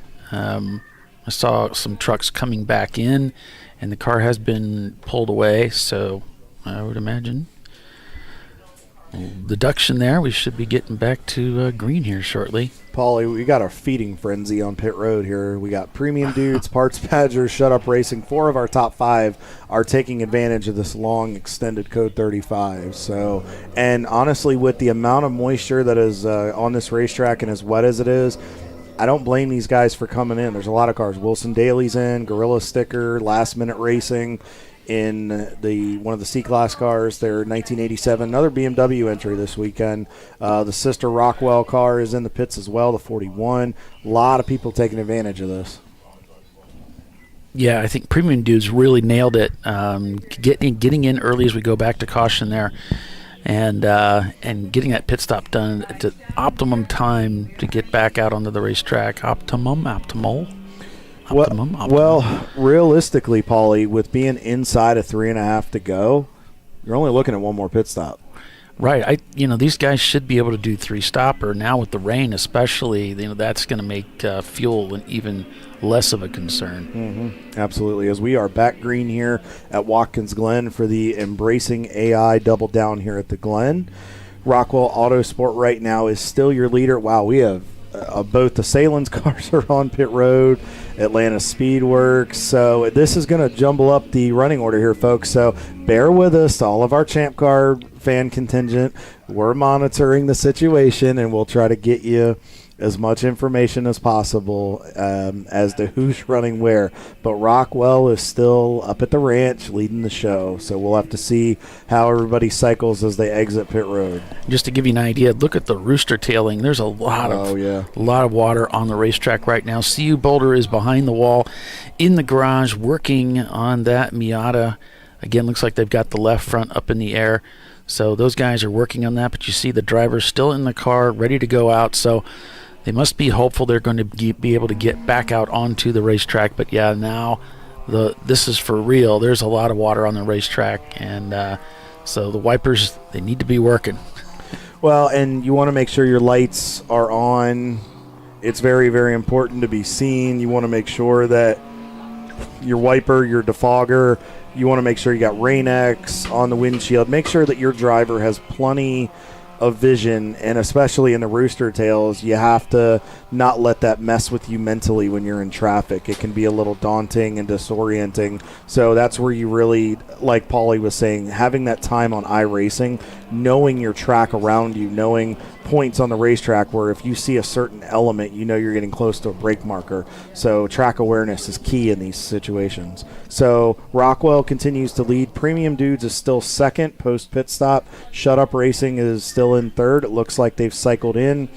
Obviously, Rockwell is probably going to have a little bit of a healthy advantage here, looking probably about a lap and change, but we'll have to see how that goes. I think Rockwell will probably still have to come in and make one more pit stop. What are they looking at? Yeah, everybody's had 2 pit stops, so okay. The top 19 cars have all been in twice, so they're going to have to make another stop. But with what Premium Dudes and a lot of these guys are doing is they're putting themselves off cycle. You don't want to continue to do what Rockwell's doing, because then if you don't have the pace, which Premium Dudes does and some others probably do, but if you don't have the pace, try some different strategy, try to catch the code 35s and cautions accordingly, and do something a little bit different where sometimes it catches them off guard. So you really have to think strategy-wise how you want to play it. We should be able to do it, that we do, because we don't do the hot pulls here, and we bring so many cars to the racetrack. It is common for us to get those cautions, so they should be able to work out the strategy, but it does seem as though it's beginning to play into the hands of Premium Dudes. I believe so. So let me go ahead. It looks like people have cycled out, so let's go ahead and give you a quick rundown as far as gaps. Rockwell's up by about a lap on Premium Dudes, post-pit stop. Looks like CU Boulder is working on making their way back out into the fight from what I can see on my screen here. And then about 26 and change back of Premium Dudes is Shut Up Racing. That's your top 3 in C-Class as well. Parts Badger hanging on in 4th. It's not showing about 37 seconds and change up to Shut Up Racing. 15 seconds behind them is Team Salem Mustard. 23 and a half behind them is their sister car Catch Up for Team Salem. Looks like we just had a car go wide there in 1, Paulie. I saw it at the corner of my eye. Then about a second and a half back is North by Northeast Racing. I might be you got back in there. I might be delusional. It could be that too.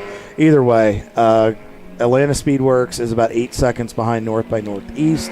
Wilson Daly in the top 10, almost 5 and change behind Atlanta Speedworks. And rounding out your top 10, about a lap behind those guys is Turning Concept. So I would say from about 3rd or 4th on, we've got a good gap there. And that's as of the start-finish line, folks. That we only catch that. It's not a consistent, we know this around the racetrack. We only know when they hit the timing loop at the start-finish line.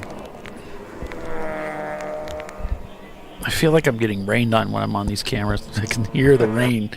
Pap, pap, pap, pap. It's heavy drops. I mean, it's been very thick raindrops. And, I mean, look at the amount of water in a short period of time that's been put on this racetrack. And especially going into that boot, the toe of the boot, it's going to be very slick down there. So I can only imagine it's got to be a nightmare for these guys in the car. But again, we've got very talented drivers in Champ Car, so I'm sure they're adapting. It looks like there's one of the Rockwell cars right there. I think that was the 41. I don't believe that was the race leading 1 car.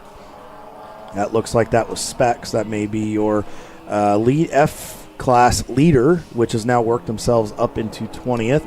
K-Wood Racing is in 19th overall, and they are still leading the D-Class. They are only 5 seconds back of the sister Rockwell car, the 41 entry. So I think these Code 35s in this rain has really been an equalizer, and now the sun's starting to come back out, of course. Yeah. We're going to have all 4 seasons in one day, Paulie. I think it depends on where you're at on the racetrack, too. There's like columns of sunshine and rain, and sun on the some front of it's stretch. overcast, some of it's blue sky. Yeah, but then you can look over into the boot section, and you can see it's raining over there. Back on board here with Loose Brothers. Still in the fight. We'll run down here and see what's going on with these guys. They are still 55th overall.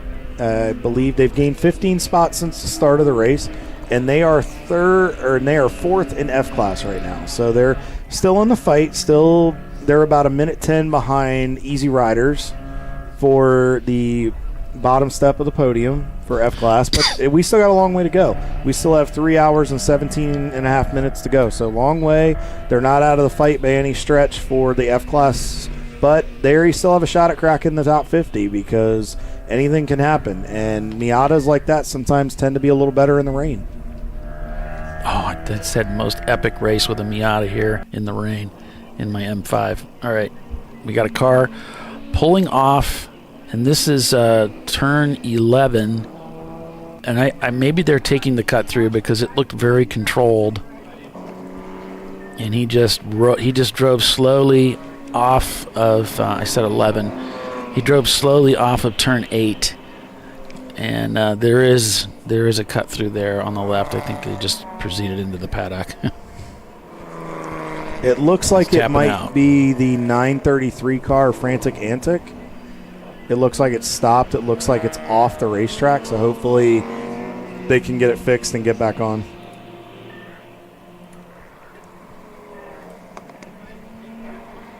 So everything looking really, really good so far.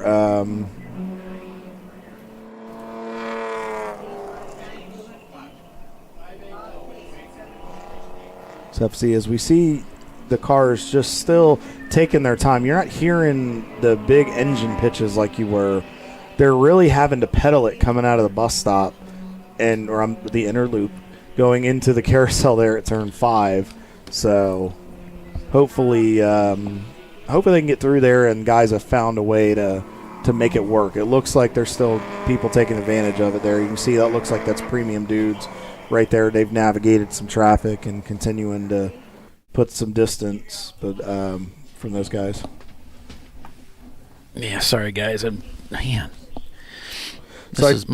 job is busy. I need a secretary. I need someone to help me.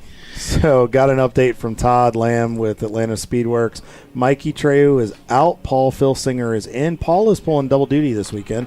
He is bouncing between Atlanta Speedworks and Rockwell Autosport Development. So he is definitely getting a double dose of Porsche Boxster time. Let's put it that way.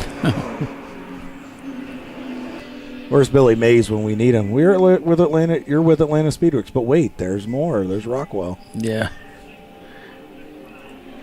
So, but yeah, Premium Dudes. It looks like it's clearing up a little bit there. We just were on board for a moment with Premium Dudes as they're going through the bus stop, the boot section. It looks like it has lightened up a little bit. Now I'm not gonna say anything else because I'll guarantee you in 15 minutes it'll start raining again. And we got more and more sunshine, and I'm just talking to Les. He's working on getting some media uploaded for you folks on our social media platforms, and.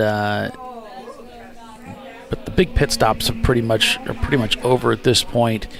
So we've got looks like one of the open throttle cars, and Kaywood Racing is only pitted once, so they'll have to be. That can't be right. But everything that I'm showing, and it did take us a few minutes to get our stat feed coming in. But that's what I'm showing. I'm showing all of the top 20 cars, top 18, all have pitted twice. So right now we've got 2 cars on the lead lap because Premium Dudes, Rockwell is out front, but Premium Dudes is chasing them back down, and they're both they've both completed 79 laps, so they're both on the same lap. Shut Up Racing is on the same lap as well. So there may be a couple more here. We'll check as they come through. But there's a number of cars on a lap behind them, but a number of cars that are coming into the fight. I noticed, too, Last Minute Racing, Paulie, they've worked themselves up into 16th, and I believe they're just on the outside of the top 10 in C-Class, and they're only about 11 seconds back of the 901 from 901 Motorsports. So we got some battles on our hands. And we got a little bit of a battle here because Kaywood Racing has caught up with the 41 at Rockwell, at least last time by the line, less than half a second. So they may be working, getting ready to dispose of the 18th place car and move up. That is not possible. We're in race control. Usually our booth is isolated, but today it's not. So you may hear a lot of chatter in the background. We've got quite a few Champ Car staff and track officials in the booth with us. It is very animated. They like to have fun, but that's what racing's about, having fun. They're doing a good job calling the race, and they're very very animated about what they do, and we appreciate their enthusiasm. Says we're still on board here with Premium Dudes. They're just doing a nice job working through traffic. Looks like it's calmed down a little bit. Hopefully maybe they called that driver and just backed him down a hair, and they're doing a good job of keeping the car under control. These guys are very, very fast. We know they can win races. We know they're a good team. Just don't beat themselves. So as we are on board here with Bad Habit Garage, Sahar is in the car right now. This is one of the Fawn group. This is Fawn Group. So looks like one of the, or it might be a client of them. Anyway, he is working through turn 9 right now. As you can see, he looks like he is trying to catch up actually with one of the Fawn Group cars. Just working the traffic. You can see the rooster tails coming off the cars, and that's what we were talking about. You really have to make sure that you're careful. You don't want to overstep. Everybody's doing a pretty good job of being mindful of each other, not overstepping and running into each other. So far, they're 9th in their class, and they're 48th overall. So they're having a pretty good race. Now, it is one of the EC cars that is Bad Habit Garage. So I believe they have an association with Fawn Group. So they're putting in a good show so far. They are their best lap so far that we can see was a 2:25.92, and last lap, obviously with the rain, was a 3:03. But when you're in the rain and as wet as the track is, your lap times are going to come down substantially. Now, with the track drying out, you'll start to see the lap times go down quite a bit as the dry line develops and as drivers feel that they can get the trust back in the racetrack. So hopefully that'll make things a little bit easier, let's say, to navigate 11 turns here at Watkins Glen. Yeah, and I'm seeing a lot less of the rooster tails. I think the rain has stopped, and now we're just trying to get some of these parts of the racetrack like over here are very wet. But you I can see the rooster tailing it has subsided quite a bit, and it looks like it's starting to get under control. So I'm seeing cars head through these sections of the racetrack where we were seeing huge rooster tails, and still very wet out there, but not as bad as it was. You will see in a shot we had at the bus stop just a few moments ago, you will see a little bit of a different color in the pavement. That is the dry line developing. So what you'll notice is it'll get lighter. It won't seem as shiny and wet. It'll seem like there's an opening or something there. That's the dry line developing and the heat coming from the race cars and the exhaust. And as the tires run over top of it and it dries the racetrack out, hopefully that will expand to where it's not single file, but you just have to be very careful when you go to attempt to make any passes, because when you go from the dry line out to the wet, your grip level changes, so you have to make that adjustment because you don't want to make a pass and then end up taking yourself out or taking somebody with you because you misjudge based on grip level. So something drivers have to keep in mind, and it looks like they're doing so. So on board with Tomlinson Motorsport. That's one of our EC cars here, the 48 car. They're just trying to work out of turn 9. Looks like they're catching one of the Miatas in front. Stays single file with him here through 10. Looks like he may try to dive in going at, yes, he did get the run going into 11 there. Even cleared him on before entry, so that's good. You got to watch that yellow paint right there, that blend line. That is very, very slick. That is just as bad. Yep, see the little bit of catch there. That was because he touched the paint with the left side wheels. So Rockwell Autosport still continues to lead. They've got about a 2-minute and change gap on Premium Dudes, and then behind Premium Dudes is Shut Up Racing by about 3 seconds. A lap behind them, but I don't know if Parts Badger just may not have hit the line yet, are running 4th. North by Northeast is in 5th. So 4 of your top 5 are C-Class cars, with your leading B-Class car running 4th. And then to round out your top 10, Atlanta Speedworks, Team Salin, Wilson Daly, Team Salin Mustard, and then Gorilla Sticker, the 517, has worked themselves up into 10th, but that is all C-Class. And then Turning Concepts in 11th. A-Class with Ramen Racing is still leading your A-Class, and they are up to 12th overall. They've been hanging in that top 15 pretty much all day. So nice job by those guys. Race Right, the second in A-Class, is up to 18th, and Rossmar Racing is 21st overall and in third in A-Class, and they're only about 44.5 seconds behind.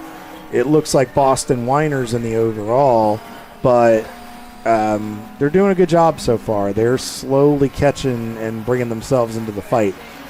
But then both 901 Motorsport cars, Equip Octane, are in your top 15. Last Minute Racing 16th. Specs is up to 17th overall. They've gained 27 spots so far.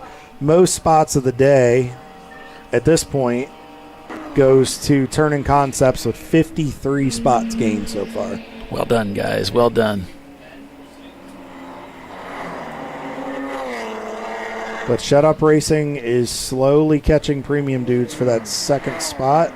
It's about 2.8 seconds. We'll have to see next time by the line. We're starting to see that break in the clouds. The light is getting better. It is starting to dry out. Hopefully with the wind that we've got here this weekend, that'll help dry the track even quicker.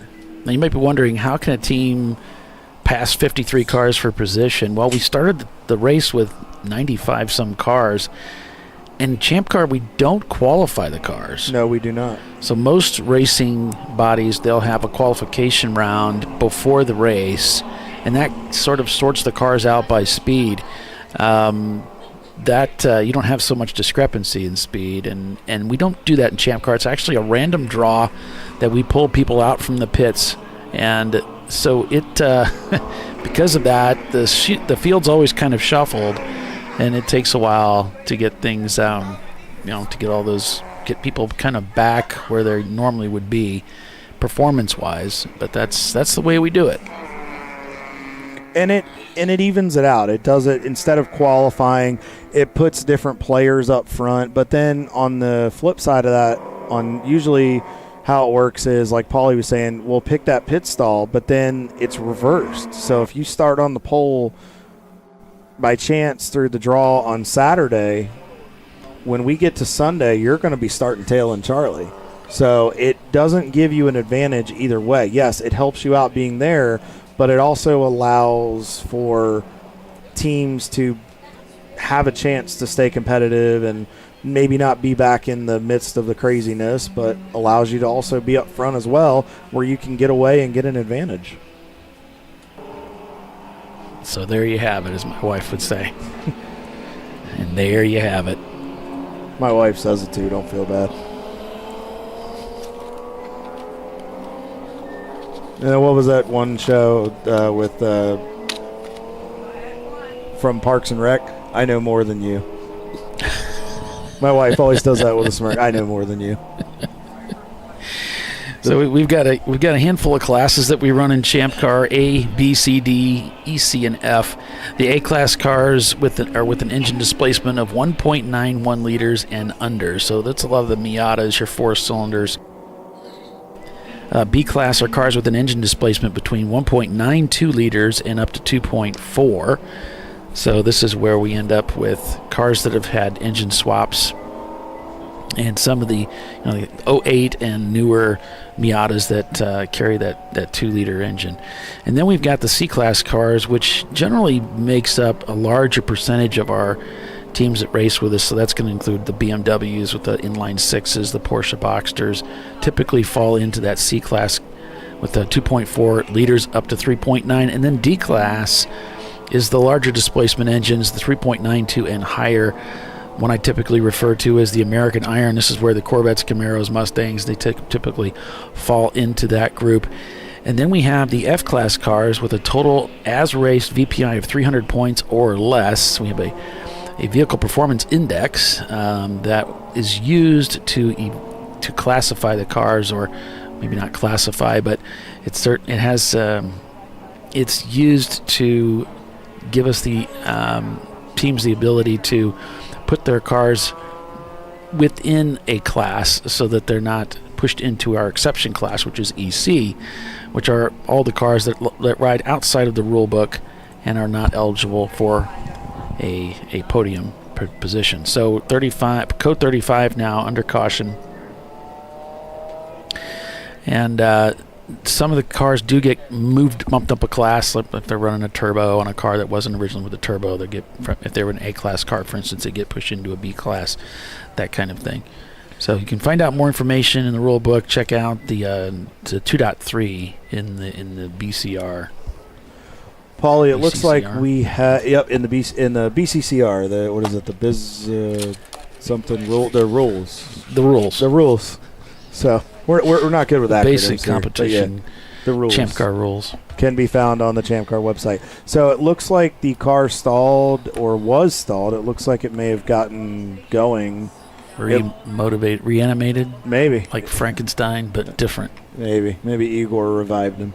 So that was a bad one. We're probably going to hear about that one in the comments.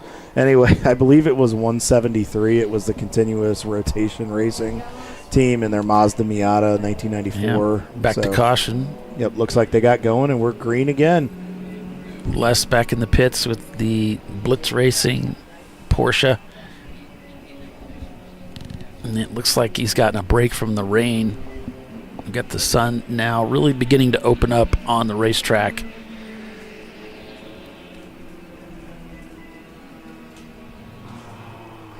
Yeah, hopefully that'll get, like as I said before, hopefully it'll help a little bit with drying the track out, and it'll let these lap times come down a little bit. So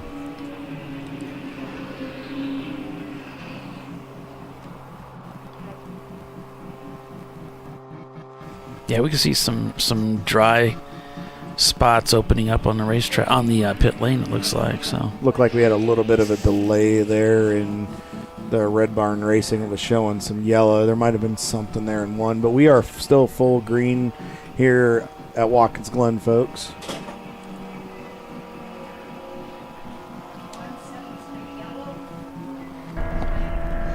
Back on board with Loose Brothers as they work up the hill through 3 and 4. 901 Motorsport going by. You can tell these guys don't have the pace. I mean, with the Miata, they're obviously working with what they got in that respect, which isn't a bad thing. But I commend them for being respectful, getting a little bit offline, but they're still staying in the fight. As you can tell, they're hanging pretty well here through the bus stop with some of these bigger cars, because they can carry the momentum through the corner. And that's the difference between your little bit more powerful cars compared to a low horsepower Miata.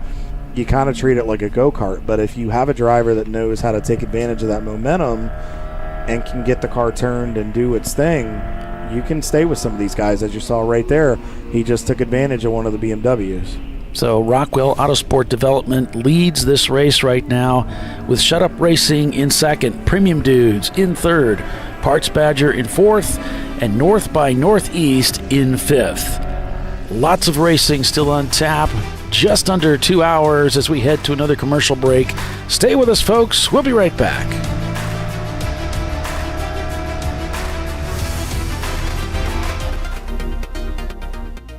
Welcome to TireRack.com, revolutionizing tire buying since 1979. With our unmatched selection of branded products, finding what fits your vehicle and is right for you and how and where you drive has never been easier. Through helpful online shopping tools that include our professional hands-on reviews done at the introduction of a tire, and consumer reviews that give real-world feedback over the life of the tire, you can make the right tire choice and find exactly what you need. And if you prefer to talk to someone, our tire testers, our sales team, are available on the phone. And that's how we get you the right tire for you and your vehicle for where and how you drive.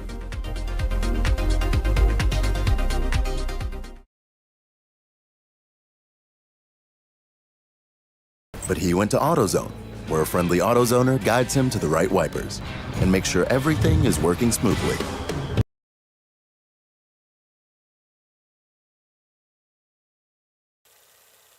Since 1994, Flying Wrench has been a family-owned business renowned for exceptional European car repair and maintenance. We treat every vehicle with the same care and attention as if it were our very own, building lasting relationships with our clients along the way. We specialize in high-performance vehicles, offering a range of services that include fabrication, construction, custom wiring, and much more. Visit us at flyinwrench.com. Discovery Parts is a veteran-owned racing and safety equipment company. While we're located inside Atlanta Motorsports Park in Dawsonville, Georgia, Discovery Parts can also be found at the tracks, supporting a number of Champ Car Series events. We take pride in being a reseller of the best of the industry to Champ Car teams and drivers. We know racing, love racing, and look forward to tomorrow to even more racing. Visit us at discoveryparts.com.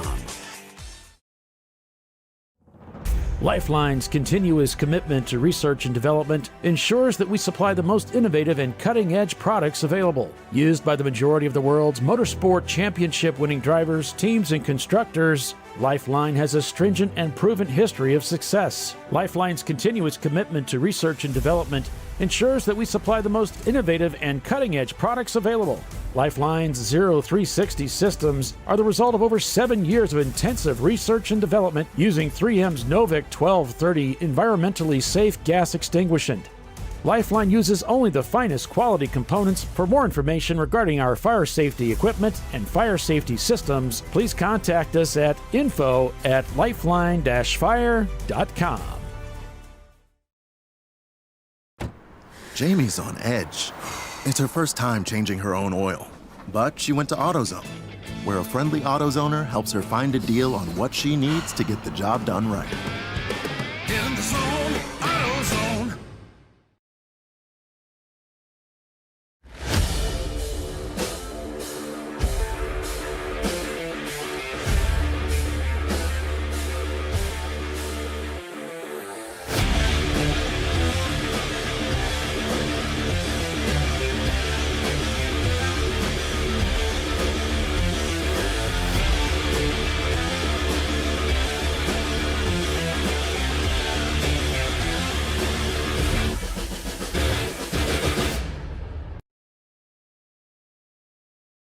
Sentinel is a comprehensive motorsports video solution incorporating live streaming, local recording, 3 cameras with picture-in-picture, flag status, and much, much more. Stop playing with multiple solutions. Sentinel handles it all, including timing and scoring, vehicle data, graphic overlays, adaptive bitrate encoding, network bonding, and more. Sentinel is the solution to sharing your motorsports experience with your friends, family, sponsors, and the world. What are you waiting for? Get your Sentinel today and never miss an on-track moment. www.sentinel.racing. Ricky's truck is having trouble starting. So he went to AutoZone, where Joseph, a friendly AutoZoner, totally understands. He points out AutoZone's many free services, including battery testing and charging. Less delays, more free services.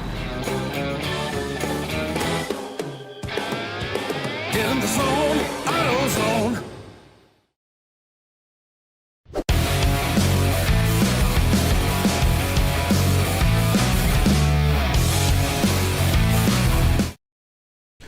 Welcome back to Watkins Glen for the Embracing AI Double Down at the Glen. Folks, Rockwell Autosport is still out front up at the ranch, but we have got a fight for 6th, 7th, and 8th position, all within about a second of each other.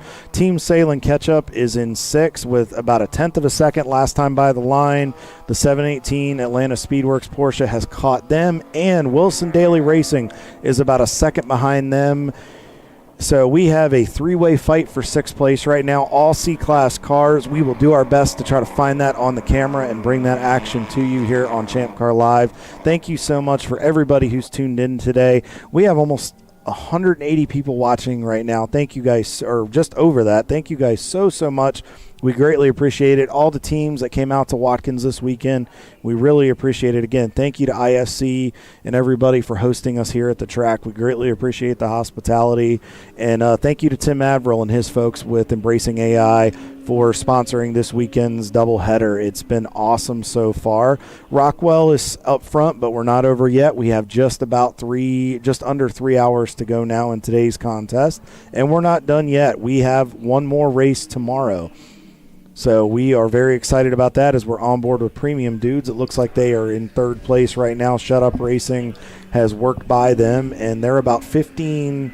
Premium Dudes are about 15.8 seconds behind Shut Up Racing at this point. We're still monitoring that battle for 6th place there in the overall. Salem Ketchup is only less than 2/10 up on Atlanta Speedworks. So if I know Todd and the guys, they are working really hard. I know Paul is digging hard to chase down that Ketchup car and get past it. They've put a little bit of a gap on Wilson Daily Racing. They got about 3.5 seconds on them.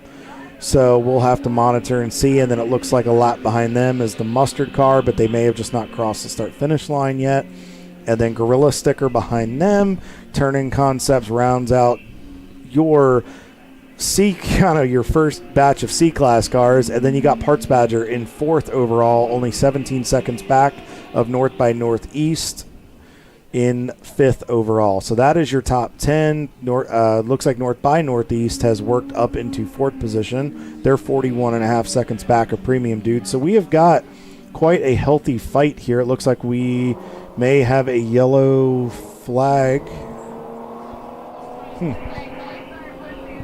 See some cars slowing down here going into 7. But it looks like everybody's back business as usual in turn 9. So maybe it might be a local yellow, I wonder. So we'll have to get more information on that. So, Paulie, we're already at Memorial Day weekend. It's hard to believe. I mean, we're already 3 or 4 months into this race season. We're slowly approaching the halfway point in the season, and we're starting to see guys qualify for the championship based on, how that happens in the series. And we know Rockwell, who won the championship for 2024, Atlanta Speedworks, who won in 2023, they've kind of teamed up a little bit and are tending to work together, but obviously still going against one another. I think we're going to have quite a healthy amount of championship contenders when we get to VIR in December. Yeah, I mean, you're going to want to look for, points-wise, you're going to want to be around that 13 to 14 points to make the championship run. And again, this year, we're doing it this year at VIR towards the end of the year. So, you do need to get it all taken care of this year. So if you want to make the race, the big race at the end of the year for the national championship, you want to be inside that 13-point range. Otherwise, you could get yourself bumped. So that's something that teams will always be keeping in mind, those that really want to be a part of that national championship run. And we are going back to caution here, and we'll just take a quick look. Looks like in turn 7, Paulie. Yeah, looks like turn 7. We've got some drama over there. Looks like the 530. I'm looking at the record. It looks like it might be the 538 car. May have had an issue over there. Yeah, 538's the Camaro of K2 Autosport. Oh, that's a bummer for those guys. They were up front earlier in their class and running really, really well. I wonder what happened. We'll have to get some information on that. Bummer for those guys. Yeah, it looks like Red Barn taking the opportunity. They've ducked into the pits. No, excuse me, it's CU Boulder has come into the pits with that. So I have a feeling with under 3 hours to go, Paulie, we may see a few takers on pit road, maybe try to take advantage of this. We're still outside of that 2-hour window, but who's to say they don't come in and do a little fuel? Maybe they can make it more of a sprint to the finish. We'll have to see how the strategies play out. I say just kind of let it go. Just have your windows, play your windows, because you've got a lot of cars still racing with us on this track, and we can kind of expect that most likely you're going to find those yellows pretty close to where it looks like the Camaro simply died on the racetrack. No big drama there. Just pulled it over after leaving turn 7 and came to a stop. Might have run out of fuel. But not a good place to be sitting right there. Blind turn. Somebody came in there not knowing what was going on. That could be an iffy situation, but we're under code 35. Get it addressed, and we'll go back racing. But it was, and that happens, and that's a section where, and like Paulie was saying, if you happen to have run out of fuel, where if maybe fuel got away from the pickup enough, it may have just ultimately died. Yeah, so bummer for those guys. And they've been running really, really well all day long. It's just, unfortunately, sometimes things happen. Welcome to Champ Car Racing as we're on board with Balthazar Motorworks, Bill behind the wheel of the car right now. So you can see he's kicking the car. It looked like he kicked the car into neutral. With the elevation changes here at Watkins Glen, a lot of drivers, if you want to save fuel, just kick the car up into neutral and let it coast down the hill, because that's all downhill until you get to turn 7. So if he can just kind of cruise, as long as he doesn't go over that 35 speed limit. Yeah, this is that left-hander going around 6. Nope, actually he had the car in gear. Maybe he had just downshifted. Maybe he had the car up in 4th and was saving a little fuel. So you see in the middle of the dashboard, a thing looks like some kind of octopus, something they pulled out of the lake. That is a fuse panel that they have. They have easy access to fuse panel and the wiring in the car. Off to the right, they have what looks like maybe some kind of a phablet or something that they're using for their timing and scoring, but it's mostly to get their deltas. You can see there's the scene of the crime right there. They're picking up the Camaro, and so that helps the driver understand how they're performing on their lap times. And often they have them separated into segments for their deltas, so they can see how am I doing time wise on this part of the track versus that part of the track, and they can see, I'm picking up time doing this, I'm losing time doing that. So they can adjust their driving a little bit based upon that information. So some guys really like it, some guys hate it, and it makes them crash. So I happen to be somebody who liked it, but I think part of that came from just the experience of using it in iRacing so much. Well, you get fixated on it, and it's a bad habit that some drivers have because they're so worried about chasing the lap time, and they get taken away from their focus of the race and the bigger task at hand. And chasing the clock is, as it looks like they've gotten the K2 the Camaro off the racetrack. I can't speak today, but it's a good thing to have, but as we're going back yellow, it's a good thing to have, but you can't let yourself get caught up, because like Paulie just said, if you start chasing the clock and you get out of your rhythm and you overdrive the car, you can get into an accident. So it's a great thing to have for reference, but you've got to not let yourself get caught up in the moment of chasing the clock. Well, and when I drove for Premium Dudes, when we won the race at Brainerd, we were using it so that Nathan would call me and say, hey, I want you to hit this delta. And then because he was watching from the pits, seeing where second place was and how they were driving compared to what I was doing, and saying, hey, I need you to hit these deltas, I need these times. And then as they started to fade, then he said, okay, you can relax now, you can back it down. And so it's a really helpful tool, because the guy in the pit can see what my lap times look like, and I can relate that. I can watch the clock from inside the car and see what those deltas are going to look like depending on how hard I'm driving the car. Absolutely. It makes it much easier, especially when you're chasing cars down in front, or if you're trying to manage fuel mileage, to where I need you to run this to not overburn too much, but I need you to do this to keep up a good pace, or even get ahead of somebody depending on who you have going in the car next. We had the lead. I had a 30-second gap when Andrew brought the car in. So then we did a pit stop. When I went back out, I still had the lead. So we were just managing the gap. Is what we were doing, making sure they didn't reel us in. And so it was pretty cool. That's awesome. You're seeing a good dry line developing, folks. The S's is getting caked in sunlight right now, so it's very dry over there. But as you saw, as we were in the back part of the bus stop or the inner loop, it has a dry line, but it's still damp because of the tree cover a little bit more that's over there and the cloud cover. So you still got to be careful through there. It looks like the speed is coming back in the S's, but the bus stop will just have to manage that. So, Paulie, we're still going to need to watch that sixth place battle.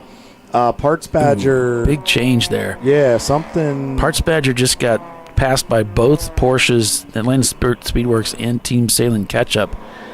And the Atlanta Speedworks car, I think they overtook Team Salem's in that lap. So there was a lot of change over there, all in that one lap.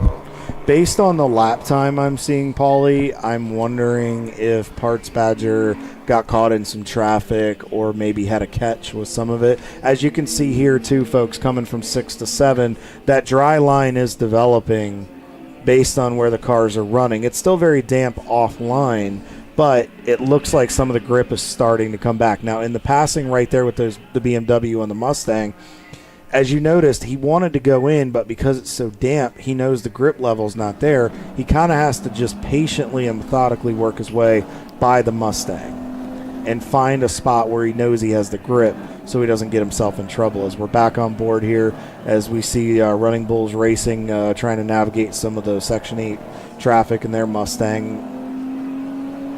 Yeah, and again, that's a great spot to lay the power down.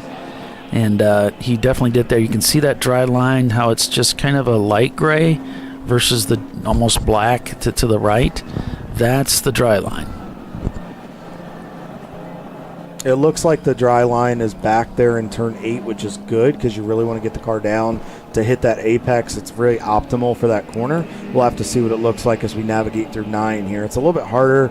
Doesn't see how blind that is through there. Yeah, it's incredible. It's hard, and it invites you to get back to the throttle quicker because you're rolling the corner, and it's agonizing. You want to get back to the power, but the car's like, I'm not ready. And then sometimes it'll give you a false sense of being ready. So you really just have to be in tune with your car. As a driver, you really drive by the seat of your pants like we always talk about. Yeah, just keep an eye on those curb markings. You can count them, look for certain colors where you're going to start rolling the throttle back in, and make sure that you got the car in the right spot that you can do that, and you're going to have, racetrack at the exit. And Running Bulls has done a good job. They've worked themselves up into 24th overall. They're 17th in the class right now, and they're having a solid day. It looks like they're working through some of their challenges like we've talked about, but they're just managing it. They know there's an end game. They know to look at the bigger picture. So I think Mike and the team have continued to just do what they always do. Looks like Switched Racing in their D-Class Mustang just got by the open throttle specs car. That F-Class car for 25th. They've been making a charge lately. They have the record right now based on what we're seeing. They have moved up 61 positions today since the start. That's crazy. That's as of right now. Now, that is subject to change. But, we've got some of our big improvers. Let's go back in the field. I'll give you a good one. RNS Racing, which is 65th overall in their BMW, the 446. That's the Cole Trickle City Chevrolet paint scheme, but they've picked up 30 positions since the start. They started tail end Charlie this morning. So that's a great improvement for them. Rubber Soul Racing, we haven't talked about those guys, in the 613 in their BMW. They've gained, lost my mark there, they've gained 25 spots today. There's a lot of folks back there. Lost Marbles Racing is up 20 spots on the day. And there's nearly countless positions fighting nose to tail right now. We have down in 35th, you have the JS Motorsports team trying to get by Team Weiser Blitz Racing in their Porsche Boxster. Seems hard to believe, but 0.6 seconds is the gap, and the JS Motorsports Mazda is a bit quicker, a second faster on that last lap. So can they get by the Porsche as things start to dry out? I think this is going to fall to the advantage of the Boxster at this point. As we're back on board with Premium Dudes here, as we see, it looks like the Tooth guys just got by the 790 car of Last Minute Racing, and it looks like Premium Dudes went with them. So that was what I was talking about, folks, where the car in front is Irwin's in the car right now. That was a great move. So what he did is he outbraked the BMW. Winning. No, he didn't. Oh, man. They're having a good run. 7th in that EC class so far. 41st overall. Looking good. All right. Just ran his best lap last lap, Paulie. Look at that, 2:23.12. I tell you what, he's winning in the lap time today, I guess. But anyway, what we saw with Premium Dudes was he took advantage of let the Tooth car do the outbraking, and then he just slid right in there with him, and he wasn't the one trying to abuse his brakes. He could let the car roll a little farther into the brake zone, but then he could the car was already offline because the Honda did the work for him. He could just take advantage of it and gain the spot. So that's knowing the competitors and working with the traffic at hand. Yeah, and you can see the track really is drying up quickly. Part of that has to do with there's a good amount of air blowing over the racetrack. The sun keeps peeking out here and there, and that's really helping clear up the racetrack. Yeah, it's been good as we see less is more is on. Yeah, from Les's camera, look at the huge gaps in the clouds where there's blue, and then there's these gigantic, heavy clouds also over the racetrack. It's kind of an unsettling feeling a little bit because you think it's going to dry out, and you're like, all right, let's get some dry racing in, and then all of a sudden Mother Nature has other plans and ruins that, so we'll have to you have to change course a little bit. But back up front, Rockwell still continues to lead by about 1:29 over Shut Up Racing. There's about a 6-second gap in lap time as of last lap. So Shut Up Racing is really pouring on here. And then about 22 and change behind them is Premium Dudes. North by Northeast is in 4th. I'll have to check when they come by the line next time. So we'll have to see from there. See you, Boulder. Good to see them back on the racetrack.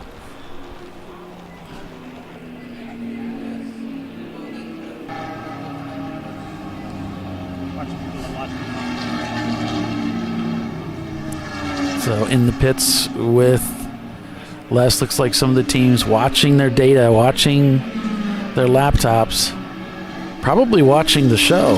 I hope so. I hope everybody on pit road should be watching our show. Whether we entertain you or annoy you, they should be they should be watching. Whether it's annoyance or just out of curiosity, you should watch and be entertained. Hopefully, be entertained. Another pit stop here. You can see they've got the catch can underneath where the fuel filler is at, and a driver getting out. The number 816.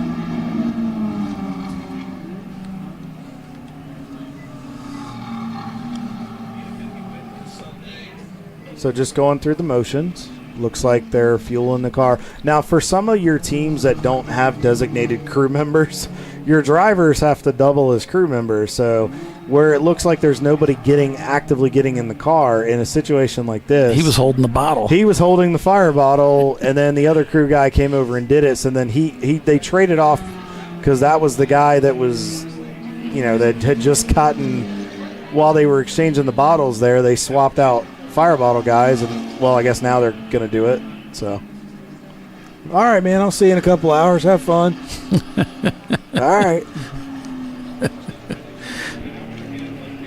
Gotta get the seat pad. And that's what the driver height difference is. Some teams have their seats on sliders, some teams have it bolted in one designated position.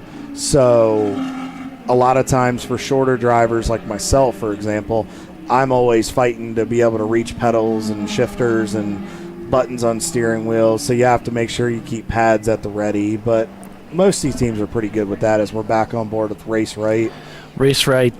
Big catch right there out of 11. I think he hit that paint. Pass for position here. They're fighting for last-minute racing right ahead of them.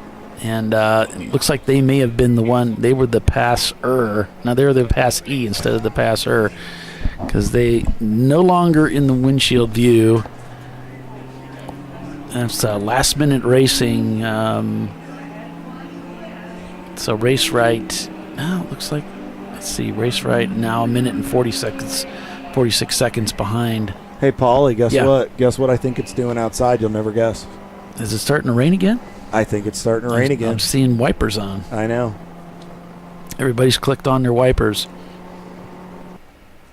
Yep, see, we're on the backside here going toward the toe of the boot. See a lot of drivers, Atlanta Speed Works. Might as well. Yep, yeah, got to get those wipers on. And you can see the pavement change, the color. It's back to that darker, and you can, now look at that being peppered here with Turning Concepts. And that nasty glare of the overcast sometimes not being in sunlight and being in overcast is worse, because that glare from those clouds is absolutely just blinding when you're in the car. Fantastic. Oh, it's great. Yeah. When you can actually say, I can see the light, you're not kidding. It's all you can see. Yeah. Looks Back like to caution.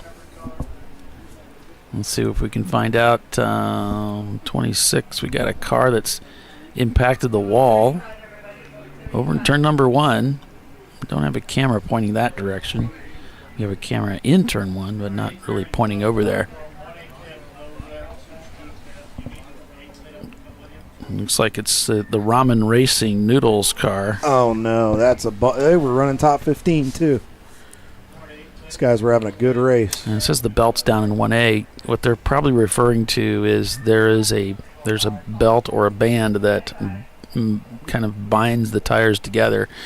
So if you smack them, they don't let the car really poke into them. And I've hit one of those, and I kind of liked having the band there. So it's kind of a good thing. And but if it's damaged the belt, they're going to have to fix it. So it's going to take some time. So this is as good a time as any, as trucks are now heading out to that area.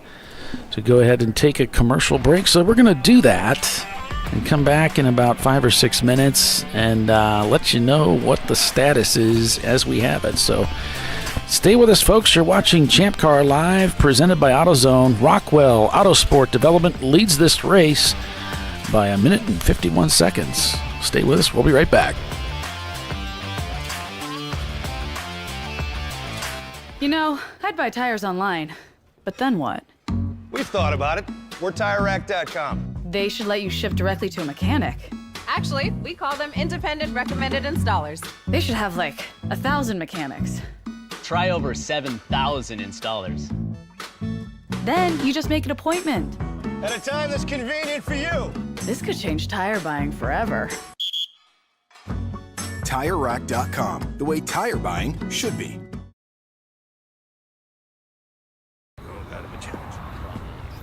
Ricky's truck is having trouble starting. So he went to AutoZone, where Joseph, a friendly AutoZoner, totally understands. He points out AutoZone's many free services, including battery testing and charging. Less delays, more free services.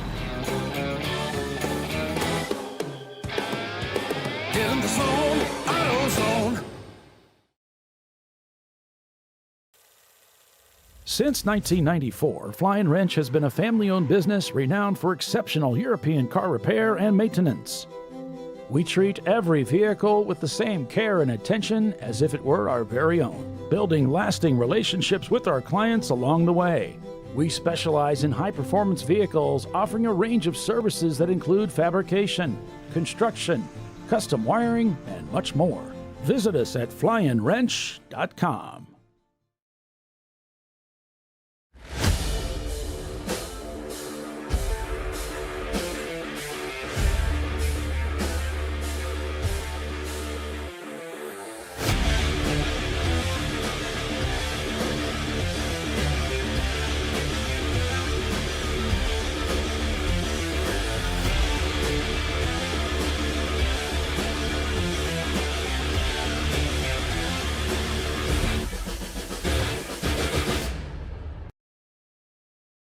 Welcome to Parts Badger, where we want to be your online machine shop. Through our online platform, we connect our global manufacturing capacity to your fingertips. You can request a quote, place an order, manage your parts, and even share that information with a colleague right online. If you prefer, you can work with our experienced team of sales representatives who are supported by our design engineers and project managers as well. Whether your project's big or small, simple or complex, Parts Badger can get it done. See if we can help your company at PartsBadger.com. Discovery Parts is a veteran-owned racing and safety equipment company. While we're located inside Atlanta Motorsports Park in Dawsonville, Georgia, Discovery Parts can also be found at the tracks, supporting a number of Champ Car Series events. We take pride in being a reseller of the best of the industry to Champ Car teams and drivers. We know racing, love racing, and look forward to tomorrow to even more racing. Visit us at discoveryparts.com.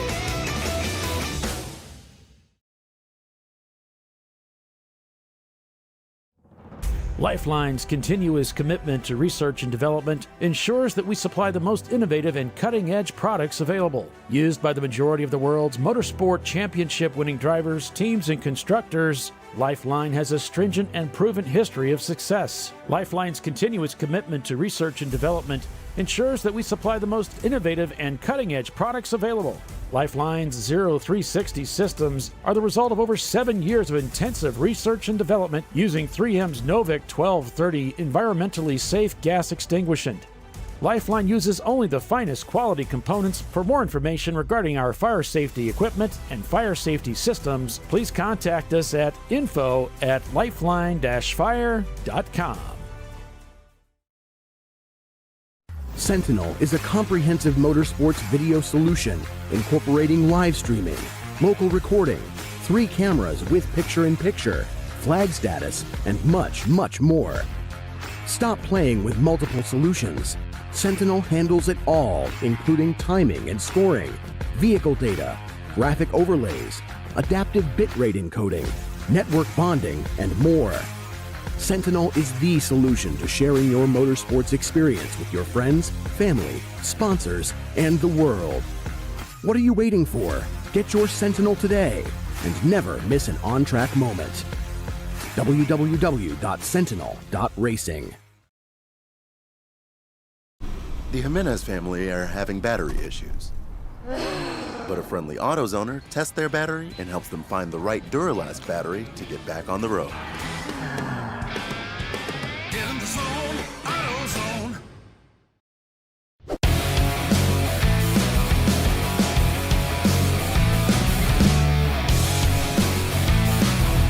All right, we're back here, folks. ChampCar.Live, presented by AutoZone. Still under Purple 35 as they're working that Turn 1 incident where I guess the driver got into the wall, car got into the wall, and it might have knocked the belt loose down there. So they're going to have to work on that. And let's see. Here's the final turn. Maybe we'll get a chance to get a peek at it, see what's going on. Probably won't be able to see much with all the emergency vehicles down there, but that's usually the way it is.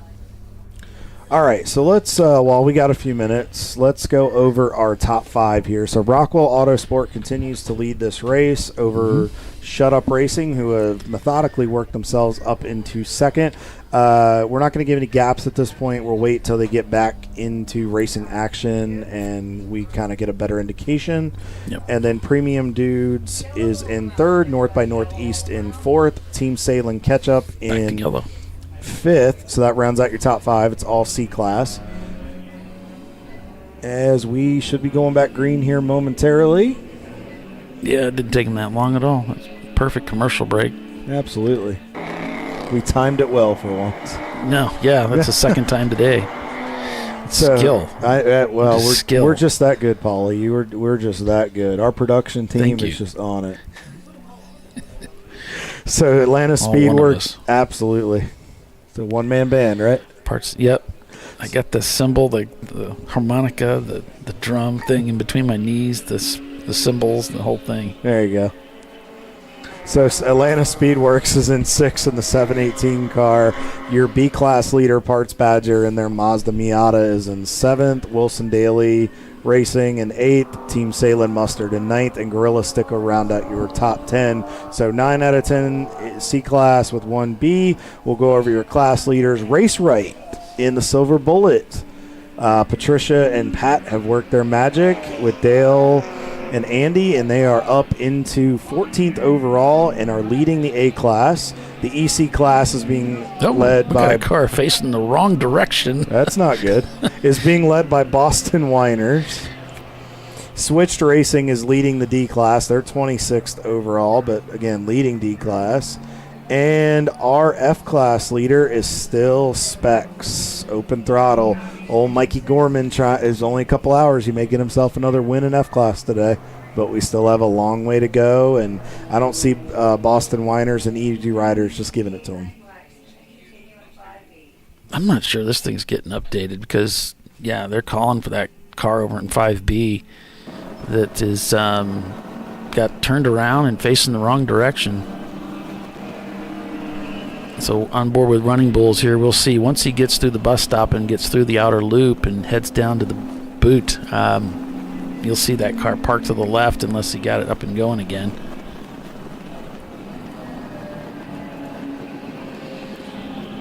We'll have to see. We'll see what it looks like here as we roll through. Running Bulls Racing. Wasn't sure if he was going to try to. I can't see his Flightronix shows green. He may have gotten back going. If it was just a lazy spin, it was to the left. He was up against the wall. He may have through here. Yep, he may have grabbed a gear and kept going. Well, he was stopped. But yeah, he must have gotten going. He's out of there. So you see a heavy group of cars right here. There's the 446 of 3 wide. There we go. Got a BMW. Look like Weiser Blitz. Yep, looks like they were out braking, and then they were getting out braked. So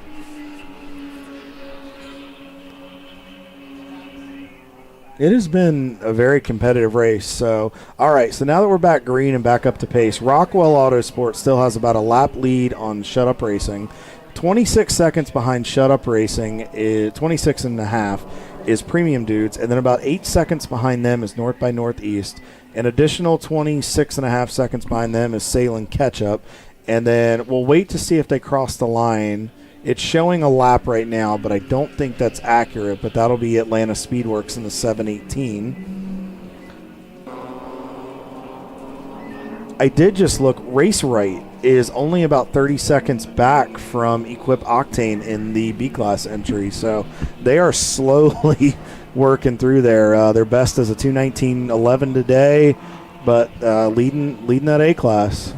Cars shown in the pit: Fat Crack, Mustang Renegades, Sennhauser, MDR, Continuous Rotation, BMW of Frederick, Flat Earth Racing, love that name, by the way. Section 8, car number 606. Everybody else is out there. And close battles right now, about 7 seconds for North by Northeast up to Premium Dudes, 2.5 seconds for Parts Badger up to Wilson Daly. They've been steadily falling back, though. Very competitive and difficult track. Could be a fresh driver to this track. Last Minute Racing, 7.7 seconds up to Race Right there for 14th. 0.046 the gap for 901 Motorsport up to Last Minute for 15th. So, and then another 8 seconds back is Rockwell in the number 41 car from 901 Motorsport. So still some really close competition here. Running Bulls only 3 seconds behind the Equip Octane car. They might be looking to get by there. Let's give a call to Hopes and Dreams in 43rd, the number 11 car in B-Class. They've moved up 42 positions so far today. That's that blue S2000 we've seen make some pretty daring moves. These guys are having a pretty good race and still pretty competitive in B-Class. They are 4th in B-Class right now, but having a good day. So great job, guys, on picking up so many positions, and good luck the rest of the race. I drove an S2000. Evan Horner had a yellow S2000 I drove with him at an autocross. I thought you guys should know. That's cool.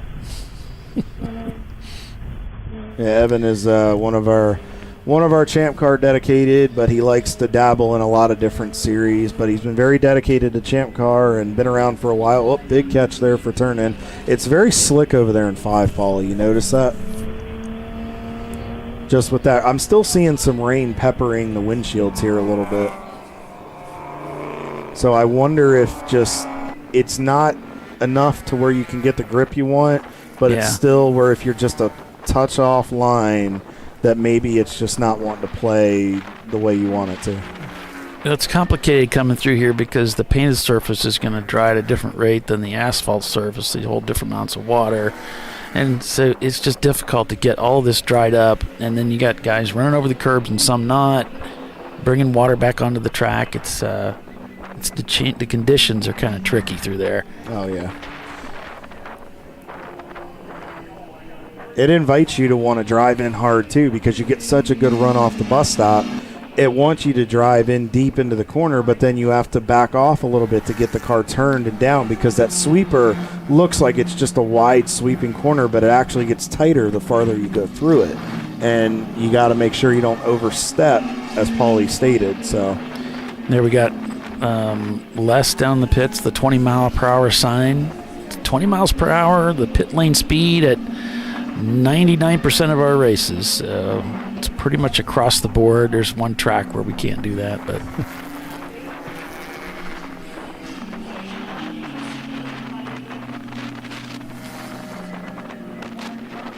it looks like Shut Up Racing, Paulie, is within, and like I said, unless this is what I'm getting bad information, they may be back on the same lap. There may be a few cars that are back on the same lap as Rockwell, so we got to keep an eye on that. North by Northeast is only 3 seconds off of Premium Dudes, and Premium Dudes is only 34 and change off of Shut Up Racing. So we'll have to.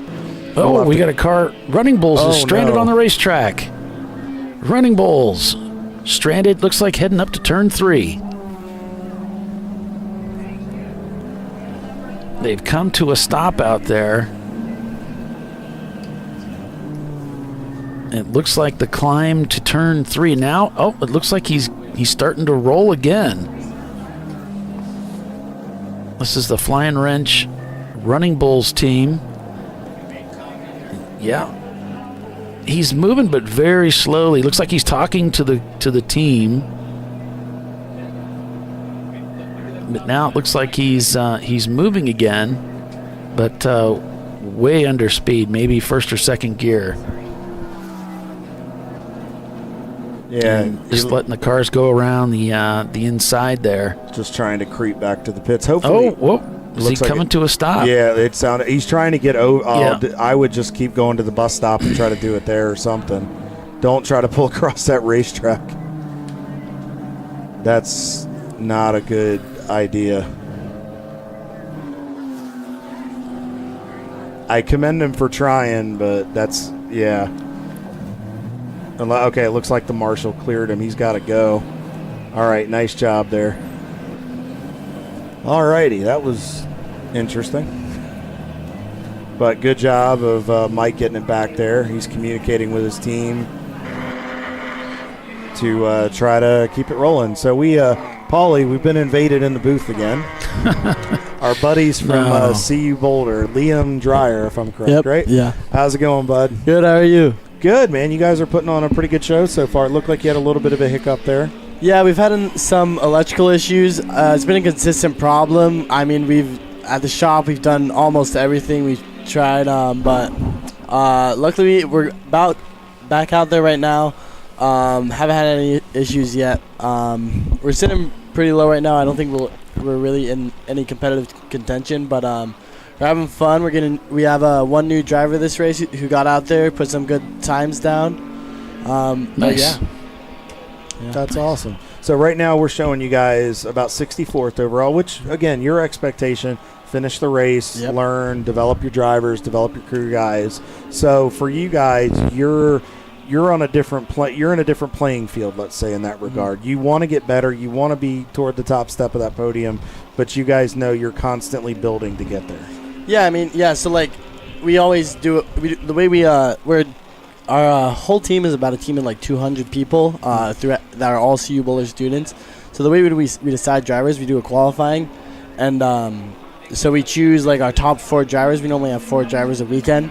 And so, like, for example, one of our drivers at this race, his name is Jake Schiff. First time being on track, and he went out there, did some good runs. But yeah, we're doing good. We're all about getting new kids into racing and getting them out there. So you guys are associated with Colorado University? Yep, University of Colorado Boulder. University of Colorado Boulder. So, and it's built by the students, if I'm not mistaken, right? Yeah, everything on that car 303 you've seen today has been built by students. From stock to where it's at now, everything is done by students. Okay. And you had told me, we had a really good conversation yesterday. So Austin, Jake, Hunter, and Evan are all driving the car, right? Yep. Okay. Yeah. So who's in the car right now? Evan is in the car right now. Okay. He actually graduated this year and this is going to be probably one of his final races. So he's out there right now, and yeah, great dude. Is it rewarding for you guys to see drivers go through your program and potentially go maybe do arrive and drives with other teams, continue on in motorsports? Is that what your end goal is with this, or is this kind of a camaraderie thing to get through with school, to get for making friends, things like that? What's the feeling? I mean, the whole club's about getting people involved. We've had some people who have had crazy experience, like there was one who has been racing in EMSA and has gotten to pro level racing. But then also just getting, honestly, one of the biggest things about this club is getting kids doing hands-on work on our cars at the shop and everything, because that's not something that once kids go to college, they kind of, it seems like that's lost in that college realm. But with this club, we're able to let people do that, and then also they get to drive what they work on, which is a really cool experience for the drivers. It's got to be rewarding to see the product out there performing and the work you put in. Yep. Yeah. Going, especially when guys are able to go out there and lay laps down and run really well. Again, you're saying you're not running where you guys wanted to be, but in a 95 car field, I mean, you're 64th right now, even with the hiccup. So, and you still have tomorrow to get through, which is good. Yeah, so, we have tomorrow. I mean, tomorrow's a brand new day. So we talked a little bit. So you had Harris Hill. You said it didn't go the way you guys wanted. Yeah. You're here at Watkins. What is the rest of your 2025 looking like? Well, we're for sure hitting. We're really, we'll definitely hit at least a couple more. We try and do 4 races at least per academic year. So we're trying to hit 1 more over the summer, and then probably at least 2 in the fall, and then maybe 2 more in the spring, 2026. But we're probably going to hit at least 3 for the end of the year. Okay, you had mentioned the 24 was on your bucket list. Potentially you guys were eyeing the Sebring overnight race just because that's summer, kind of way to celebrate the school year's over, things like that. So it sounds like there's going to be more involved. So, and you guys are an official club, right, of the university. So it's recognized by them. Yeah. So yeah, we're officially with the club. Any student can join. We sometimes get posts on like the CU Instagram story. So like we're recognized at the club. We also have a Formula SAE division, which is like they build a car from the ground up. It's a common college thing, but we work with them, and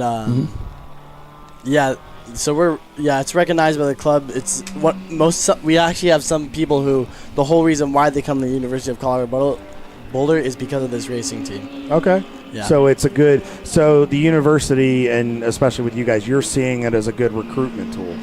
Yeah, it definitely is. We've definitely seen, like, I'd say I've definitely made over like 10 or 20 people who came to Boulder for the racing team. So how can these guys get a hold of you guys? So if you go to buffsracing.com, we have a whole website for all that. And then also our Instagram story. I think that's also Buffs Racing. CU Racing Team. CU Racing Team. Yeah. So you can look us up on there. We've been posting pictures of what's been going on. And then, I mean, if you shoot us an email or anything, we also have buffsracing@colorado.edu. You can reach us there. Send us an email. We're always open to anything, any sponsor, or just reaching out, seeing if there's any way you can help. Okay. And we got one of the guys here. Who do we have here in the booth with us as well? This is Hunter. Hunter is graduated this year. Was the president of the team. Okay. The entire team is a total endurance and the formula team. Okay. But yeah, he's been with us for a long time. Probably one of our fastest drivers, and he puts on great times. That's awesome. So I know you guys got to get back down there. I don't want to hold you guys up too long. So any sponsors, anybody you guys want to thank that makes this whole program go around for you guys? Big thanks to Rugged. They recently sponsored our entire radio setup. Nice. And it's been a huge help, especially for this race, because radio has been something that we've had funding issues with, and we've had to skimp out on a little bit of that. But now it's been awesome to have these today, especially at quite a big track. We have coverage pretty much everywhere, which is awesome. So one of our listeners, Jeff R30377, wants to know: do you need any 64-year-old students or dropouts to help out with the program? Sadly to say, I do not think that's our target crew member. But Jeff, I'm sorry to let you know, buddy. You're going to have to flunk out and deal with it, boss. Can't man. hurt I'm to sorry. ask, though. Maybe you can go back to. We'll see if they can let you back, and you can apply. Maybe you could be. Maybe you could be an instructor. There you go.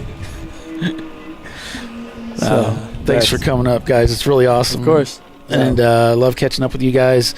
Whenever you're at the track, it's like, oh, they're going to be there. We got to get a camera in their car. So appreciate you letting us ride along with you again today and then tomorrow. Of course. So let us know.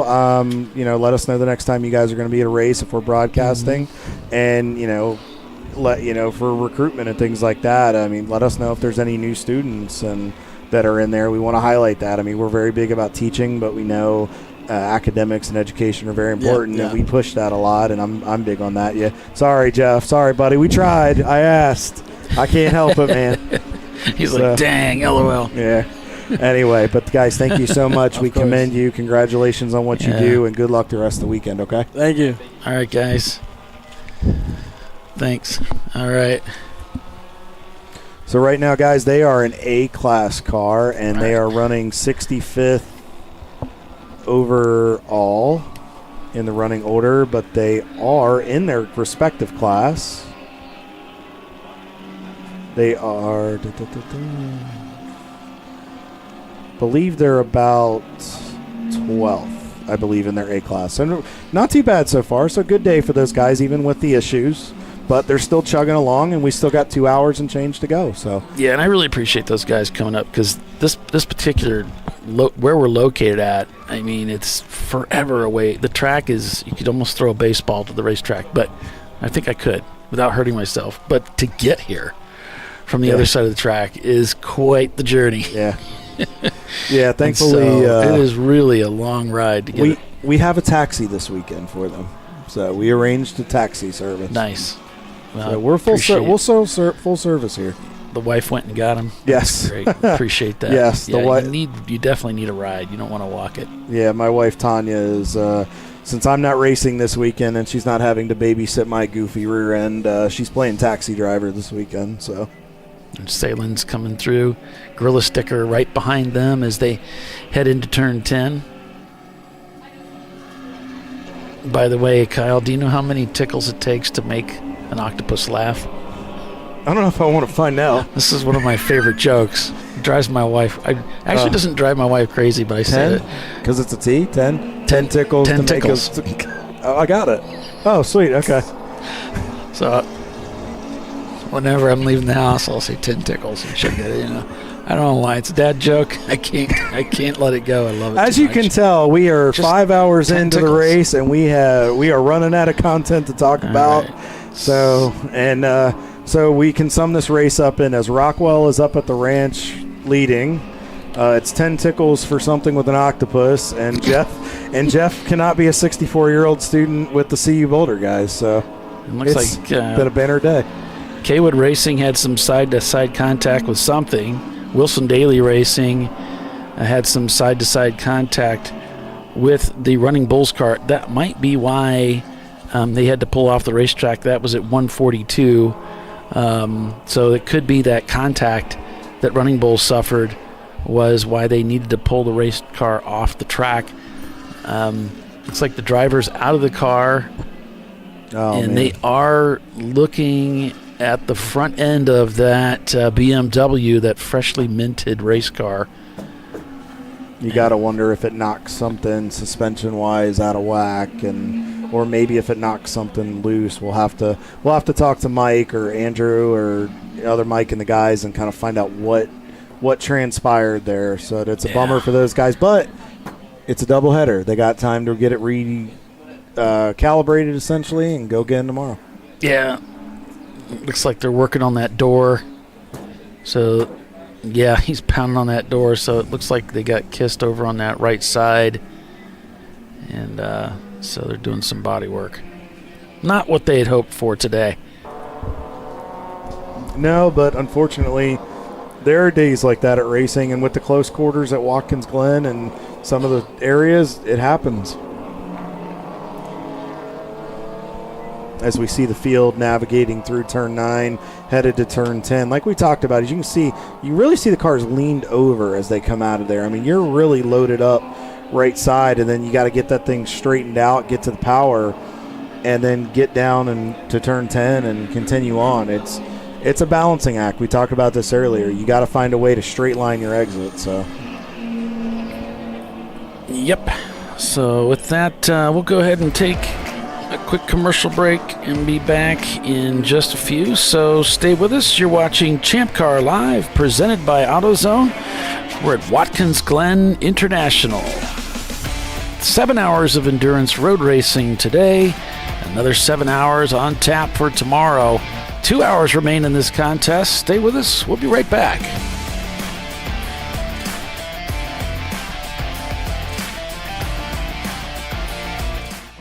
An important decision is afoot. This man is about to buy tires on TireRack.com. Tire Rack is the leading online retailer of tires in North America and a repository of advice and expert reviews. And it's done!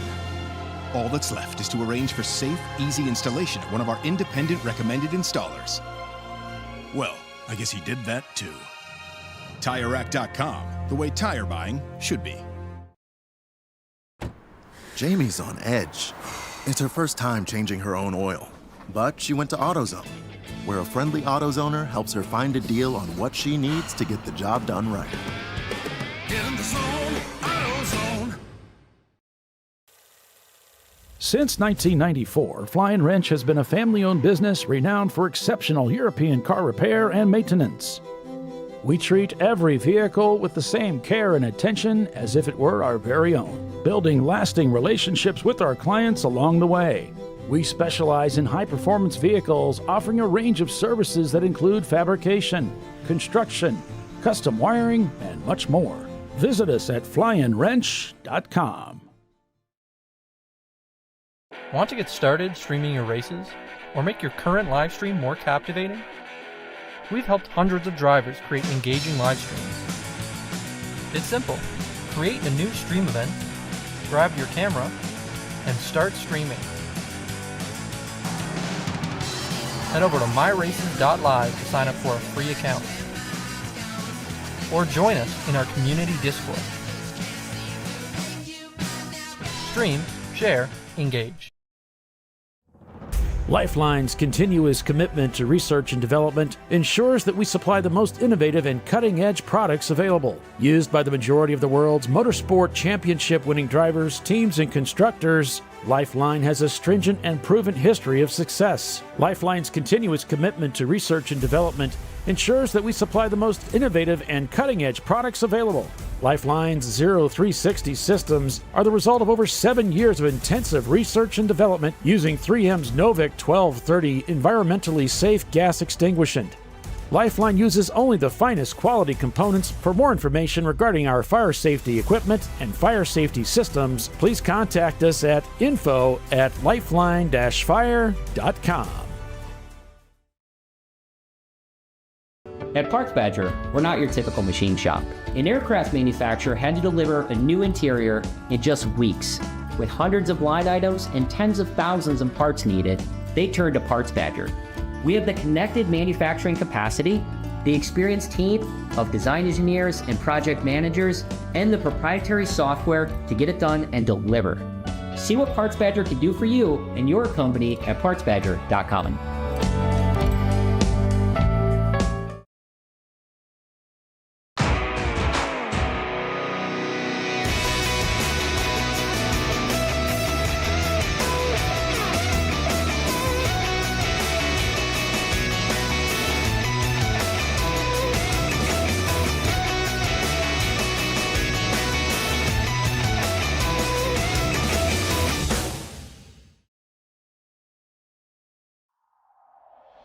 Discovery Parts is a veteran-owned racing and safety equipment company. While we're located inside Atlanta Motorsports Park in Dawsonville, Georgia, Discovery Parts can also be found at the tracks, supporting a number of Champ Car Series events. We take pride in being a reseller of the best of the industry to Champ Car teams and drivers. We know racing, love racing, and look forward to tomorrow to even more racing. Visit us at discoveryparts.com. Sentinel is a comprehensive motorsports video solution incorporating live streaming, local recording, 3 cameras with picture-in-picture, flag status, and much, much more. Stop playing with multiple solutions. Sentinel handles it all, including timing and scoring, vehicle data, graphic overlays, adaptive bitrate encoding, network bonding, and more. Sentinel is the solution to sharing your motorsports experience with your friends, family, sponsors, and the world.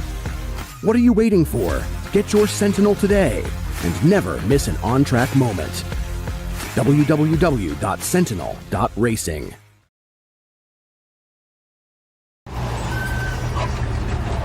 Whew, George is fed up. And so is Junior. They weren't planning on having to replace their brakes today. But they went to AutoZone, where a friendly AutoZoner, Renee, helps them find a great deal on Duralast gold pads and rotors. No headaches, just the right parts, and friendly service. Get in the zone, AutoZone.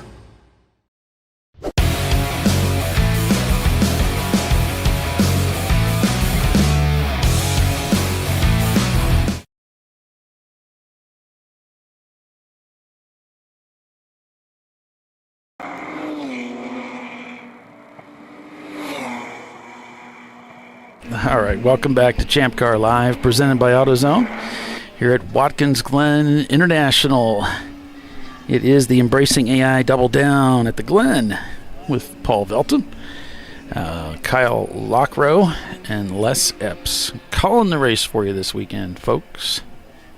Hope you're all having a fantastic weekend this Memorial Day weekend. We had a nice interview with the CU Boulder guys again. It's always fun as they head out onto the front straightaway. He's got his thumbs looped up over the spokes, across the start-finish line. Leader of the race, Rockwell Autosport Development, 34 seconds over Shut Up Racing. Rockwell just ran their best lap time, was a 2:11. Looks like they've come into the pits, and that's why Shut Up caught up with them so much over that last run. So Rockwell is in the pits, way down at the exit of the pits. Looks like they're in pit stall 6. We'll go over to the Les cam. We got him on the camera here. Les is the man on the scene. Looks like they're just putting fuel in it. Yes, that's right. They put fuel up in the right front fender. That's where the gas goes in by from the factory on the Porsche Boxster.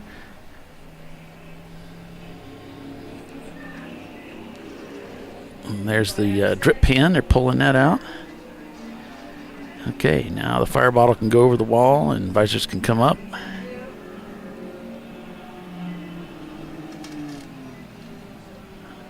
And it looks like they're going to jack up the left rear and take a look at that corner of the car.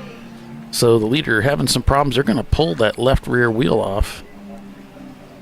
And they're going to do a tire change. Now they're going to put some fresh meats on there. Those stickers.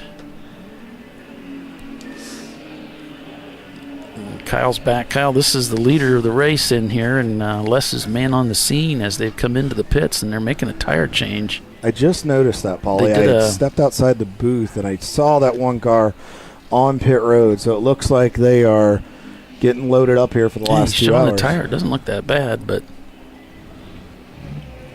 they've decided they did a standard pit stop, and they decided to swap out that tire real quick while they were at it. That looks like that's Eric Rockwell right there, one of the owners. He and his dad are the team principals there at Rockwell Autosport Development. So, all right. Gave it the 10 tickles, and they're going to send it back out. Checking underneath.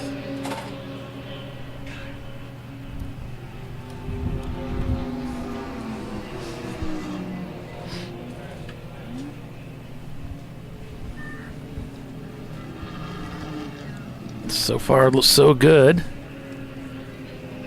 You might wonder what they're waiting on. We got a 5-minute minimum pit stop stay whenever they take fuel, so they got a little bit of time. Going to caution here.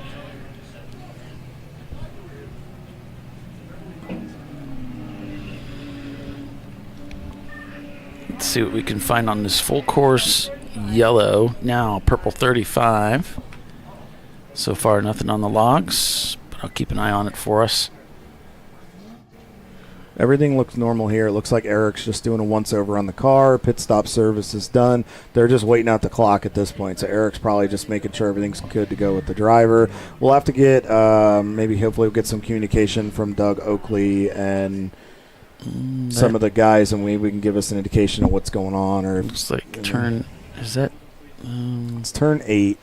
It looks like it's the 173 car is stopped. I think they had an issue earlier. That, if I'm not mistaken, wasn't that. Oh, he's off in the gravel. Yep.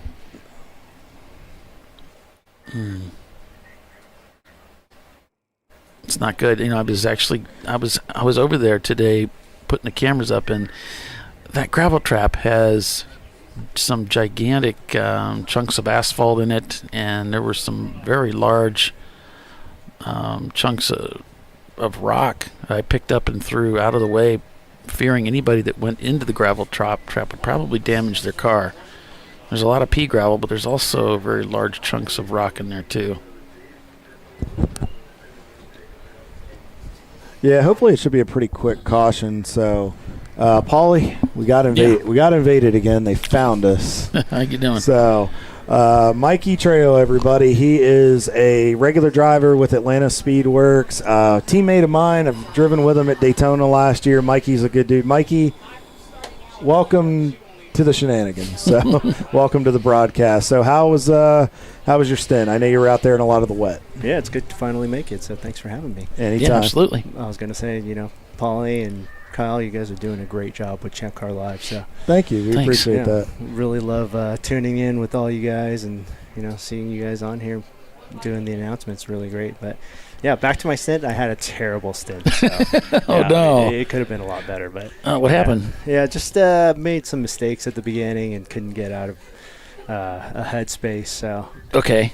I think trying to get into the groove and get your rhythm going, you mean? Yeah, I'm a California guy, so okay. These mixed conditions. I usually do all right in the rain, but I mean, today is just kicking my butt. But we were talking about that a little bit earlier. Yeah. Going from, and I mean, give us some insight here. You were in the car. This is tough. Going from rain, dry, mix, not sure, changing track conditions, lap by lap, turn by turn. Explain to our viewers, because we did it a little bit, but you were in the driver's seat, Mikey. Mm-hmm. And, I mean, you're with Atlanta Speedworks, one of our more experienced teams. What's that like, being in that position where you're in that high-profile car and you're trying to navigate that condition, and it can be unnerving? Yeah, you're just trying to do the best you can, right? And you don't want to let the team down, but also, back to the mixed conditions. You just got to kind of feel it out, see where you can push, where that dry line is forming, and also, where it's dumping down on some of the parts of the tracks. And, that's really tricky as well. And I think that caught me off guard a bit, so. With the blind corners, knowing the way Watkins Glen is, because your first time up here was last year, right? You drove one of the Mustangs. Yes, I did. And so this is really only your second time experiencing Watkins. Did you guys deal with rain last year, or was this your first go-round with the rain here at Watkins this year? Well, it was really light last year. I think we had a crazy rainstorm on the first night. Okay. And towards the end of the day, but, it was mostly dry for all of my stints last year. So, yeah, I didn't get too much rain driving yesterday during the test either. I think we had a slight sprinkle, but, yeah, didn't get anything crazy, so this was kind of my first jump into the puddles. So what do you think about Watkins Glen so far? I mean, you did a little bit last year. What's it been like this year, now being back with Todd's guys again in the car? Oh, I mean, I love driving with Atlanta Speedworks. You know, those guys are always great, very professional, you know, and those guys treat me like family. And I think being my main team I drive with, I think, you know, it's appropriate. So I love those guys. And, you know, I think running with them, it really brings your level of driving up as well, because they are a professional outfit. And, you know, I keep telling people every year that they need to do Champ Car, because there's always at least like 4 or 5 IMSA teams that are out here and, you know, kind of pushing you forward. Do you feel, and you've been around the Champ Car garage quite a bit for the last few years, do you feel being in Champ Car with the level of competition that there is now, do you feel, going off your statement, that it makes you a better driver, that this is one of the better proving grounds to then move to that IMSA level? Oh, yeah, definitely, for sure. Because, yeah, even back when I was driving back home, you know, I wasn't doing anything too serious, just HPDEs mostly and some time attack and stuff like that. But, you know, coming into here, you have everything from first-time drivers, people that never driven a car on track before, and everybody from that to all the way up to IMSA level, right? And even guys beyond that. So, and it's awesome to have, you know, those guys teaching you, pushing you, and, you know, it really feels good to kind of be around that environment, and it wants you to it makes you bring your game up more. I believe that. And I mean, I had the pleasure of racing with you at Daytona last year. We both drove for Todd, and I can attest to the fact that it really does make you a better driver. It pushes you, it gets you out of the norm, and makes you better, because you're around people, you're around that group of people. So you're TPM Parts. I know that's a big partner of yours, that you do a lot with them. Who are some of the people that make your program go round and help you and make all this happen? Yeah, definitely. My, you know, biggest partners for the last 2 years have been XComp Tires and Titan 7 Wheels. Some other smaller partners I have is like Swift Springs, SPL Parts.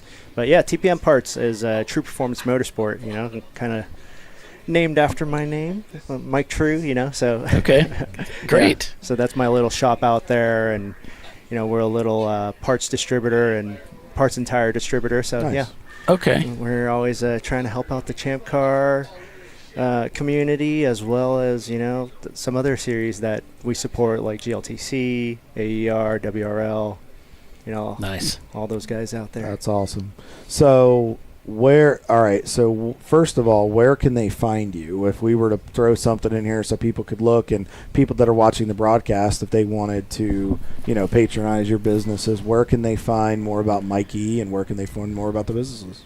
For sure, yeah. You can follow us on Instagram. Our Instagram's TPM Parts, like True Performance Motorsport Parts. And, you know, I also have a personal as well, Mikey True, and you can follow me there. So appreciate you giving me, you know, the time of day. And you know, it's always good to see your friends on the broadcast, and it's always good to see you guys doing well. We appreciate that. Yeah. What's last thing, and we'll let you go. We know you got to get back down there. What is the rest of your 2025 looking like? I mean, we know Todd and the guys go pretty much most every race, but what is Mikey's 2025 looking like? That's a good question, actually, because this is my first race since I tore the ACL back at Sebring.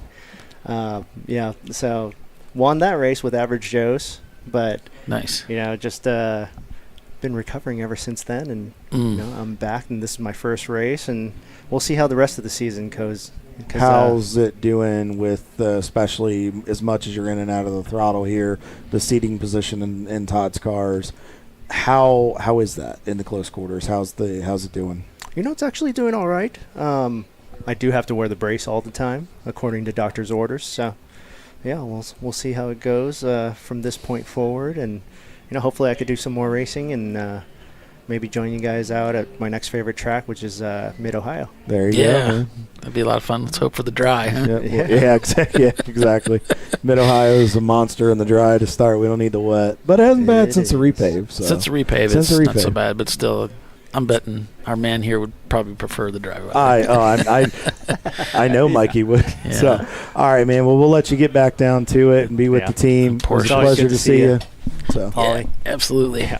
Thank you for coming up. All right. Thank you, Mike guys. True, All right. guys. Good luck out there. Hope your knee gets better. All right, so still under caution. As you can see, extraction, they're going to clean up that gravel over there. The gravel that's over there is combed, almost like what they would use farming equipment, where they cut into the ground and they let it set with these ridges before they finally plant. It's these huge combs that they've put into that gravel to, I guess, condition it for people sailing into it.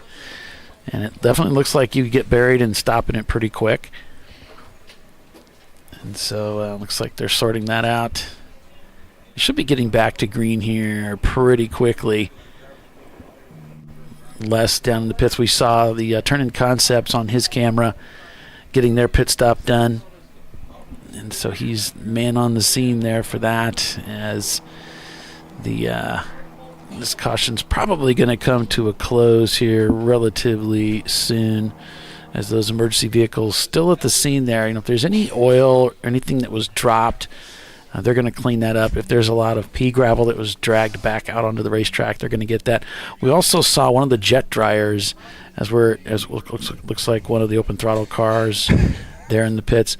We also saw the one of the jet dryers down there too, just taking the opportunity to blow some water off the racetrack, as Parts Badger's in the background there getting service too. So a lot of teams, key teams, taking advantage of this moment for that pit stop. But it wouldn't be the last one, because there's still there's an hour and 40 minutes. This could be it. Yep. This would be all they would need to take them to the end of the race. And I think, we see Parts Badger right here. I have a feeling a lot of these teams, knowing it's only a 7-hour race, they're trying to get down. Not that they don't want to pit, because I just got a note from Todd about 30 minutes ago that said anytime after 155, we're going to come in, because then you still got to allow for the 5 minutes, so that puts them in the 2-hour window. But what you want to do is you don't want to just do it right at the 2 hours. If you can try to stretch it a little bit, because then you're not at risk of being on fumes when you get to the end, especially if you get your A driver in there and he's pushing big pace, you're going to burn more fuel. So you got to keep that in mind too. Yeah. Looks like we're going to go back to caution here. One of the advantages of being in race control is we can hear some of the orders that are coming out. There it is, the yellow being displayed on the Flagtronics units in the race cars. And that's because I actually have a Flagtronics unit here in the booth that we watch, we keep an eye on. So that helps us see. We know exactly what the drivers see, because we got it right here in front of us. Yeah, we do. We have everything up here. We got a lot. Our production team is very, very thoughtful, of giving us everything they need. Thorough and dashing at the same time. Modest as well. Very modest. So we got about an hour. So we got about an hour and 40 to go here in today's contest. The TireRack.com Champs Car Endurance Series brings you the Embracing.AI Double Down at the Glen. So 2 7-hour races. Shut Up Racing with the cycle of, now this is through the cycle of pit stops, because we just saw Rockwell in not that long ago. But the fact that they fell down to 6th place, and there's a bunch of cars on pit road, this may bring some new players into the fight in the top 3, and I think it's going to be interesting toward the end here. So we'll have to see. They're all going to have to do the 5-minute stop. But Shut Up Racing has now taken the lead through the cycle of pit stops. Premium Dudes, Parts Badger, Team Sailing Ketchup, and Atlanta Speedworks are all on pit road, or as of last time by, we're on pit road. It looks like one of the Section 8 Mustangs is getting ready to come back out onto the racetrack. It's there at the exit to the garage area, so they're going to get back into the fight. It looks like the sister Team Sailing car was in as well, the Mustard, which was in 8th as of last time by the line. Paulie, look, it is, now that it stopped raining, look at the dry line that's developed over there between 6 and 7. A little bit of a patch right there, but it's way offline. The chances of somebody getting to that are slim to none, as we're back on board with Premium Dudes, our 2nd place car. So we'll have to see here. They just hit the line. They're about a minute and change back of Shut Up Racing, but Shut Up Racing still has to make that final pit stop of the day. Well, they have the jet dryer out there too to help clean up the racetrack, and that really does help get that water pushed out. We saw it was really wicking the water off the racetrack over there, and you really didn't notice it. So until they'd gone by there. So yeah, it really has made a difference on the racetrack over there. So it's great to see Premium Dudes up in second place because I've raced with them, so I'm kind of biased towards them. But anyway, so yeah, they're shown down about a minute. Whoa, big move right there. Sorry about that, Paulie. He dove down. I saw it looked like he was going to go. There was a slower BMW. He dove in there, and it looked like that one BMW on the left didn't see him. Oh, could have had a moment there. That might be the Race Right team up ahead in the livery. There's Hurry Racing. Oh, that's Good to Hurry. see. Yep, Okay. They're back on track there. Split in the middle, 3 wide. Nice move. Down into 7 here. See some of that speed. It looks like we may have had a spill or some speedy dry on the racetrack Yeah, I'm there. not sure what that's all about. It's all the way around. Oh, know what? I wonder if that was the car in 8, if it dropped fluid all the way around. Yeah, it's really bad. I mean, they had how many bags of floor dry takes you from 7 all the way to 8? That was wow. All the way in the racing line too. Nasty stuff. That's optimal. Yeah. It's good to drive on. It's like racing in the rain. If you're gonna do it, go big. I mean, I don't know how you spread that much oil from, unless it's a BMW. Now you got 95 quarts of oil in those inline 6s. I couldn't believe it when I started working on that M3. It's like, man, how much oil does this thing take? It's like 9 quarts or something. It's unbelievable. Yeah. It's like double the amount of oil you put in most cars. All right. He's got a good run out of turn 11 here. He's going to go 3 wide all the way to the wall. This is typical at Watkins Glen. You'll see them kind of fan out off of 11. It's a good passing opportunity to get it done, but then you have to get yourself slowed down enough to make the corner. Nice job there. Used a bit of curb. Track all the way out right behind one of the 944s and on by. Or no, that might be a Datsun. I'm sorry. But just business as usual. Premium Dudes is now 54 seconds. They've gained in the last couple laps about 6 and change on Shut Up Racing. But again, Shut Up Racing still has one more stop to do, I believe. So we'll have to see how long it takes for them to make that stop. Rockwell is now back up to, is in 4th after the cycle. And then 3 seconds behind Premium Dudes is Team Salem, the catch-up entry. And then Atlanta Speedworks is in the top. It rounds out your top 5, and that's all C-Class cars. So real quick, let's go ahead and give you an update on class leaders. Shut Up Racing is leading the C-Class, as we discussed. They're also your overall leader. Parts Badger continues to lead B-Class, but Equip Octane is starting to close that gap back down. I think they're within about maybe only a lap of them, and they're not running away like they were before. Now, mind you, Parts Badger was just on pit road. Equip Octane may still have to come to pit road, but I see the gap closing. Race Right is up to 12th spot overall and continues to lead the A-Class. The EC class is Equip Octane and their other Mini Cooper. They're leading the EC class. D-Class is still being led by K-Wood Racing now. They've swapped spots there. So they're continuing to be in the fight up there.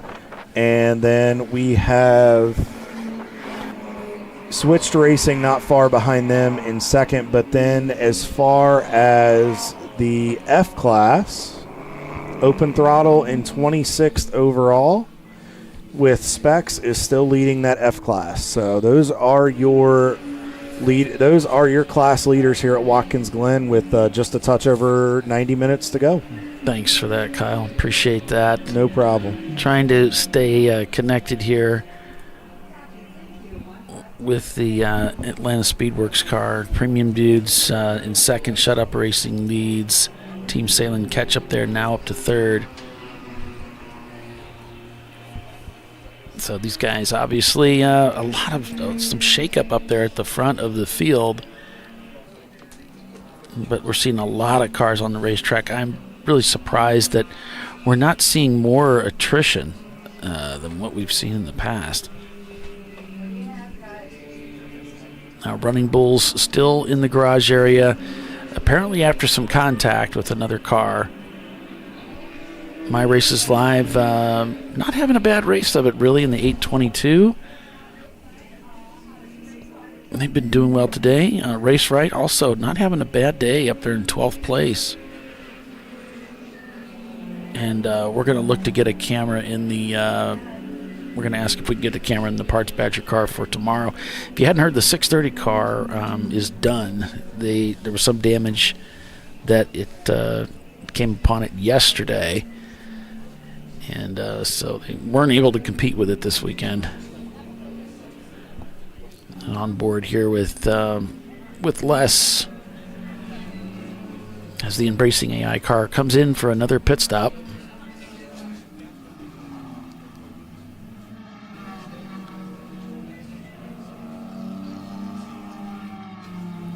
So it's a track car rental car clad in a wrap for this weekend for Embracing.AI. And that's why it still has some of the green on the back and on the mirrors.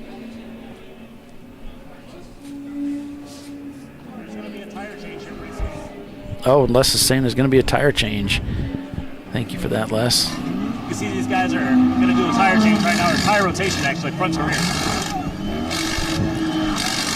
All right, Les, we got you.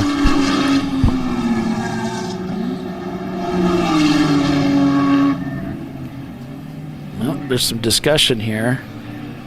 I think they want to make sure, based on what he's looking at, because he's watching one of the guys in there very intently. What I think he's doing is making sure they got it to a point, because I think where the jack post is, it's right by the door, so they want to make sure the driver's set. He's loosening the lug nuts, at least getting them off, to where once they get the car up, they can swap the tires real quick, and then it can just be a quick get them back on. So I see what he's doing. He's trying to time it right to where they don't lose a lot of time, and it's not an extensively long pit stop. Because they did take fuel, so it's the 5 minutes regardless. But they don't want to make a mistake where then they stay longer than necessary.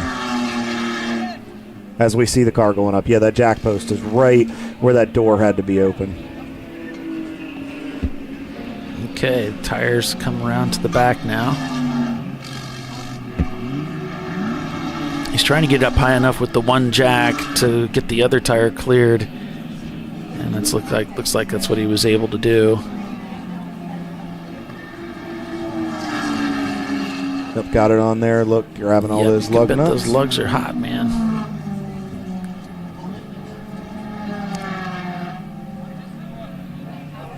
He does need that power tool.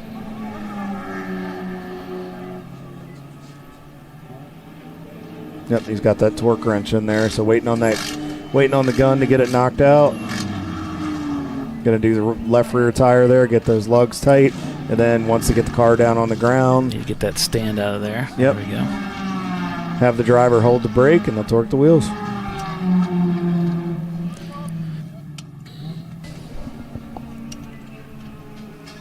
So we'll have to, let me take a look here. We'll have to see where those guys are running. They've had a pretty decent day. We need to go back on board with Premium Dudes as the competition again for them, getting very close.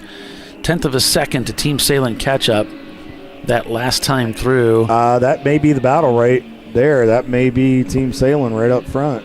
This is a battle for second place. So we're seeing on board of Premium Dudes. He's not close enough to outbrake the BMW in front of him. That looks like one of the 901 Motorsport cars. Yeah, that looks like one of the Salem. That might be the other Salem. No, that probably is that car. We'll have to see here. He's got to run. Oh. Yeah, they're showing, let's see, showing a gap now, 1.4 seconds. So that's probably them, fighting one of the cars here. He's going to dispense of him. It's the catch-up car. And there's a caution over there. Might be a local.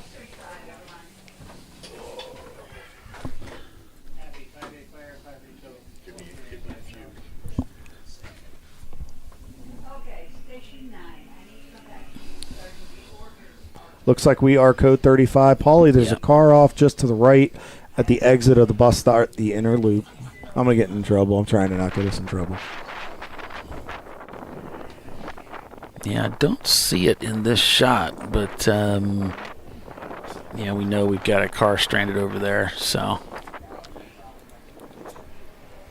Yep, just to, if you're looking on Marching Ants, folks, it's just to the right over by the guardrail as you exit the inner loop or the bus stop offline there. So it's just to the right of our camera shot. So there's one of the Salen's cars right there. He's in that narrow wedge right between those two cameras. Of course. If there's an incident, they'll park it right there. They'll find a way to not be on camera. How can I hide? They're being taught well by whoever's teaching. It doesn't matter. You can put 75 cameras on the racetrack. They will find a spot that's not covered.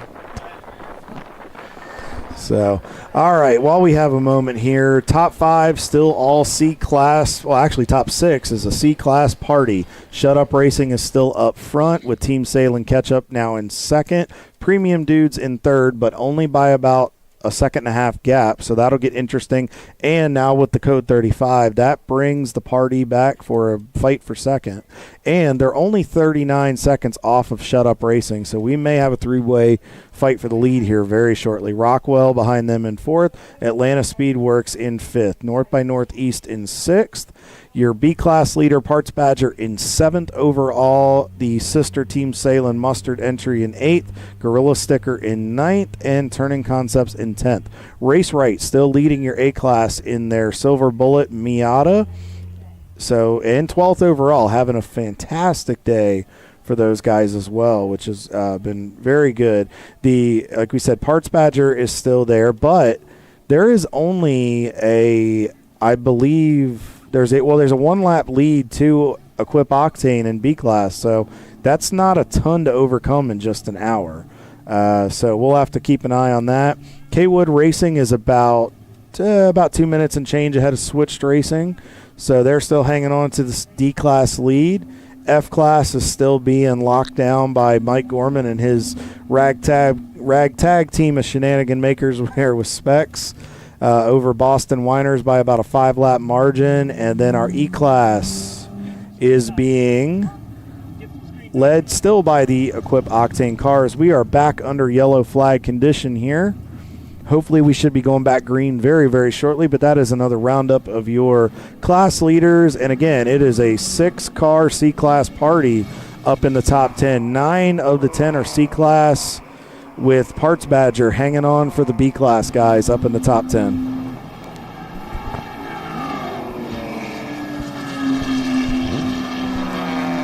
We'll have to definitely keep an eye on that battle as we are back to green here at Watkins Glen for the Embracing.AI double down at the Glen. About 85 minutes to go here in day one's contest. Another 7 hours of racing tomorrow. So these teams, as they continue to fight for victory and position today, will flip these cars overnight, get them locked down and ready to go again at 9 a.m. tomorrow. If you want to tune in and join us between Monaco and the Indy 500 and have us on, we'll go live about 8:45 Eastern Standard Time here at the Glen. Green flag should be right around 9 a.m., hopefully pending no issues.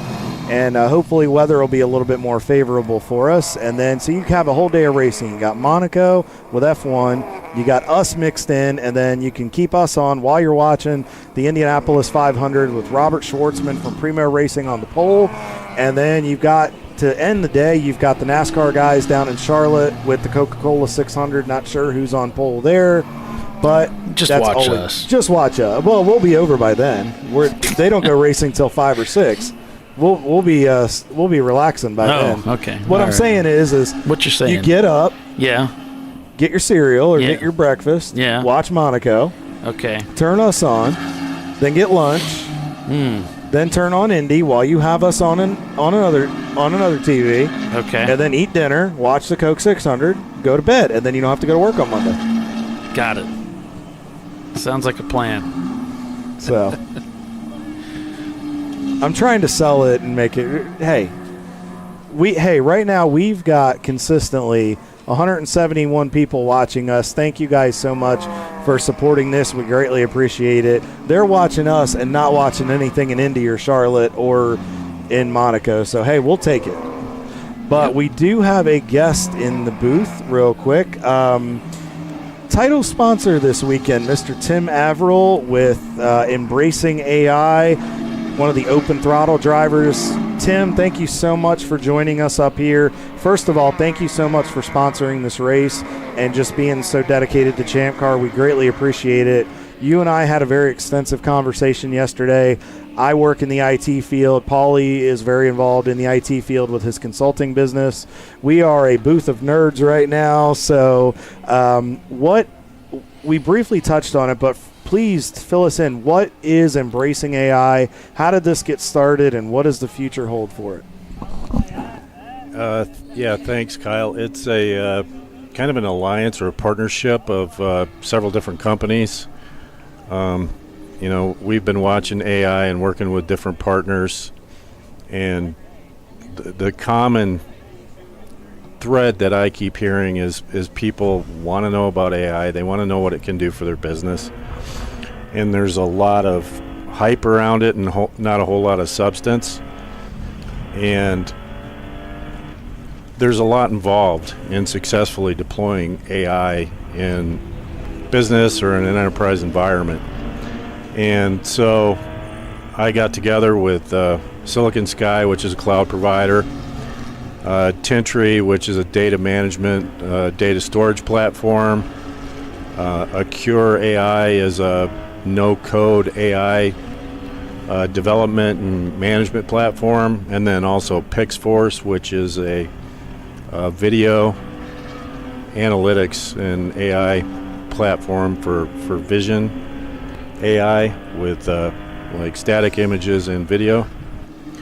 And we're putting together kind of a complete solution for companies that want to explore AI automation, AI integration, and kind of putting it all together, what it takes to run these models, the infrastructure, the secure infrastructure, the storage requirements, how to manage the models, how to manage the model drift and things like that. I don't want to get too geek on you, but there's quite a bit to it, and a lot of people don't realize that you can't just start dumping your data into ChatGPT and expect the kind of results that you're looking for, and it's not private. And that's kind of what we came away with. It's easy to plug in the API, but you're then feeding your intellectual property to them. So from our conversation yesterday, because with working in IT and that I do and what Paulie does, I had asked you a few questions about it, and we know that the hype around AI is a lot of people think as the machine is going to come in and be the takeover. Your goal, and please correct me if I'm wrong, you want to show the world that AI can be used and should be used for the good, for business, for life, with life cycle management, for business development, how to make things more efficient, how to make things better, and let's say easier. But you also want to use this as a way to let people get immersed in that type of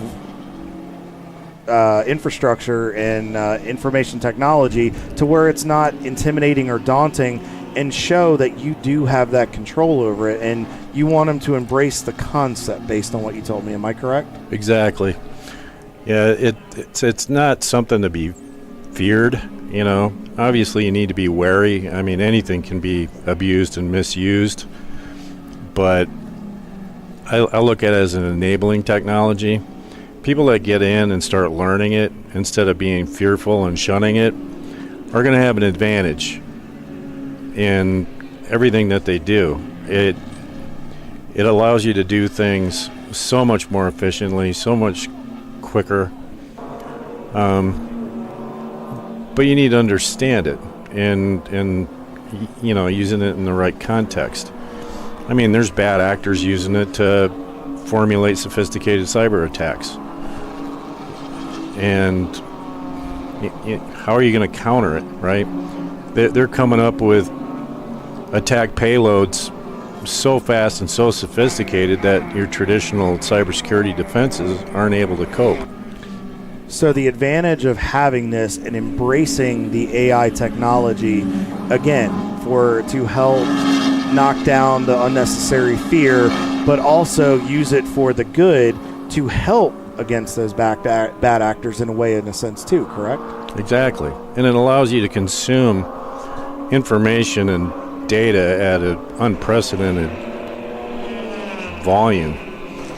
I mean, the capabilities that it can give a company, strategically and tactically, the first movers are going to have a huge advantage that is going to be insurmountable for people that don't use it or companies that don't use it. And I'm not, suggesting you plug a chip into your brain or anything like that, but, just become immersed in it, learn it a little bit. You were telling me about like Udemy, you were recommending like taking some Linux courses, learning the Kubernetes side. What you were telling me was learn a little bit about it, immerse yourself in it, and play around with it to then familiarize yourself, correct? Exactly. Okay. Yeah.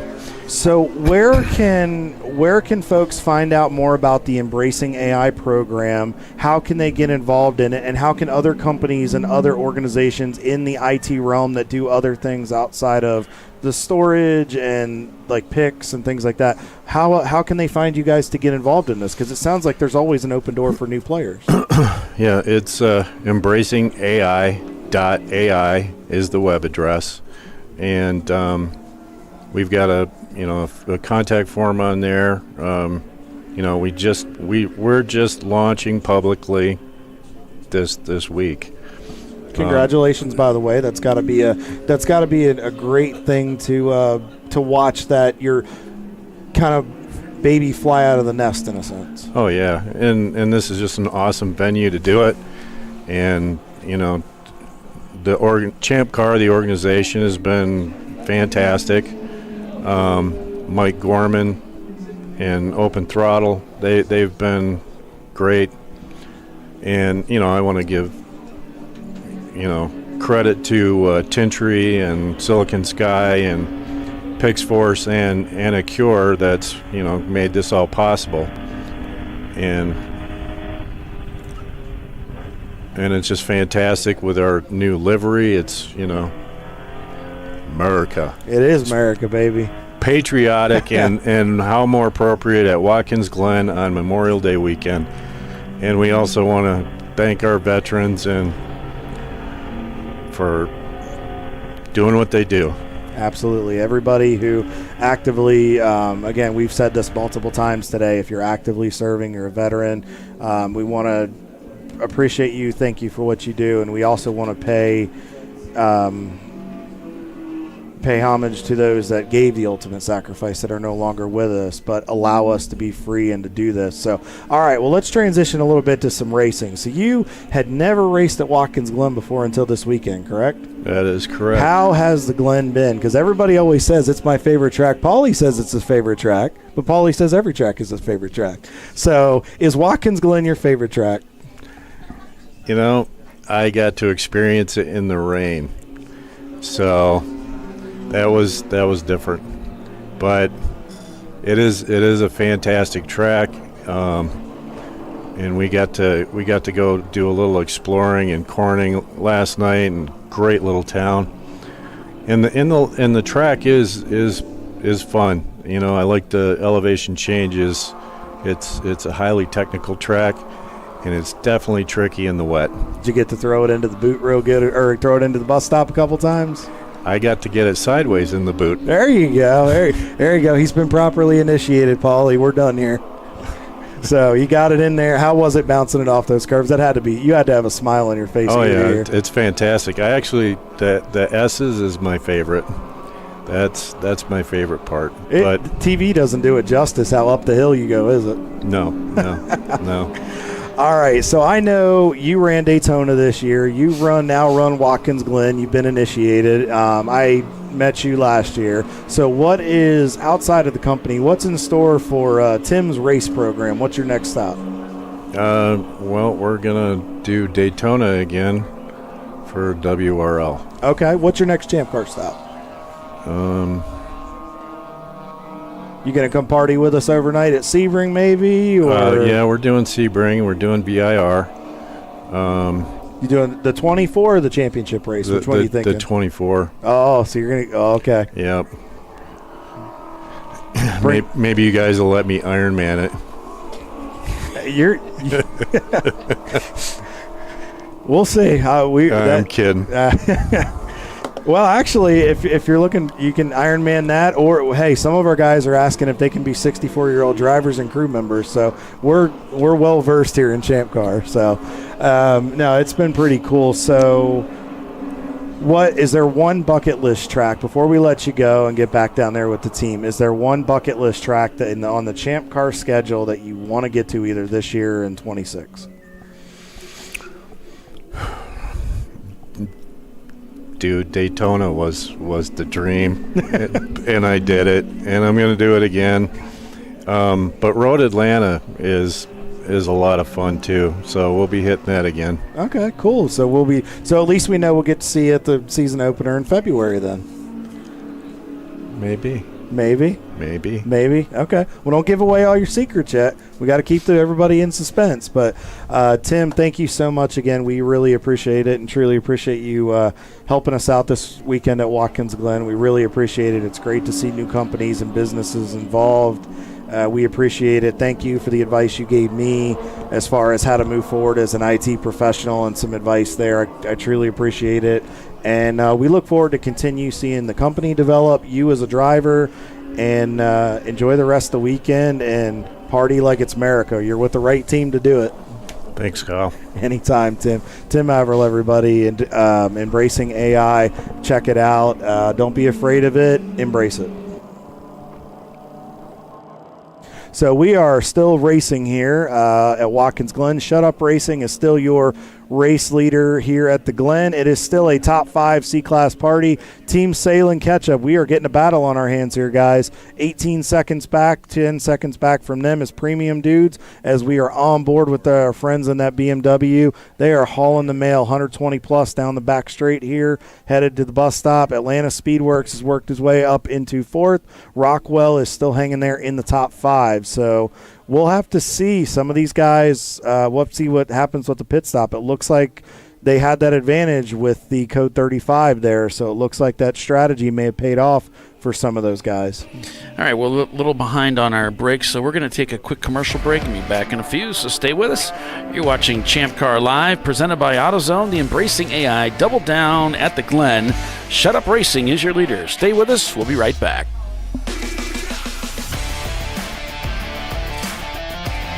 An important decision is afoot.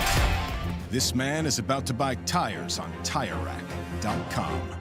Tire Rack is the leading online retailer of tires in North America and a repository of advice and expert reviews. And it's done!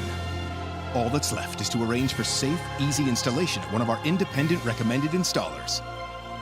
Well, I guess he did that too. TireRack.com, the way tire buying should be. Jamie's on edge. It's her first time changing her own oil. But she went to AutoZone, where a friendly AutoZoner helps her find a deal on what she needs to get the job done right. Get in the zone, AutoZone. Since 1994, Flying Wrench has been a family-owned business renowned for exceptional European car repair and maintenance. We treat every vehicle with the same care and attention as if it were our very own, building lasting relationships with our clients along the way. We specialize in high-performance vehicles, offering a range of services that include fabrication, construction, custom wiring, and much more. Visit us at flyinwrench.com.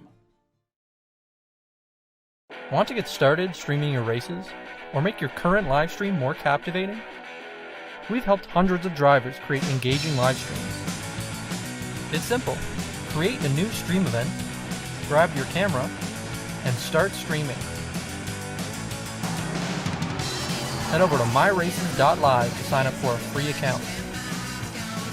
Or join us in our community Discord. Stream, share, engage. Lifeline's continuous commitment to research and development ensures that we supply the most innovative and cutting-edge products available. Used by the majority of the world's motorsport championship-winning drivers, teams, and constructors, Lifeline has a stringent and proven history of success. Lifeline's continuous commitment to research and development ensures that we supply the most innovative and cutting-edge products available. Lifeline's 0360 systems are the result of over 7 years of intensive research and development using 3M's Novik 1230 environmentally safe gas extinguishant. Lifeline uses only the finest quality components. For more information regarding our fire safety equipment and fire safety systems, please contact us at info@lifeline-fire.com. At Parts Badger, we're not your typical machine shop. An aircraft manufacturer had to deliver a new interior in just weeks. With hundreds of line items and tens of thousands of parts needed, they turned to Parts Badger. We have the connected manufacturing capacity, the experienced team of design engineers and project managers, and the proprietary software to get it done and deliver. See what Parts Badger can do for you and your company at PartsBadger.com.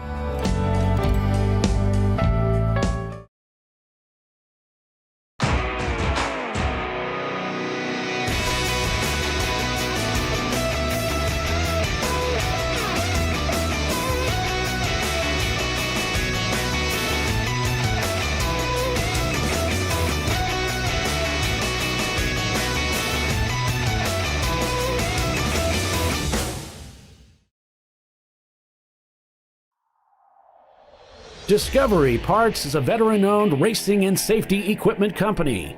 While we're located inside Atlanta Motorsports Park in Dawsonville, Georgia, Discovery Parts can also be found at the tracks, supporting a number of Champ Car Series events. We take pride in being a reseller of the best of the industry to Champ Car teams and drivers. We know racing, love racing, and look forward to tomorrow to even more racing. Visit us at discoveryparts.com. Sentinel is a comprehensive motorsports video solution incorporating live streaming, local recording, 3 cameras with picture-in-picture, flag status, and much, much more. Stop playing with multiple solutions. Sentinel handles it all, including timing and scoring, vehicle data, graphic overlays, adaptive bitrate encoding, network bonding, and more. Sentinel is the solution to sharing your motorsports experience with your friends, family, sponsors, and the world. What are you waiting for? Get your Sentinel today and never miss an on-track moment.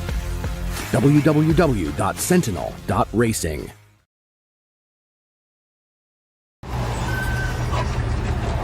Whew, George is fed up. And so is Junior. They weren't planning on having to replace their brakes today. But they went to AutoZone, where a friendly AutoZoner, Renee, helps them find a great deal on Duralast Gold pads and rotors. No headaches, just the right parts, and friendly service. Get in the zone, AutoZone.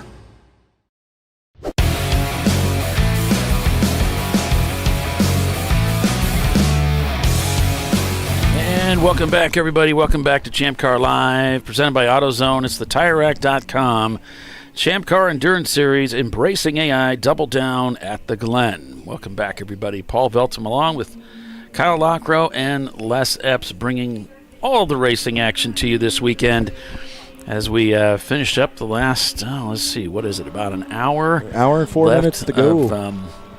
Of racing here today. This Saturday, the opening race of this doubleheader this weekend at Watkins Glen International. And Kyle, you want to give us like a rundown on what we're looking at here for the standings? Yeah, I think we probably should, Paulie. You know, these guys they've been keeping us on our toes today. They've been keeping us honest. So, all right, fellas, here we go again. So it looks like Rockwell just came into the pits in the number 1 car. Yeah. I wonder we'll have to get less is more on that and see what's going down there. All righty. So right now it is still a top 4 C-Class party, but our B-Class leader, Parts Badger, is up into the top 5, but it's getting tight here, folks. Shut Up Racing has taken the lead. They are still out front. Team Salem catch-up is 8 seconds back in second. Premium Dudes about a 15-second, 14.5 back from them. And then about a minute and change back from them. We'll have to see based on from the line is about a minute back from them is Atlanta Speedworks. Parts Badger in the B-Class leading car is in 5th. And then 6th through 10th, it is another C-Class party. You got Team Salem, Mustard, about 31.5 behind them. North by Northeast, 7.1 behind Salem, Mustard. Rockwell Autosport is on pit road, our 8th place car. We'll have to get our man Les on that and see what's going down there. 517 Gorilla Sticker BMW is in 9th.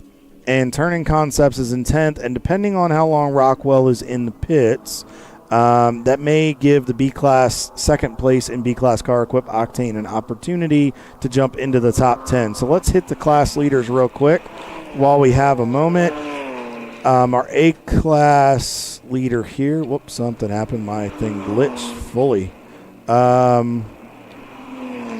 right, I can pick you up on that. So looks like A-Class is being led by Race Right Silver Bullet. B-Class by Parts Badger. C-Class is Shut Up Racing. And then down to D-Class, it's Switched Racing. F-Class is being led by Open Throttle Racing still in the Specs car. And EC by Boston Winers.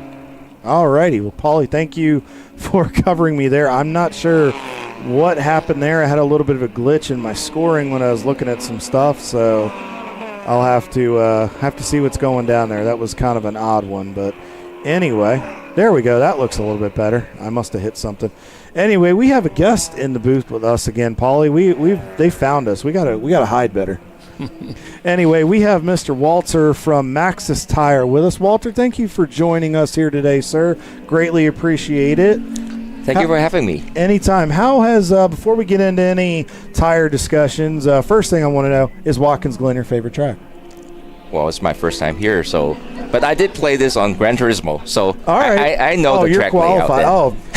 You can go. You can go racing now, man. If you've got the fast lap on Gran Turismo, we gotta get you a helmet and a fire suit. Yeah, but endurance racing is not that easy. No, it's not. Yeah, I'm more of a time trial guy, and then, so this is definitely need a lot of okay, well, how about we bring you out and you can help qualify? So we don't qualify, but you could lay fast lap down for a team. Yeah, possibly. All right, we'll see if we can make that happen.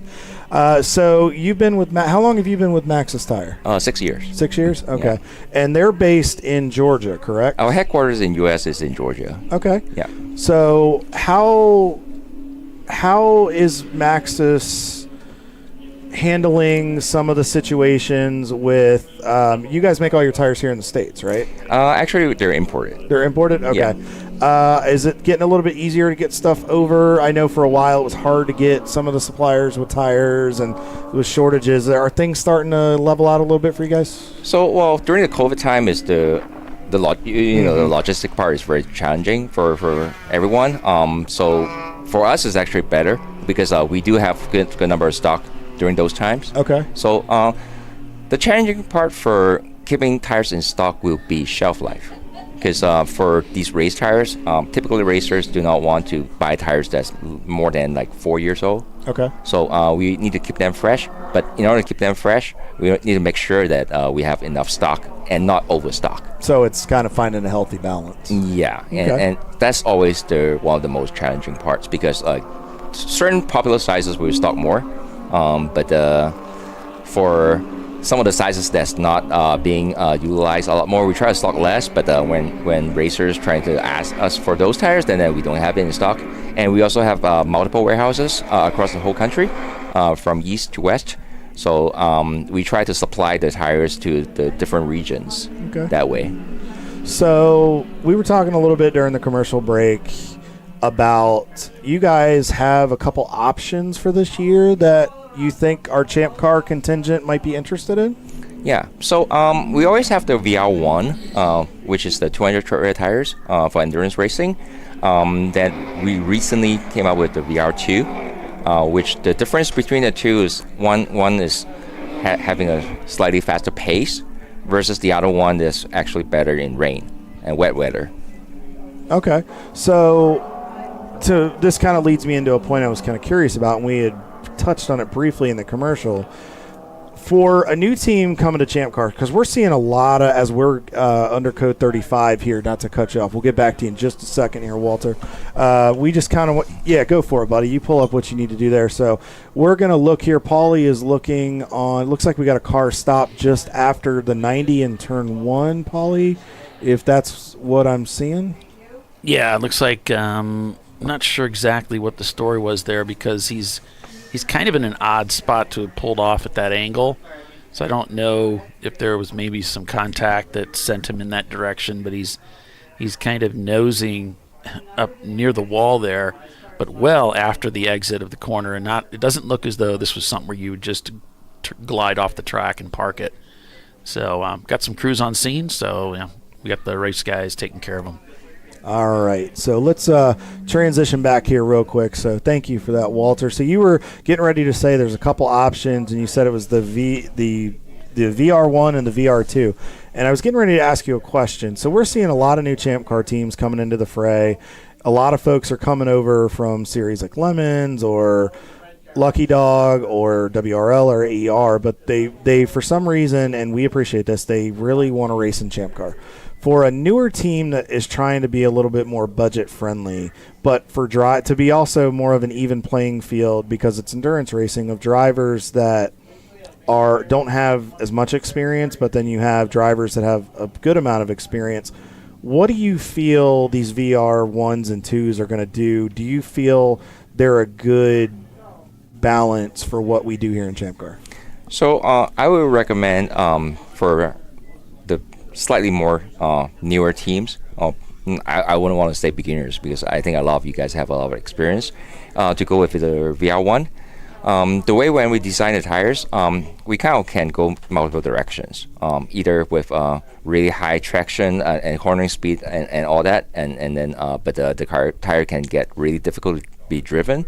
So VR1 is actually a really good balanced tire for endurance racing. So, but if you want a little bit more pace and on a dry track, then VR2 will be a slightly faster tire that I think you can graduate from VR1 to VR2 that way.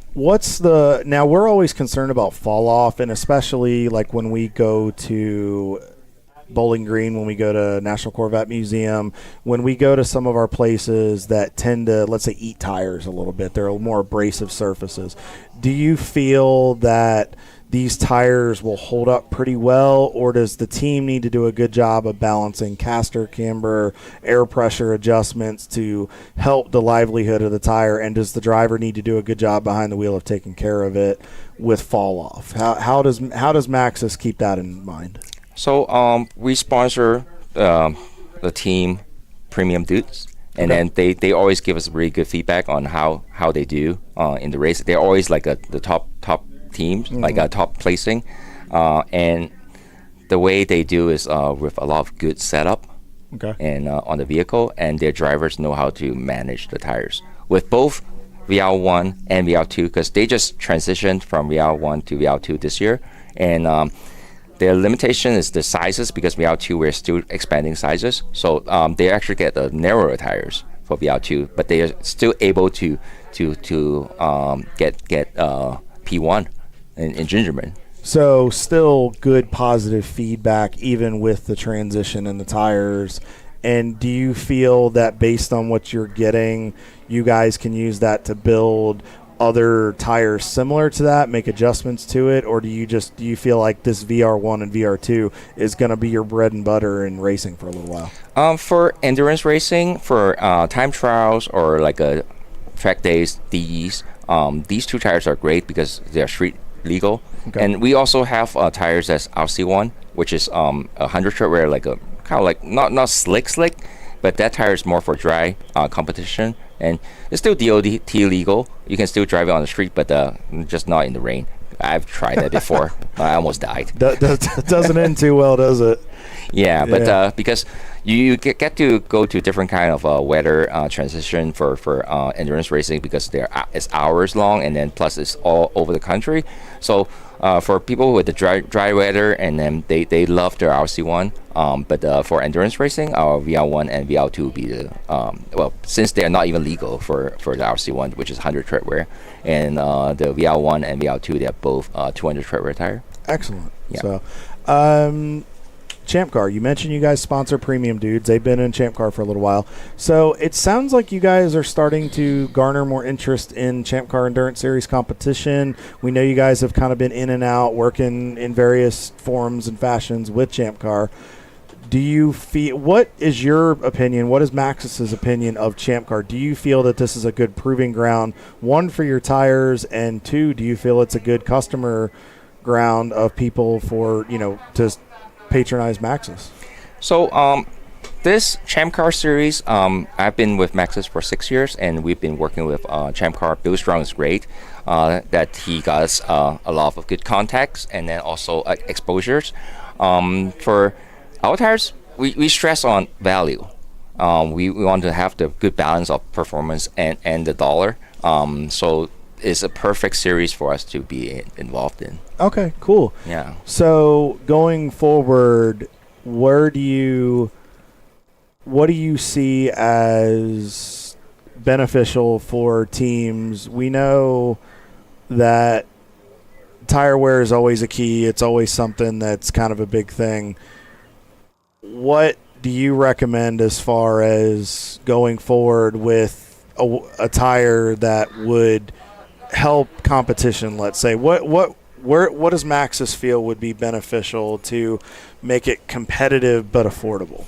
So for VR1 and both VR1 and VR2, VR1, supposedly we have a newer tires to replace the other one, but there's a demand for endurance 200 and Super 200s. So these two tires have their places, and then the VR1 is staying, and then VR2 is for different purpose. So we want to expand more sizes too, as much as possible.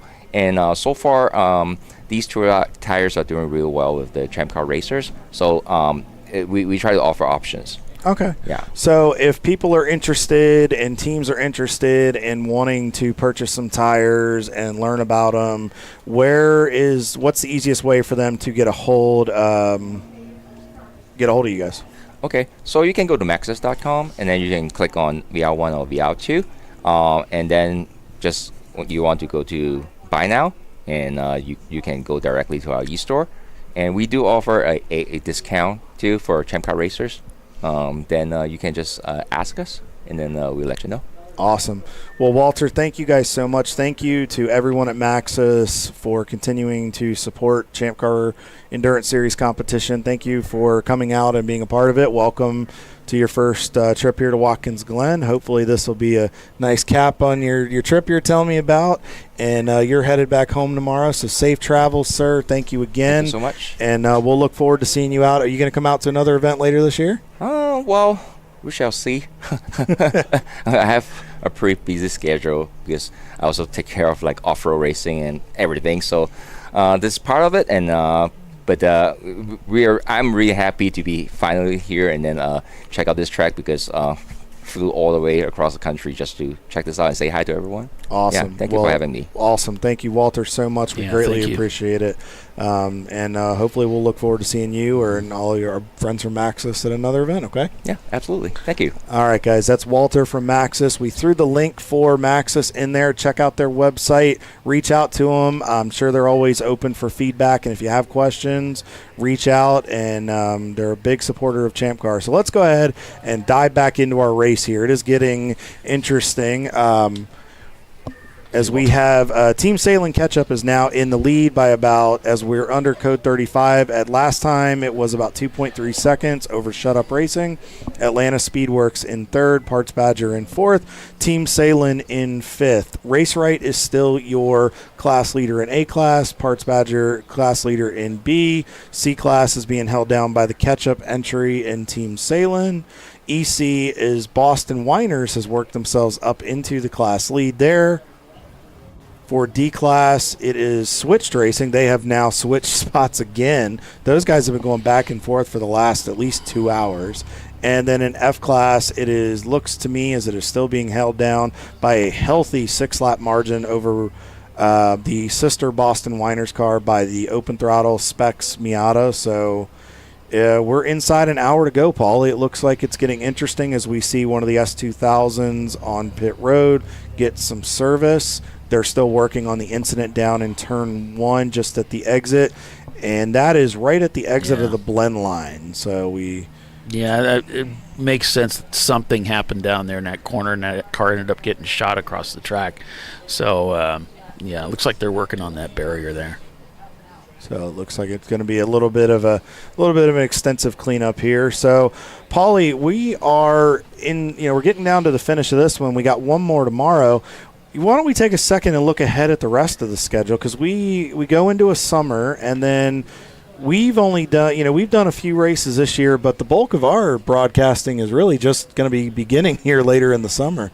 Yeah, and it's going to get busy because, we've got, we do have some great races on the docket for the summer, absolutely. And then as we go into the latter half of the summer, we're going to be looking at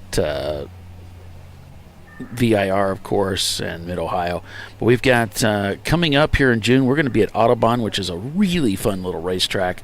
So if you've never been to Autobahn, highly recommend it. You will have a blast out there. It's a great, typical club road course. It's just a lot of fun out there.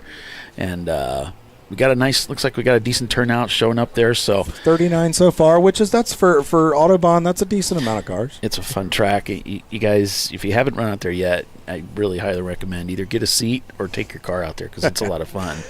And it's not that far away. It's in Joliet, Illinois. It's not that far away from me anyway. So it's kind of in range with the other tracks that we run at.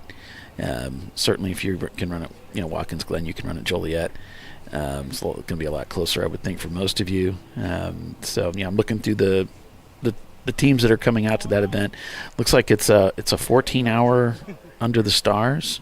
Yeah, the Sebring event, the overnight. I think this is just Sebring here. So we've got that event. So we had 39 cars that are going to be going to Joliet, which is an awesome event. I think there's still a few spots available. You have to check with registration and see what is available there. Yeah, the race director will be able to help you, and that's in the subs. Yep, absolutely. Check the subs. And then for Sebring, we got 36 cars for that overnight event right now. So those are rookie numbers, guys. We need to bump those numbers up a little bit. But we get it. Everybody wants to see who gets out of Watkins Glen and Autobahn unscathed. And then we transition from there a couple weeks later. We'll head down to Kershaw again, to South Carolina. That is not going to be a race that we're going to be covering. After we get done this weekend, our next races are not until August. So back to yellow here. Yep, looks like we may be getting ready to go back green. So we have a number of races coming up. The next 3 events are Autobahn, Sebring, CMP to get you through June and July. And then we have Ozarks, and then leading up to the infamous Lifeline 24-Hour Classic as we are back to green here at Watkins Glen. And that's always a popular race. So, and then Thompson, and then Mid-Ohio right after Labor Day. So that plenty of racing to get you through your summer here at 2025. And to answer your question, Paulie, it is a 7-7, so it's another doubleheader in Autobahn in just a few weeks. Yeah, it's a lot of really cool. The 14 Under the Stars, I'm not sure. Last year we did a thing where we ran a race deep throughout the evening instead of during the day, and that was just because of the heat. That worked out pretty well. It was kind of a prepper for me, really, for the 24, because I was basically up the same amount of time. So it was good. It was good, and it does avoid the heat of the summer. So I think a lot of people appreciated that. And Sebring's always a big race. It's a popular race for us. So. To answer your question, Paulie, they go at Sebring for the overnight. They'll go green at 6 p.m. and they will run until 8 a.m. the next morning, and then the awards will be shortly followed after that. So if you are a night owl and an insomniac and you like to drive race cars late at night in the dark, go to Sebring. Take your car, rent a ride, go have some fun. But let's get back to this battle here, because it is getting tight up front. From what we can tell here, Shut Up Racing is only about 3 seconds off of Team Salem catch-up. So we need to focus on that. And Atlanta Speedworks has worked themselves back into the top 3, and there is not a lot of time left, but that is not a big margin to overcome in the latter stages of this race. Yeah, and especially as Team Catch-Up has really turned up the wick. They ran a 2:13 on that last lap, and the Shut Up team ran a 2:16. So that's not going to work out. They really need to get those lap times down and get them under control if they're going to deal with a team of the caliber of Team Salem. And then you got Atlanta Speedworks there in third place, and they've just been kind of playing around with that lead, trying to maintain that. So they're looking for a win. Parts Badger just won't go away. He just won't go away. He's in fourth place, leading B class, and still there in the thick of it. Fifth place, it's the other Team Salem car, the mustard car. So, that poor Parts Badger, he's the only Miata in the group.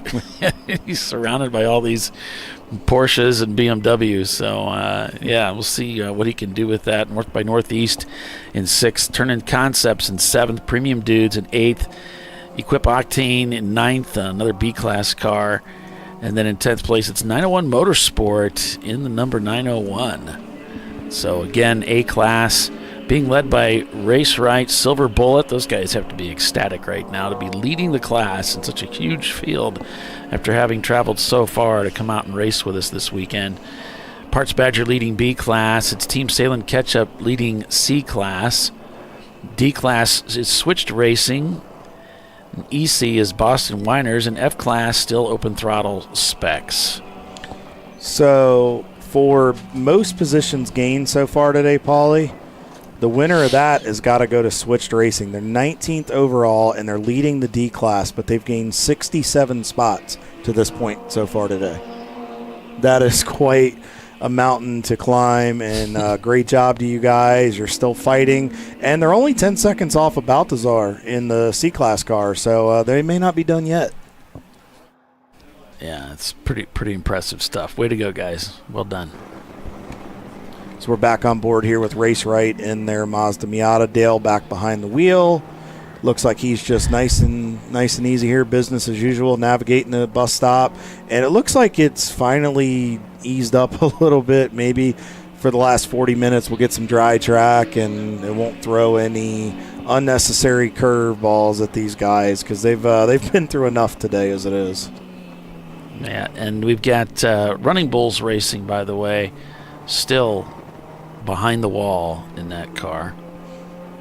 Yeah, it started out a decent day for those guys, but unfortunately they were dealt a bad hand, but they'll overcome it. I mean, the same thing happened to them in NCM. They had a rough day on the first day. They came back on day two, and they had a much better outing. So they do well on these doubleheader weekends where they do so well overcoming issues on Saturday if it happens.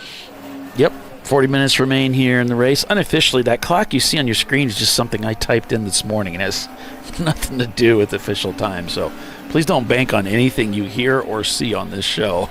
That would be a big mistake. This is all third-party information that we're getting, and it's although we work for Champ Car, it's all coming to us third-party. It's unofficial. We're like TMZ for Champ Car.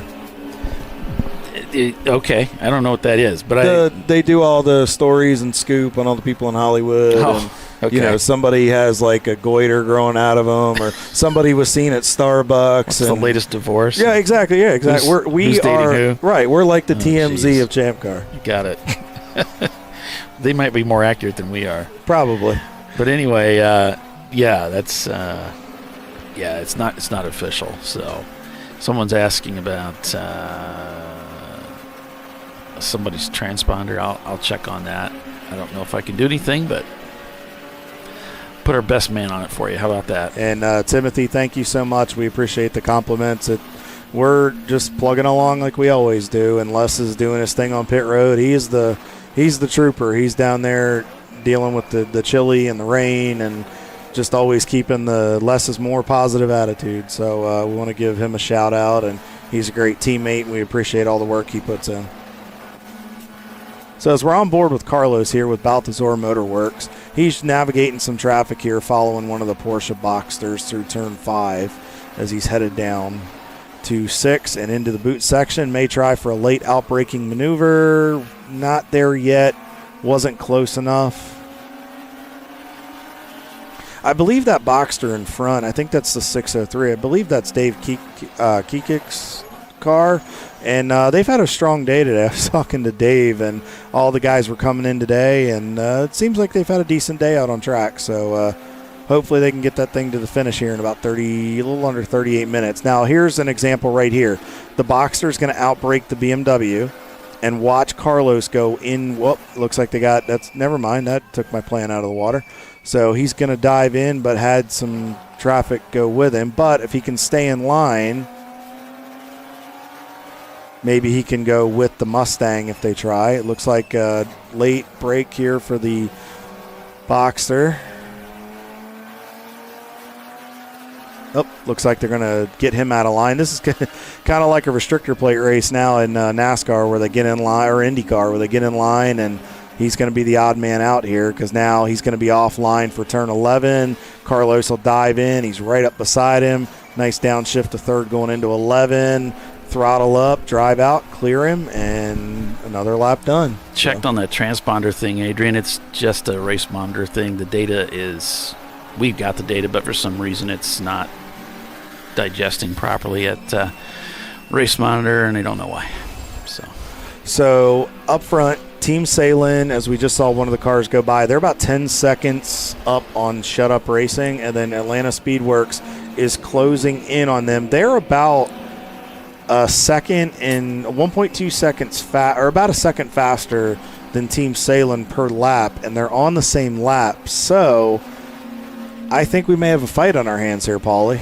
And the fact that they're in a lot of heavy traffic, this may play into Atlanta Speedworks' hands here. So Premium Dudes has just pulled into the garage. Oh, no. Wonder what happened. Yeah, I don't know. They pulled into the garage and killed power.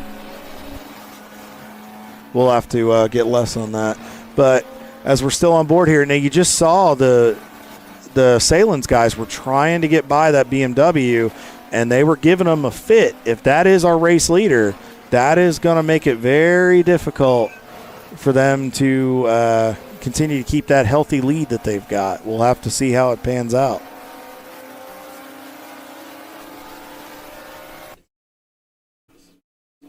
So, real quick, Parts Badger has snuck up into 4th place. They had fallen back for a little while, but now with Premium Dudes out of the picture, it seems, for the victory today and for a top 5, we have a couple new players up into the top 10.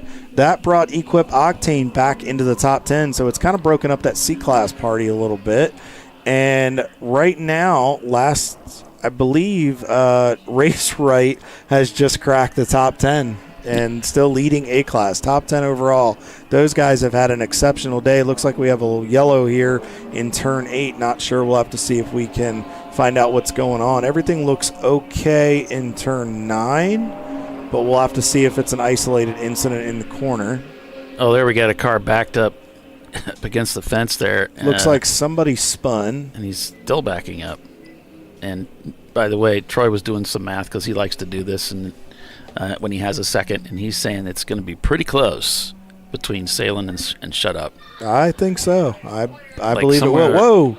He spun back around there. Nice job getting going. He did an F1, kick the back out, he did. Throttle, and try and get going again. But, so I'm not sure who that was there, but we'll have to check the logs here and see who the spinner was. But we're back green, so that should eliminate that local yellow. So we can see Hurry Racing coming up the hill in their neon. We had some of the BMWs there navigating turn 9. Less down the pitch, you can see some of the guys have already broken their tents down because we only got about a half an hour remaining in the race today. It's gone by fast today, Paul. It really has. Yeah. So we haven't had, I mean, we've had a few incidents, but it hasn't been anything massive. It hasn't been a Code 35 fest like we had a little bit at Daytona. No red flags. No, it's good. Well, let's not jinx ourselves. Hopefully we don't have any. We'd like to have a good weekend. Red flags are not good, but sometimes they are necessary. Sometimes just for the sake of safety. I don't call down red flags and things like that. Oh, no. If it happens, it's purely coincidental. Absolutely. We don't do promoters cautions here at Watkins Glen and ChampCar. We don't drop caution flags on the racetrack. It's all right. So anyway, back here in turn 3.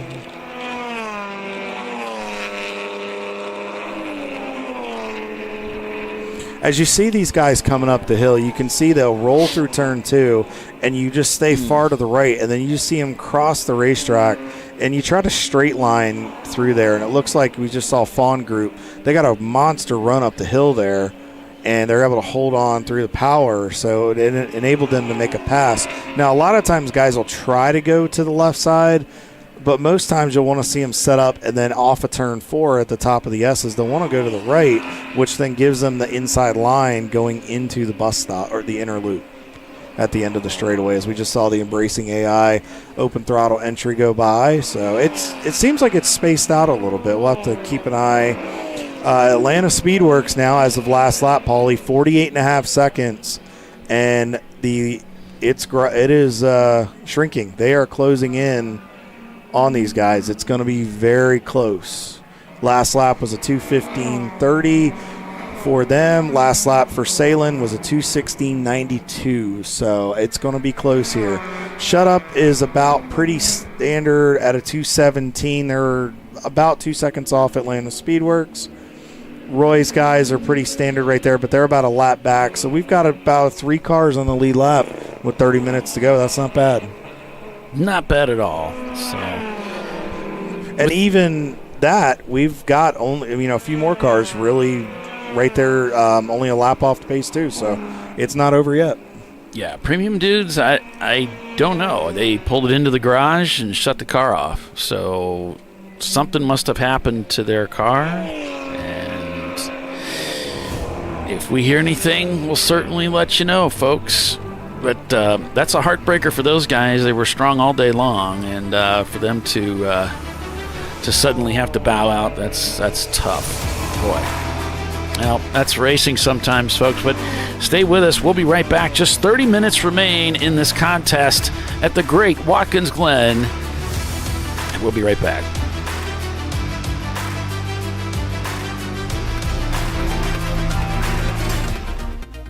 Welcome to TireRack.com, revolutionizing tire buying since 1979. With our unmatched selection of branded products, finding what fits your vehicle and is right for you and how and where you drive has never been easier.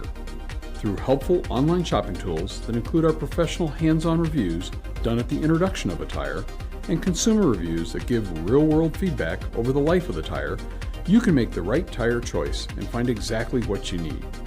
And if you prefer to talk to someone, our tire testers, our sales team, are available on the phone. And that's how we get you the right tire for you and your vehicle for where and how you drive.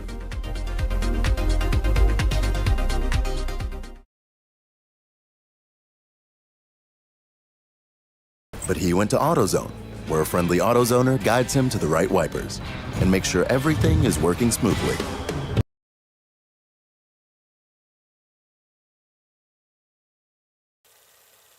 Since 1994, Flying Wrench has been a family-owned business renowned for exceptional European car repair and maintenance. We treat every vehicle with the same care and attention as if it were our very own, building lasting relationships with our clients along the way. We specialize in high-performance vehicles, offering a range of services that include fabrication, construction, custom wiring, and much more. Visit us at flyinwrench.com. Discovery Parts is a veteran-owned racing and safety equipment company. While we're located inside Atlanta Motorsports Park in Dawsonville, Georgia, Discovery Parts can also be found at the tracks, supporting a number of Champ Car Series events. We take pride in being a reseller of the best of the industry to Champ Car teams and drivers. We know racing, love racing, and look forward to tomorrow to even more racing. Visit us at discoveryparts.com. Lifeline's continuous commitment to research and development ensures that we supply the most innovative and cutting-edge products available. Used by the majority of the world's motorsport championship-winning drivers, teams, and constructors, Lifeline has a stringent and proven history of success. Lifeline's continuous commitment to research and development ensures that we supply the most innovative and cutting-edge products available. Lifeline's 0360 systems are the result of over 7 years of intensive research and development using 3M's Novik 1230 environmentally safe gas extinguishant. Lifeline uses only the finest quality components. For more information regarding our fire safety equipment and fire safety systems, please contact us at info@lifeline-fire.com. Jamie's on edge. It's her first time changing her own oil, but she went to AutoZone, where a friendly AutoZoner helps her find a deal on what she needs to get the job done right. Get in the zone, AutoZone.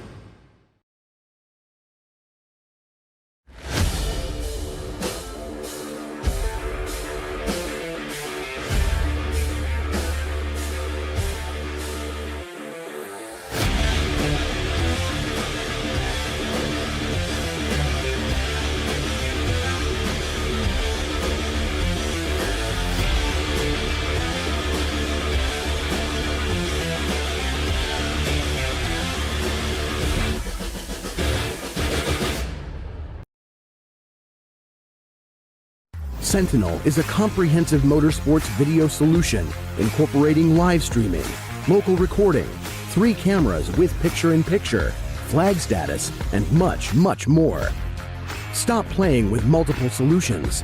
Sentinel handles it all, including timing and scoring, vehicle data, graphic overlays, adaptive bitrate encoding, network bonding, and more. Sentinel is the solution to sharing your motorsports experience with your friends, family, sponsors, and the world. What are you waiting for? Get your Sentinel today and never miss an on-track moment. www.sentinel.racing. Ricky's truck is having trouble starting. So he went to AutoZone, where Joseph, a friendly AutoZoner, totally understands. He points out AutoZone's many free services, including battery testing and charging. Less delays, more free services. Get in the zone, AutoZone.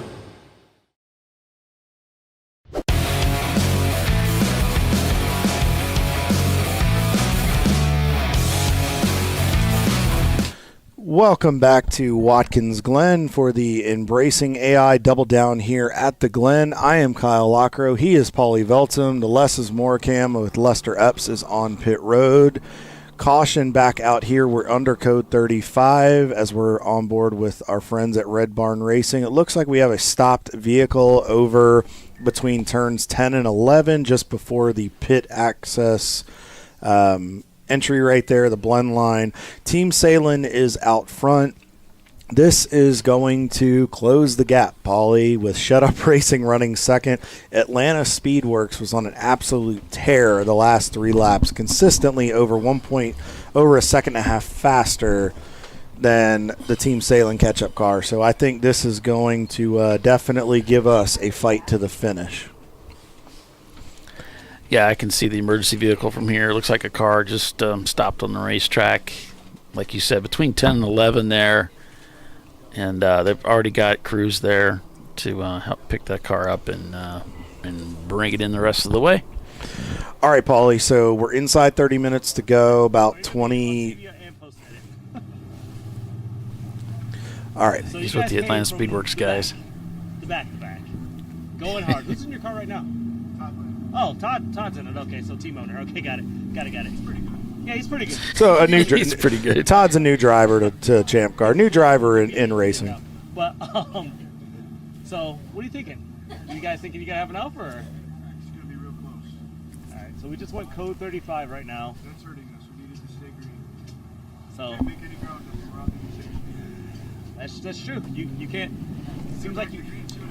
So we're gonna hope this goes back to green. See if you guys can chase him down. But man, Todd is if he's the guy to do it, if there's someone that there's the way, he's gonna do it for sure. Heck yeah. Yeah. So man, you guys, the crew, amazing. I've driven with you guys before, and I love it. So you guys need more yellow, but need more yellow, right? But you guys been killing it all weekend. So this guy, definitely. So I'm cheering for you. I brought champagne for you. So hey, I'll drink it. All right, let's go. All right, guys. That's Josh Vitrone. He's the lead engineer and crew chief for Todd Lamb's operation. Josh is a great guy. He's been with Todd for a few years now and very experienced with these cars. So he's a great guy to lead the charge. All right, Paulie. So 22 minutes to go. To Josh's point, they don't need these code 35s. They don't need these yellows because then they can't gain ground. But with running the same speed as they kind of start closing together a little bit, what are you telling your driver under caution to keep them up in the seat, keep them loose, limber, and mentally ready to go? Well, you probably aren't telling Todd anything. But as far as someone who's in that position that maybe you're trying to coach, I think some drivers do better when you don't tell them anything, and others need that. They need that pressure. They need that push and that reminder not to get too tunnel vision. They just kind of fall asleep and they just kind of get into a zone and they're not really pushing themselves. And so, I think it just depends on the driver's mentality. What's their experience level? Is it somebody you feel like you can tell them, hey, we need another, we need a little bit more out of you, or this isn't going to work. Or out of the car. So it probably depends on the driver and just the circumstances. There's 2 words you could say to Todd that would make him drive harder than he's driving right now. I guarantee I know 2 words that exactly would make him drive crazy. If you said the words Ohio State to Todd over the radio, I'll guarantee you he'd pick up at least 4 or 5 seconds a lap. Todd is originally from Michigan. He is a big Michigan fan. And that is their ultimate rival. So I bet if Josh wants to say Ohio State on the radio, I bet as my wife is in the background telling me to stop cursing. So I will not say it anymore. But if they want to encourage him, that would be the best way you could encourage Todd Lamb. Very experienced driver as far as racing, but a motivator, let's say. That would be the key phrase. Yeah, I don't see the stricken vehicle over there any longer. I don't either. I think we may be I think we're about done close with this. And as we look at the cars as they come down off the front, yes, we're going back to caution here. All right. According to Flagtronics. So that means we're about ready to restart this thing.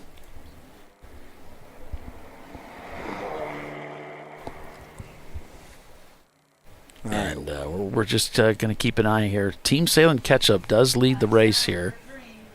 Then you've got Shut Up Racing and Atlanta Speedworks. Parts Badger, Team Salem Mustard, your top 5. Back to green here. We'll wait for that green flag to show here as the cars come around. And there it is, the green flag. They're back to green racing here. This might be it for the run to the finish for the next 20 minutes or so.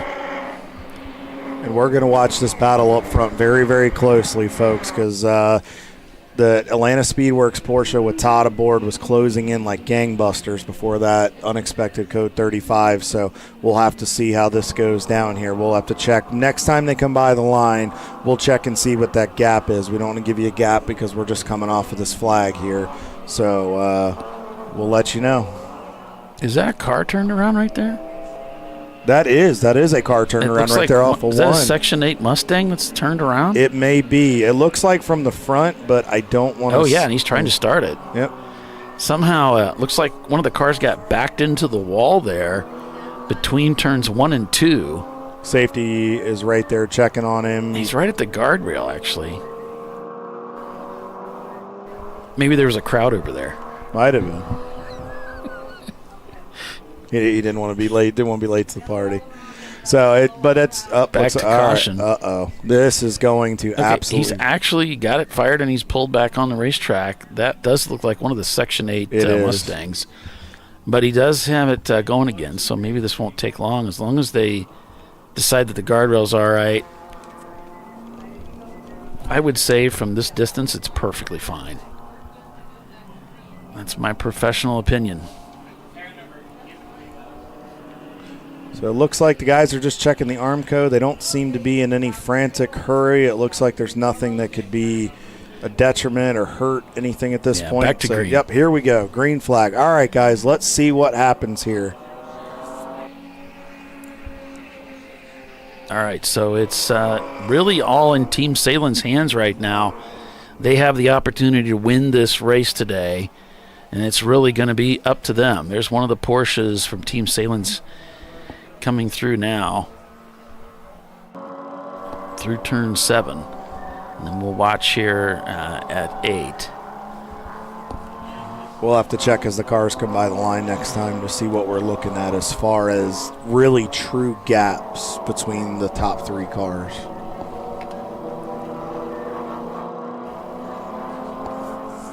Yeah, this is strange because I'm showing Salen's leading on this sheet. So was this? I'm showing Rockwell on the. I'm showing. I think this. I have one of my sheets. I think is out of date. There we go. There. Yeah, it's Salen's leading over Shut Up, then Atlanta Speedworks. All right. We got it, folks. We got it. We got it covered. So we're still looking at the field here in 8. Now we're back at the start-finish line. Yep, just trying to catch up with them here. It looks like they're about a minute and 55 seconds to the start-finish line here. So I'm just trying to catch up with them. So, yep. Now the key for Team Salen to be able to get victory today is they've got to be able to navigate the traffic. They have to be able to execute the passes to get by these folks to where it doesn't hold them up. On the flip side to that, for Shut Up and Atlanta Speedworks, they have got to dispense of the traffic as quick as possible. But sometimes these cars don't exactly want to give the leader. Yes, they will tell you to give the leader, but if they know it's the race leader and they don't want to go another lap down, let's say guys tend to race the race leader a little bit harder than they do second or third place because they know second or third place doesn't really mean anything there, but getting run by that leader might put another lap on you. They may give Team Salen a run for their money. I'm sure they won't just lay over.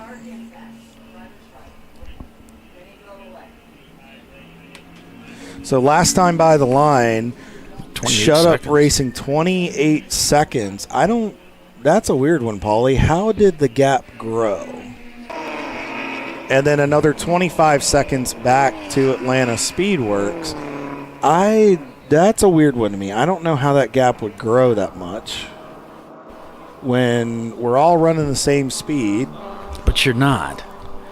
See, that's the thing. It's not everybody actually runs the same speed. Mm-hmm. So you have guys that are a little below it. They're not quite running it right to the edge, and other guys are. And so you can get caught behind somebody and lose distance, and there's nothing you can do about it. Yeah, that's the unfortunate part in that situation is you're kind of a victim of circumstance. But we'll have to see. I mean, Todd's pretty good, and so are those guys in the Shut Up Racing car. But I don't know if they have enough time to get them at this point. There's not a whole lot of time left, but anything can happen in this race. We've seen it before in the few minutes remaining where something happens. I think that's the leader there going through. I'm not 100% sure, but I think we caught up with him. So we'll see if this looks about right. Last lap for Team Salen was a 2:16.13. We'll have to see what Atlanta Speedworks and Shut Up Racing looks like next time by.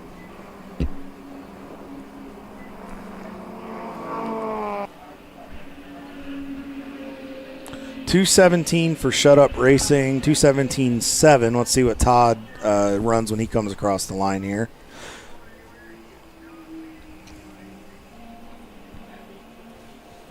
Here they come through turn 6. Now to 7. Making a move on another car. Then they'll climb as they grind through turn 7. They'll climb the hill and then drop back down the other side. 2:15.63 on Todd that time, so about a half-second difference. Gained a little bit, but with a little amount of time left, going to have a little more than that, but I know Todd's trying. He's probably caught in some traffic. The code 35 probably... Oh, Bill Salen's saying fuel conserve mode off. They're all wide open, baby, wide open. Not holding back. Gotcha.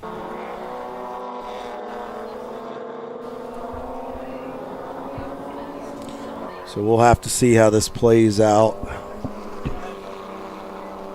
And anything can happen, folks, because if they get caught in traffic, if they get in the middle of something, it could potentially ruin their day. And we'll have to see what happens. But so far, I mean, they have a very, very healthy margin with just the short amount of time we have left in this race. So, all right, while we're trying to monitor and keep an eye on what's going on, so last lap, I guess, for Team Salem was a 2:14.68. So we'll have to see what Todd's time looks like next time when he comes by. The leader getting ready to climb the hill for 2 here. All right, so while we know Team Salem Ketchup is out front in the car, and we know it's a sweep of C-Class in the top 3 in the overall, Parts Badger still leads your B-Class effort at the moment. Looks like they've got a decent margin, so though as long as everything holds together, they have a 3-lap lead. They should be able to lock that down. In your A-Class, Race Right is 10th and leading that, and they have a 2-lap margin on JS Motorsport. So if they can hold together, looks like they're going to lock that down. Let's check cycle to D-Class here. 302 Switched Racing is up by a couple laps over Kaywood. They finally stretched that out. So again, if they can hang on, they'll lock the D-Class down for the day. And then an F-Class, I suspect it is still open throttle in the guys by 7 laps over Boston Weiner. So Specs once again just doing his thing. And then round out our EC class here, we have Speedworks. Atlanta Speedworks just went by. Not sure if that is the 718 or the 996. We'll have to check. But Boston Weiners is a lap up over Equip Octane. So again, if they can hang on, that'll lock them down for the day for the EC class. Nobody's really walked away today, Paulie. You notice that. It's been pretty close in most of the division. Racing. Yeah. In most of the classes. So we'll have to see as he comes up to the top of the hill and see if we can see if that's Todd in the car. Last lap for Todd was a 2:15.01.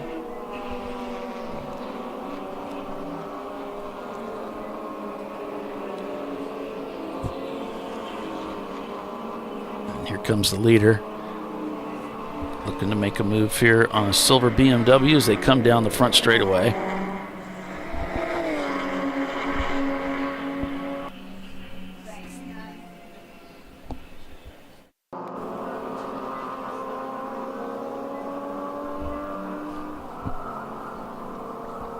Then back up the hill here. This track is just so much fun. So much elevation change, nice steep turns, just a lot of fun.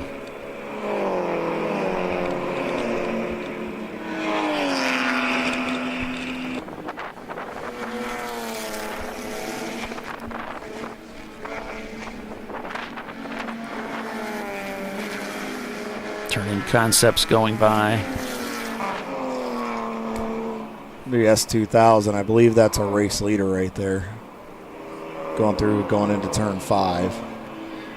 Well, the two Salen's Porsches are kind of close together, but yeah, there's the Atlanta car. Okay, he just went off screen, so this next Salen's car is the leader. And boy, he's got a whole wad of traffic up ahead that he has to get through. 1, 2, 3, 4, 5, 6, and 7, this could 8 play cars. a factor right here, Paulie, because they're stacked up pretty good. So man, there's 8 cars there that he's going to try and knife his way through as he comes down through some 7 to 8. It's a great place to get by, but does the Porsche really have the legs to do it? There's just so many cars. Todd just busted off a 2:11.73. Holy cow! Wow. Okay. And he gained a ton of time that lap. And if if Salins is caught in that much traffic, well, it looks like he's working his way around it though. He's gotten by quite a few of them. Some of them probably will know it's the leader or get radioed, so they may just lay over for him. So I'm sure it's more of a courtesy. Now through 11. Yeah, just a few cars up ahead now.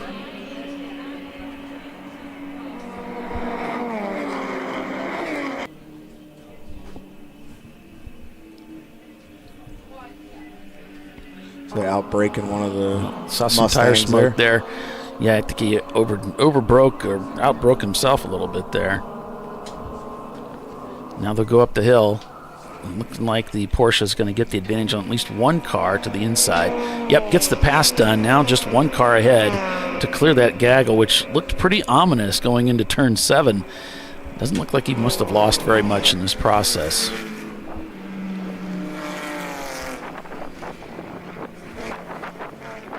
Just minutes remain in the race today. Team Salem queuing up for another win here at Watkins Glen. So looks like he got the pass done. Yep, and Shut Up Racing is still running second. We'll have to see Todd 2:12.08. Shut Up Racing with a 2:16.12, about 10 seconds. Oh, Todd may still tire smoke there. Todd may still have it late out braking maneuver there from Team Salem. Todd may still have a shot to get the BMW to get P2. So, but we'll have to see if something happens. It just might not. I think 46 seconds is the little amount of time. That's unfortunately not enough to overcome unless there's something else. So we'll have to keep an eye on it and see if he can get anything. We ought to keep an eye too, Paulie, because there's a 7.5 second gap back for 13th spot between Last Minute Racing and 901 Motorsport. That's not a lot, and one little hiccup or something in traffic, and we could see a swap for position. Yeah, we've seen this so many times in this series, too. You race for hours and hours, and it still comes down to the last couple minutes. Mm-hmm. And back here for 26, Hopes and Dreams is only a 2.5 off of the My Races Live guys. So, I mean, there's still some stuff up for grabs here. It's not completely over by any stretch for some of these. And while it may not be for the win, these are positions. These are, for points, the good finishes toward the championship. And also just another position higher and just keeping the momentum up going into tomorrow's race.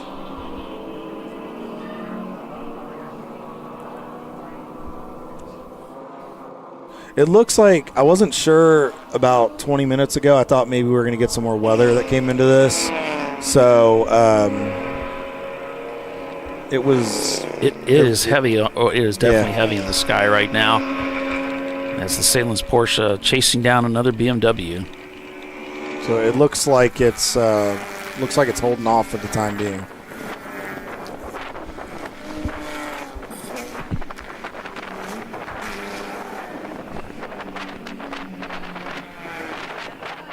Well, we got a car slowing in the bus stop, coming to a stop there in the bus stop as we're following the leader. He was able to get behind the wall, Paulie. He is out of harm's way.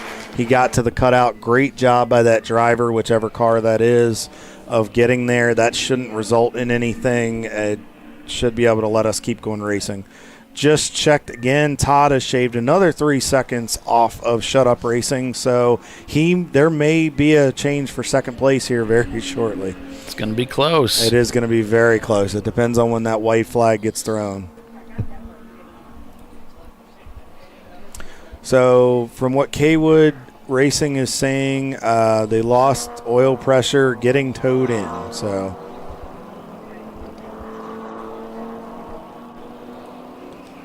that's a bummer for those guys.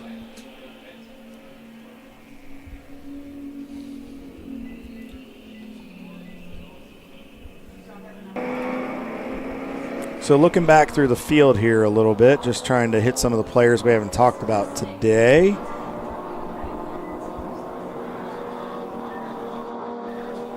So in A-Class, fourth in A-Class, Masshole Motorsports in the 617 car, their BMW. Haven't said a whole lot about them, but they're 29th overall, fourth in A-Class. Run a very respectable race, and I mean last lap 2:20.79, good lap by those guys. They're in the top 30. Team Weiser Blitz Racing, they've cracked the top 30. Crazy Horses up there. One of the open throttles, Fiona, is up in the fight in C-Class. Not the day they would have wanted or expected, but still a decent day. Rubber Soul Racing, one of the C-Class cars, is 39th overall. Yoda Sport is 45th in C-Class. Those guys are only 10 seconds back of the EC car for 44th. You got a car doing a stop and go in the bus stop. That looks like the 603, the Boxster. The Blizer. Yep, Team Blizer Blitz. Great, I just gave him the announcer's jinx. That's not good. No, you didn't. Yeah. Todd shaved off a 2:11.66. Todd just shaved off another almost 4 seconds. It's 3.3 from second to third right now. It's going to be very tight. It all just depends on when we get that white flag. Yeah, they're looking very carefully at the Kissack's Porsche. The two Salins Porsches have lined up together, and it looks like the leader's being let through.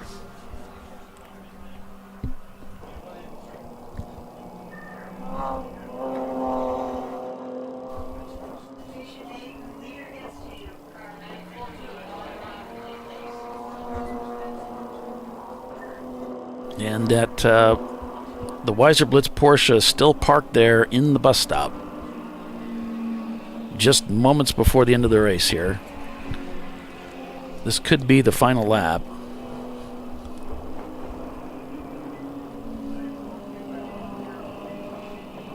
So we're still waiting to see as we see the guys navigating through turn 8. So while we're waiting on that, we'll kind of check on and look at a couple others. The Tires 23 guys, 47th overall in A-Class, the 23 car. They've had a decent day. The sister Atlanta Speedworks car. Here is the signal for one to go. One to go for Salins.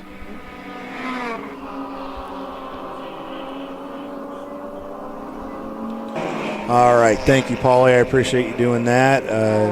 But we've had there's some decent days. Like I said, the 996, the sister Atlanta Speedworks car is in 46th. Had some decent players back here. TCR had a decent day going. Unfortunately, I think they ran into some stuff. Wilson Daly, unfortunately, they ran into some problems. The sister Gorilla sticker car, K2 Autosport, CU Boulder. We talked to those guys earlier. J-Tune, haven't said anything about those guys running 67. Not the day they want, but appreciate them being out here. Frantic Antic had a little bit earlier. Pinnacle Motorsports, Saya Motorsports, Rustang Renegades. Thank you guys so much for being a part of this. We greatly appreciate it.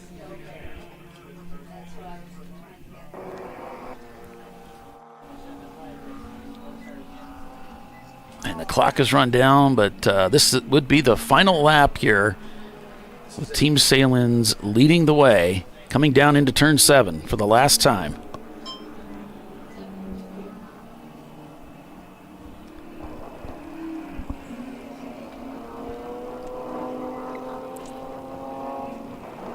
It looks like Todd got held up in some traffic, 2:18.3. He got by. I'm sorry, he got by. So we have a new second place runner right now. Wow!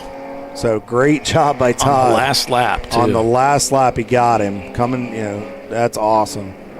Incredible performance by the Atlanta Speedworks team. And Team Salins has really done a remarkable job this weekend of coming from behind to take over the lead of this race. And once they had done so, they just never looked back. Team Salins has returned to Watkins Glen to take the win, and there's the checkered flag for Team Salins. The catch-up car takes the win here once again at Watkins Glen International for the Embracing.AI Double Down at the Glen. Team Salin Ketchup takes the win. Atlanta Speedworks is going to take second place, and Shut Up Racing in third. So A-Class, it's the Race Right Silver Bullet team with an A-Class win here in 14th place overall. Nice job, guys. B-Class is going to go to Parts Badger in the number 414, their backup car, winning B-Class. C-Class is going to go to Team Salin in the catch-up car, the number 942. And for D-Class, it's going to go to Switched Racing in their 95 Ford Mustang. And then for EC, it's going to go to the Boston Winers team in the number 444. And Open Throttle Racing Specs is going to capture the F-Class win here today. An incredible performance today for all of these teams who faced adverse weather. We heard from some of the guys that came up and talked to us and said just how difficult it was racing out here in the rain in Porsche Boxsters, and yet these guys managed to bring these cars home, and it's Team Salins taking the victory and the spoils yet again today here at Watkins Glen. And great run by we got the F-Class guys too. Open Throttle with Specs. Great job to Mike Gorman and the guys.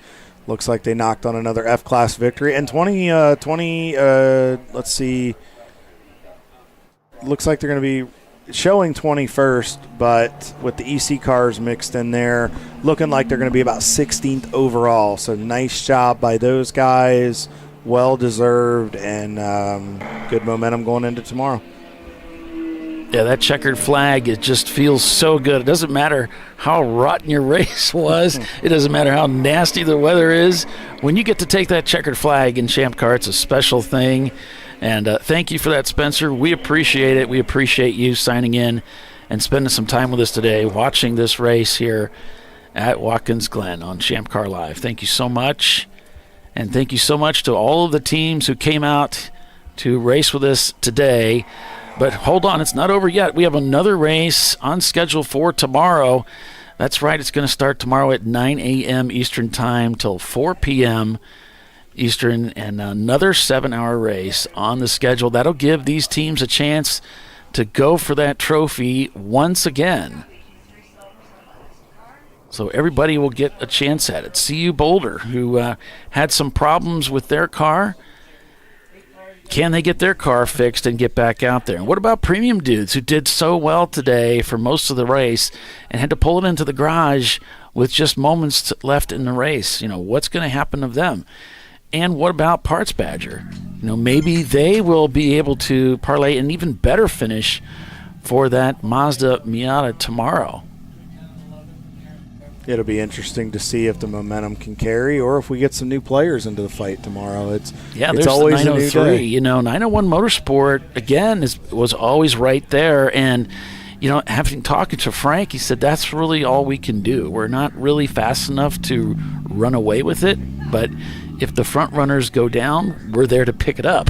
And they're consistently top 10, top 15. So, yeah, I mean, they capitalize on the opportunities presented at themselves. So great job by everybody that finished. I mean, we talk about the class winners and we talk about the top 10, top 5, but we want to commend every Champ Car team for finishing, because finishing these endurance races is a task within itself. We greatly appreciate everybody that comes out and supports Champ Car as a whole. We appreciate it. Thank you to all the sponsors, TireRack.com, everybody, Sentinel, Flying Wrench. Thank you, AutoZone, for taking care of us here in the booth. We appreciate all the support. Yeah, there's less down there as the cars come in. So the front runners get peeled off into a different group, whereas the rest of them can go back into the paddock area. Yeah! You drove the wheels off that boy, didn't you? Drove the wheels off of it. Good job. Yeah, man.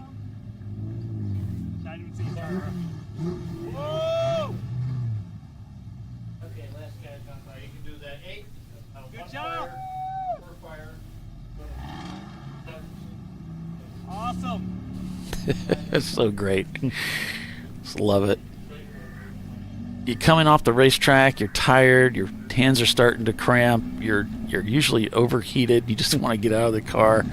And these guys this is a great moment. It's a lot of fun. Go to your pit box. Go to your pit box for me, yeah? Thank you. So we're going to be doing some video work. No, they're not in trouble, folks. They're not. No. We're doing some promotional work with Embracing.AI, doing the sponsorship of the weekend. We're doing some promotional videos and some training videos that the series is going to be using later in the season for just development and for reference material for teams that come in or teams that need refreshers. So no, they're not in trouble. Kyle, it's okay. Don't get so paranoid. That's my guy, Jimmy. Well, I was a little paranoid too, because I'm like, I've driven with those guys. Like, oh no. Yeah. All right, so that's going to do it for us here for our race today.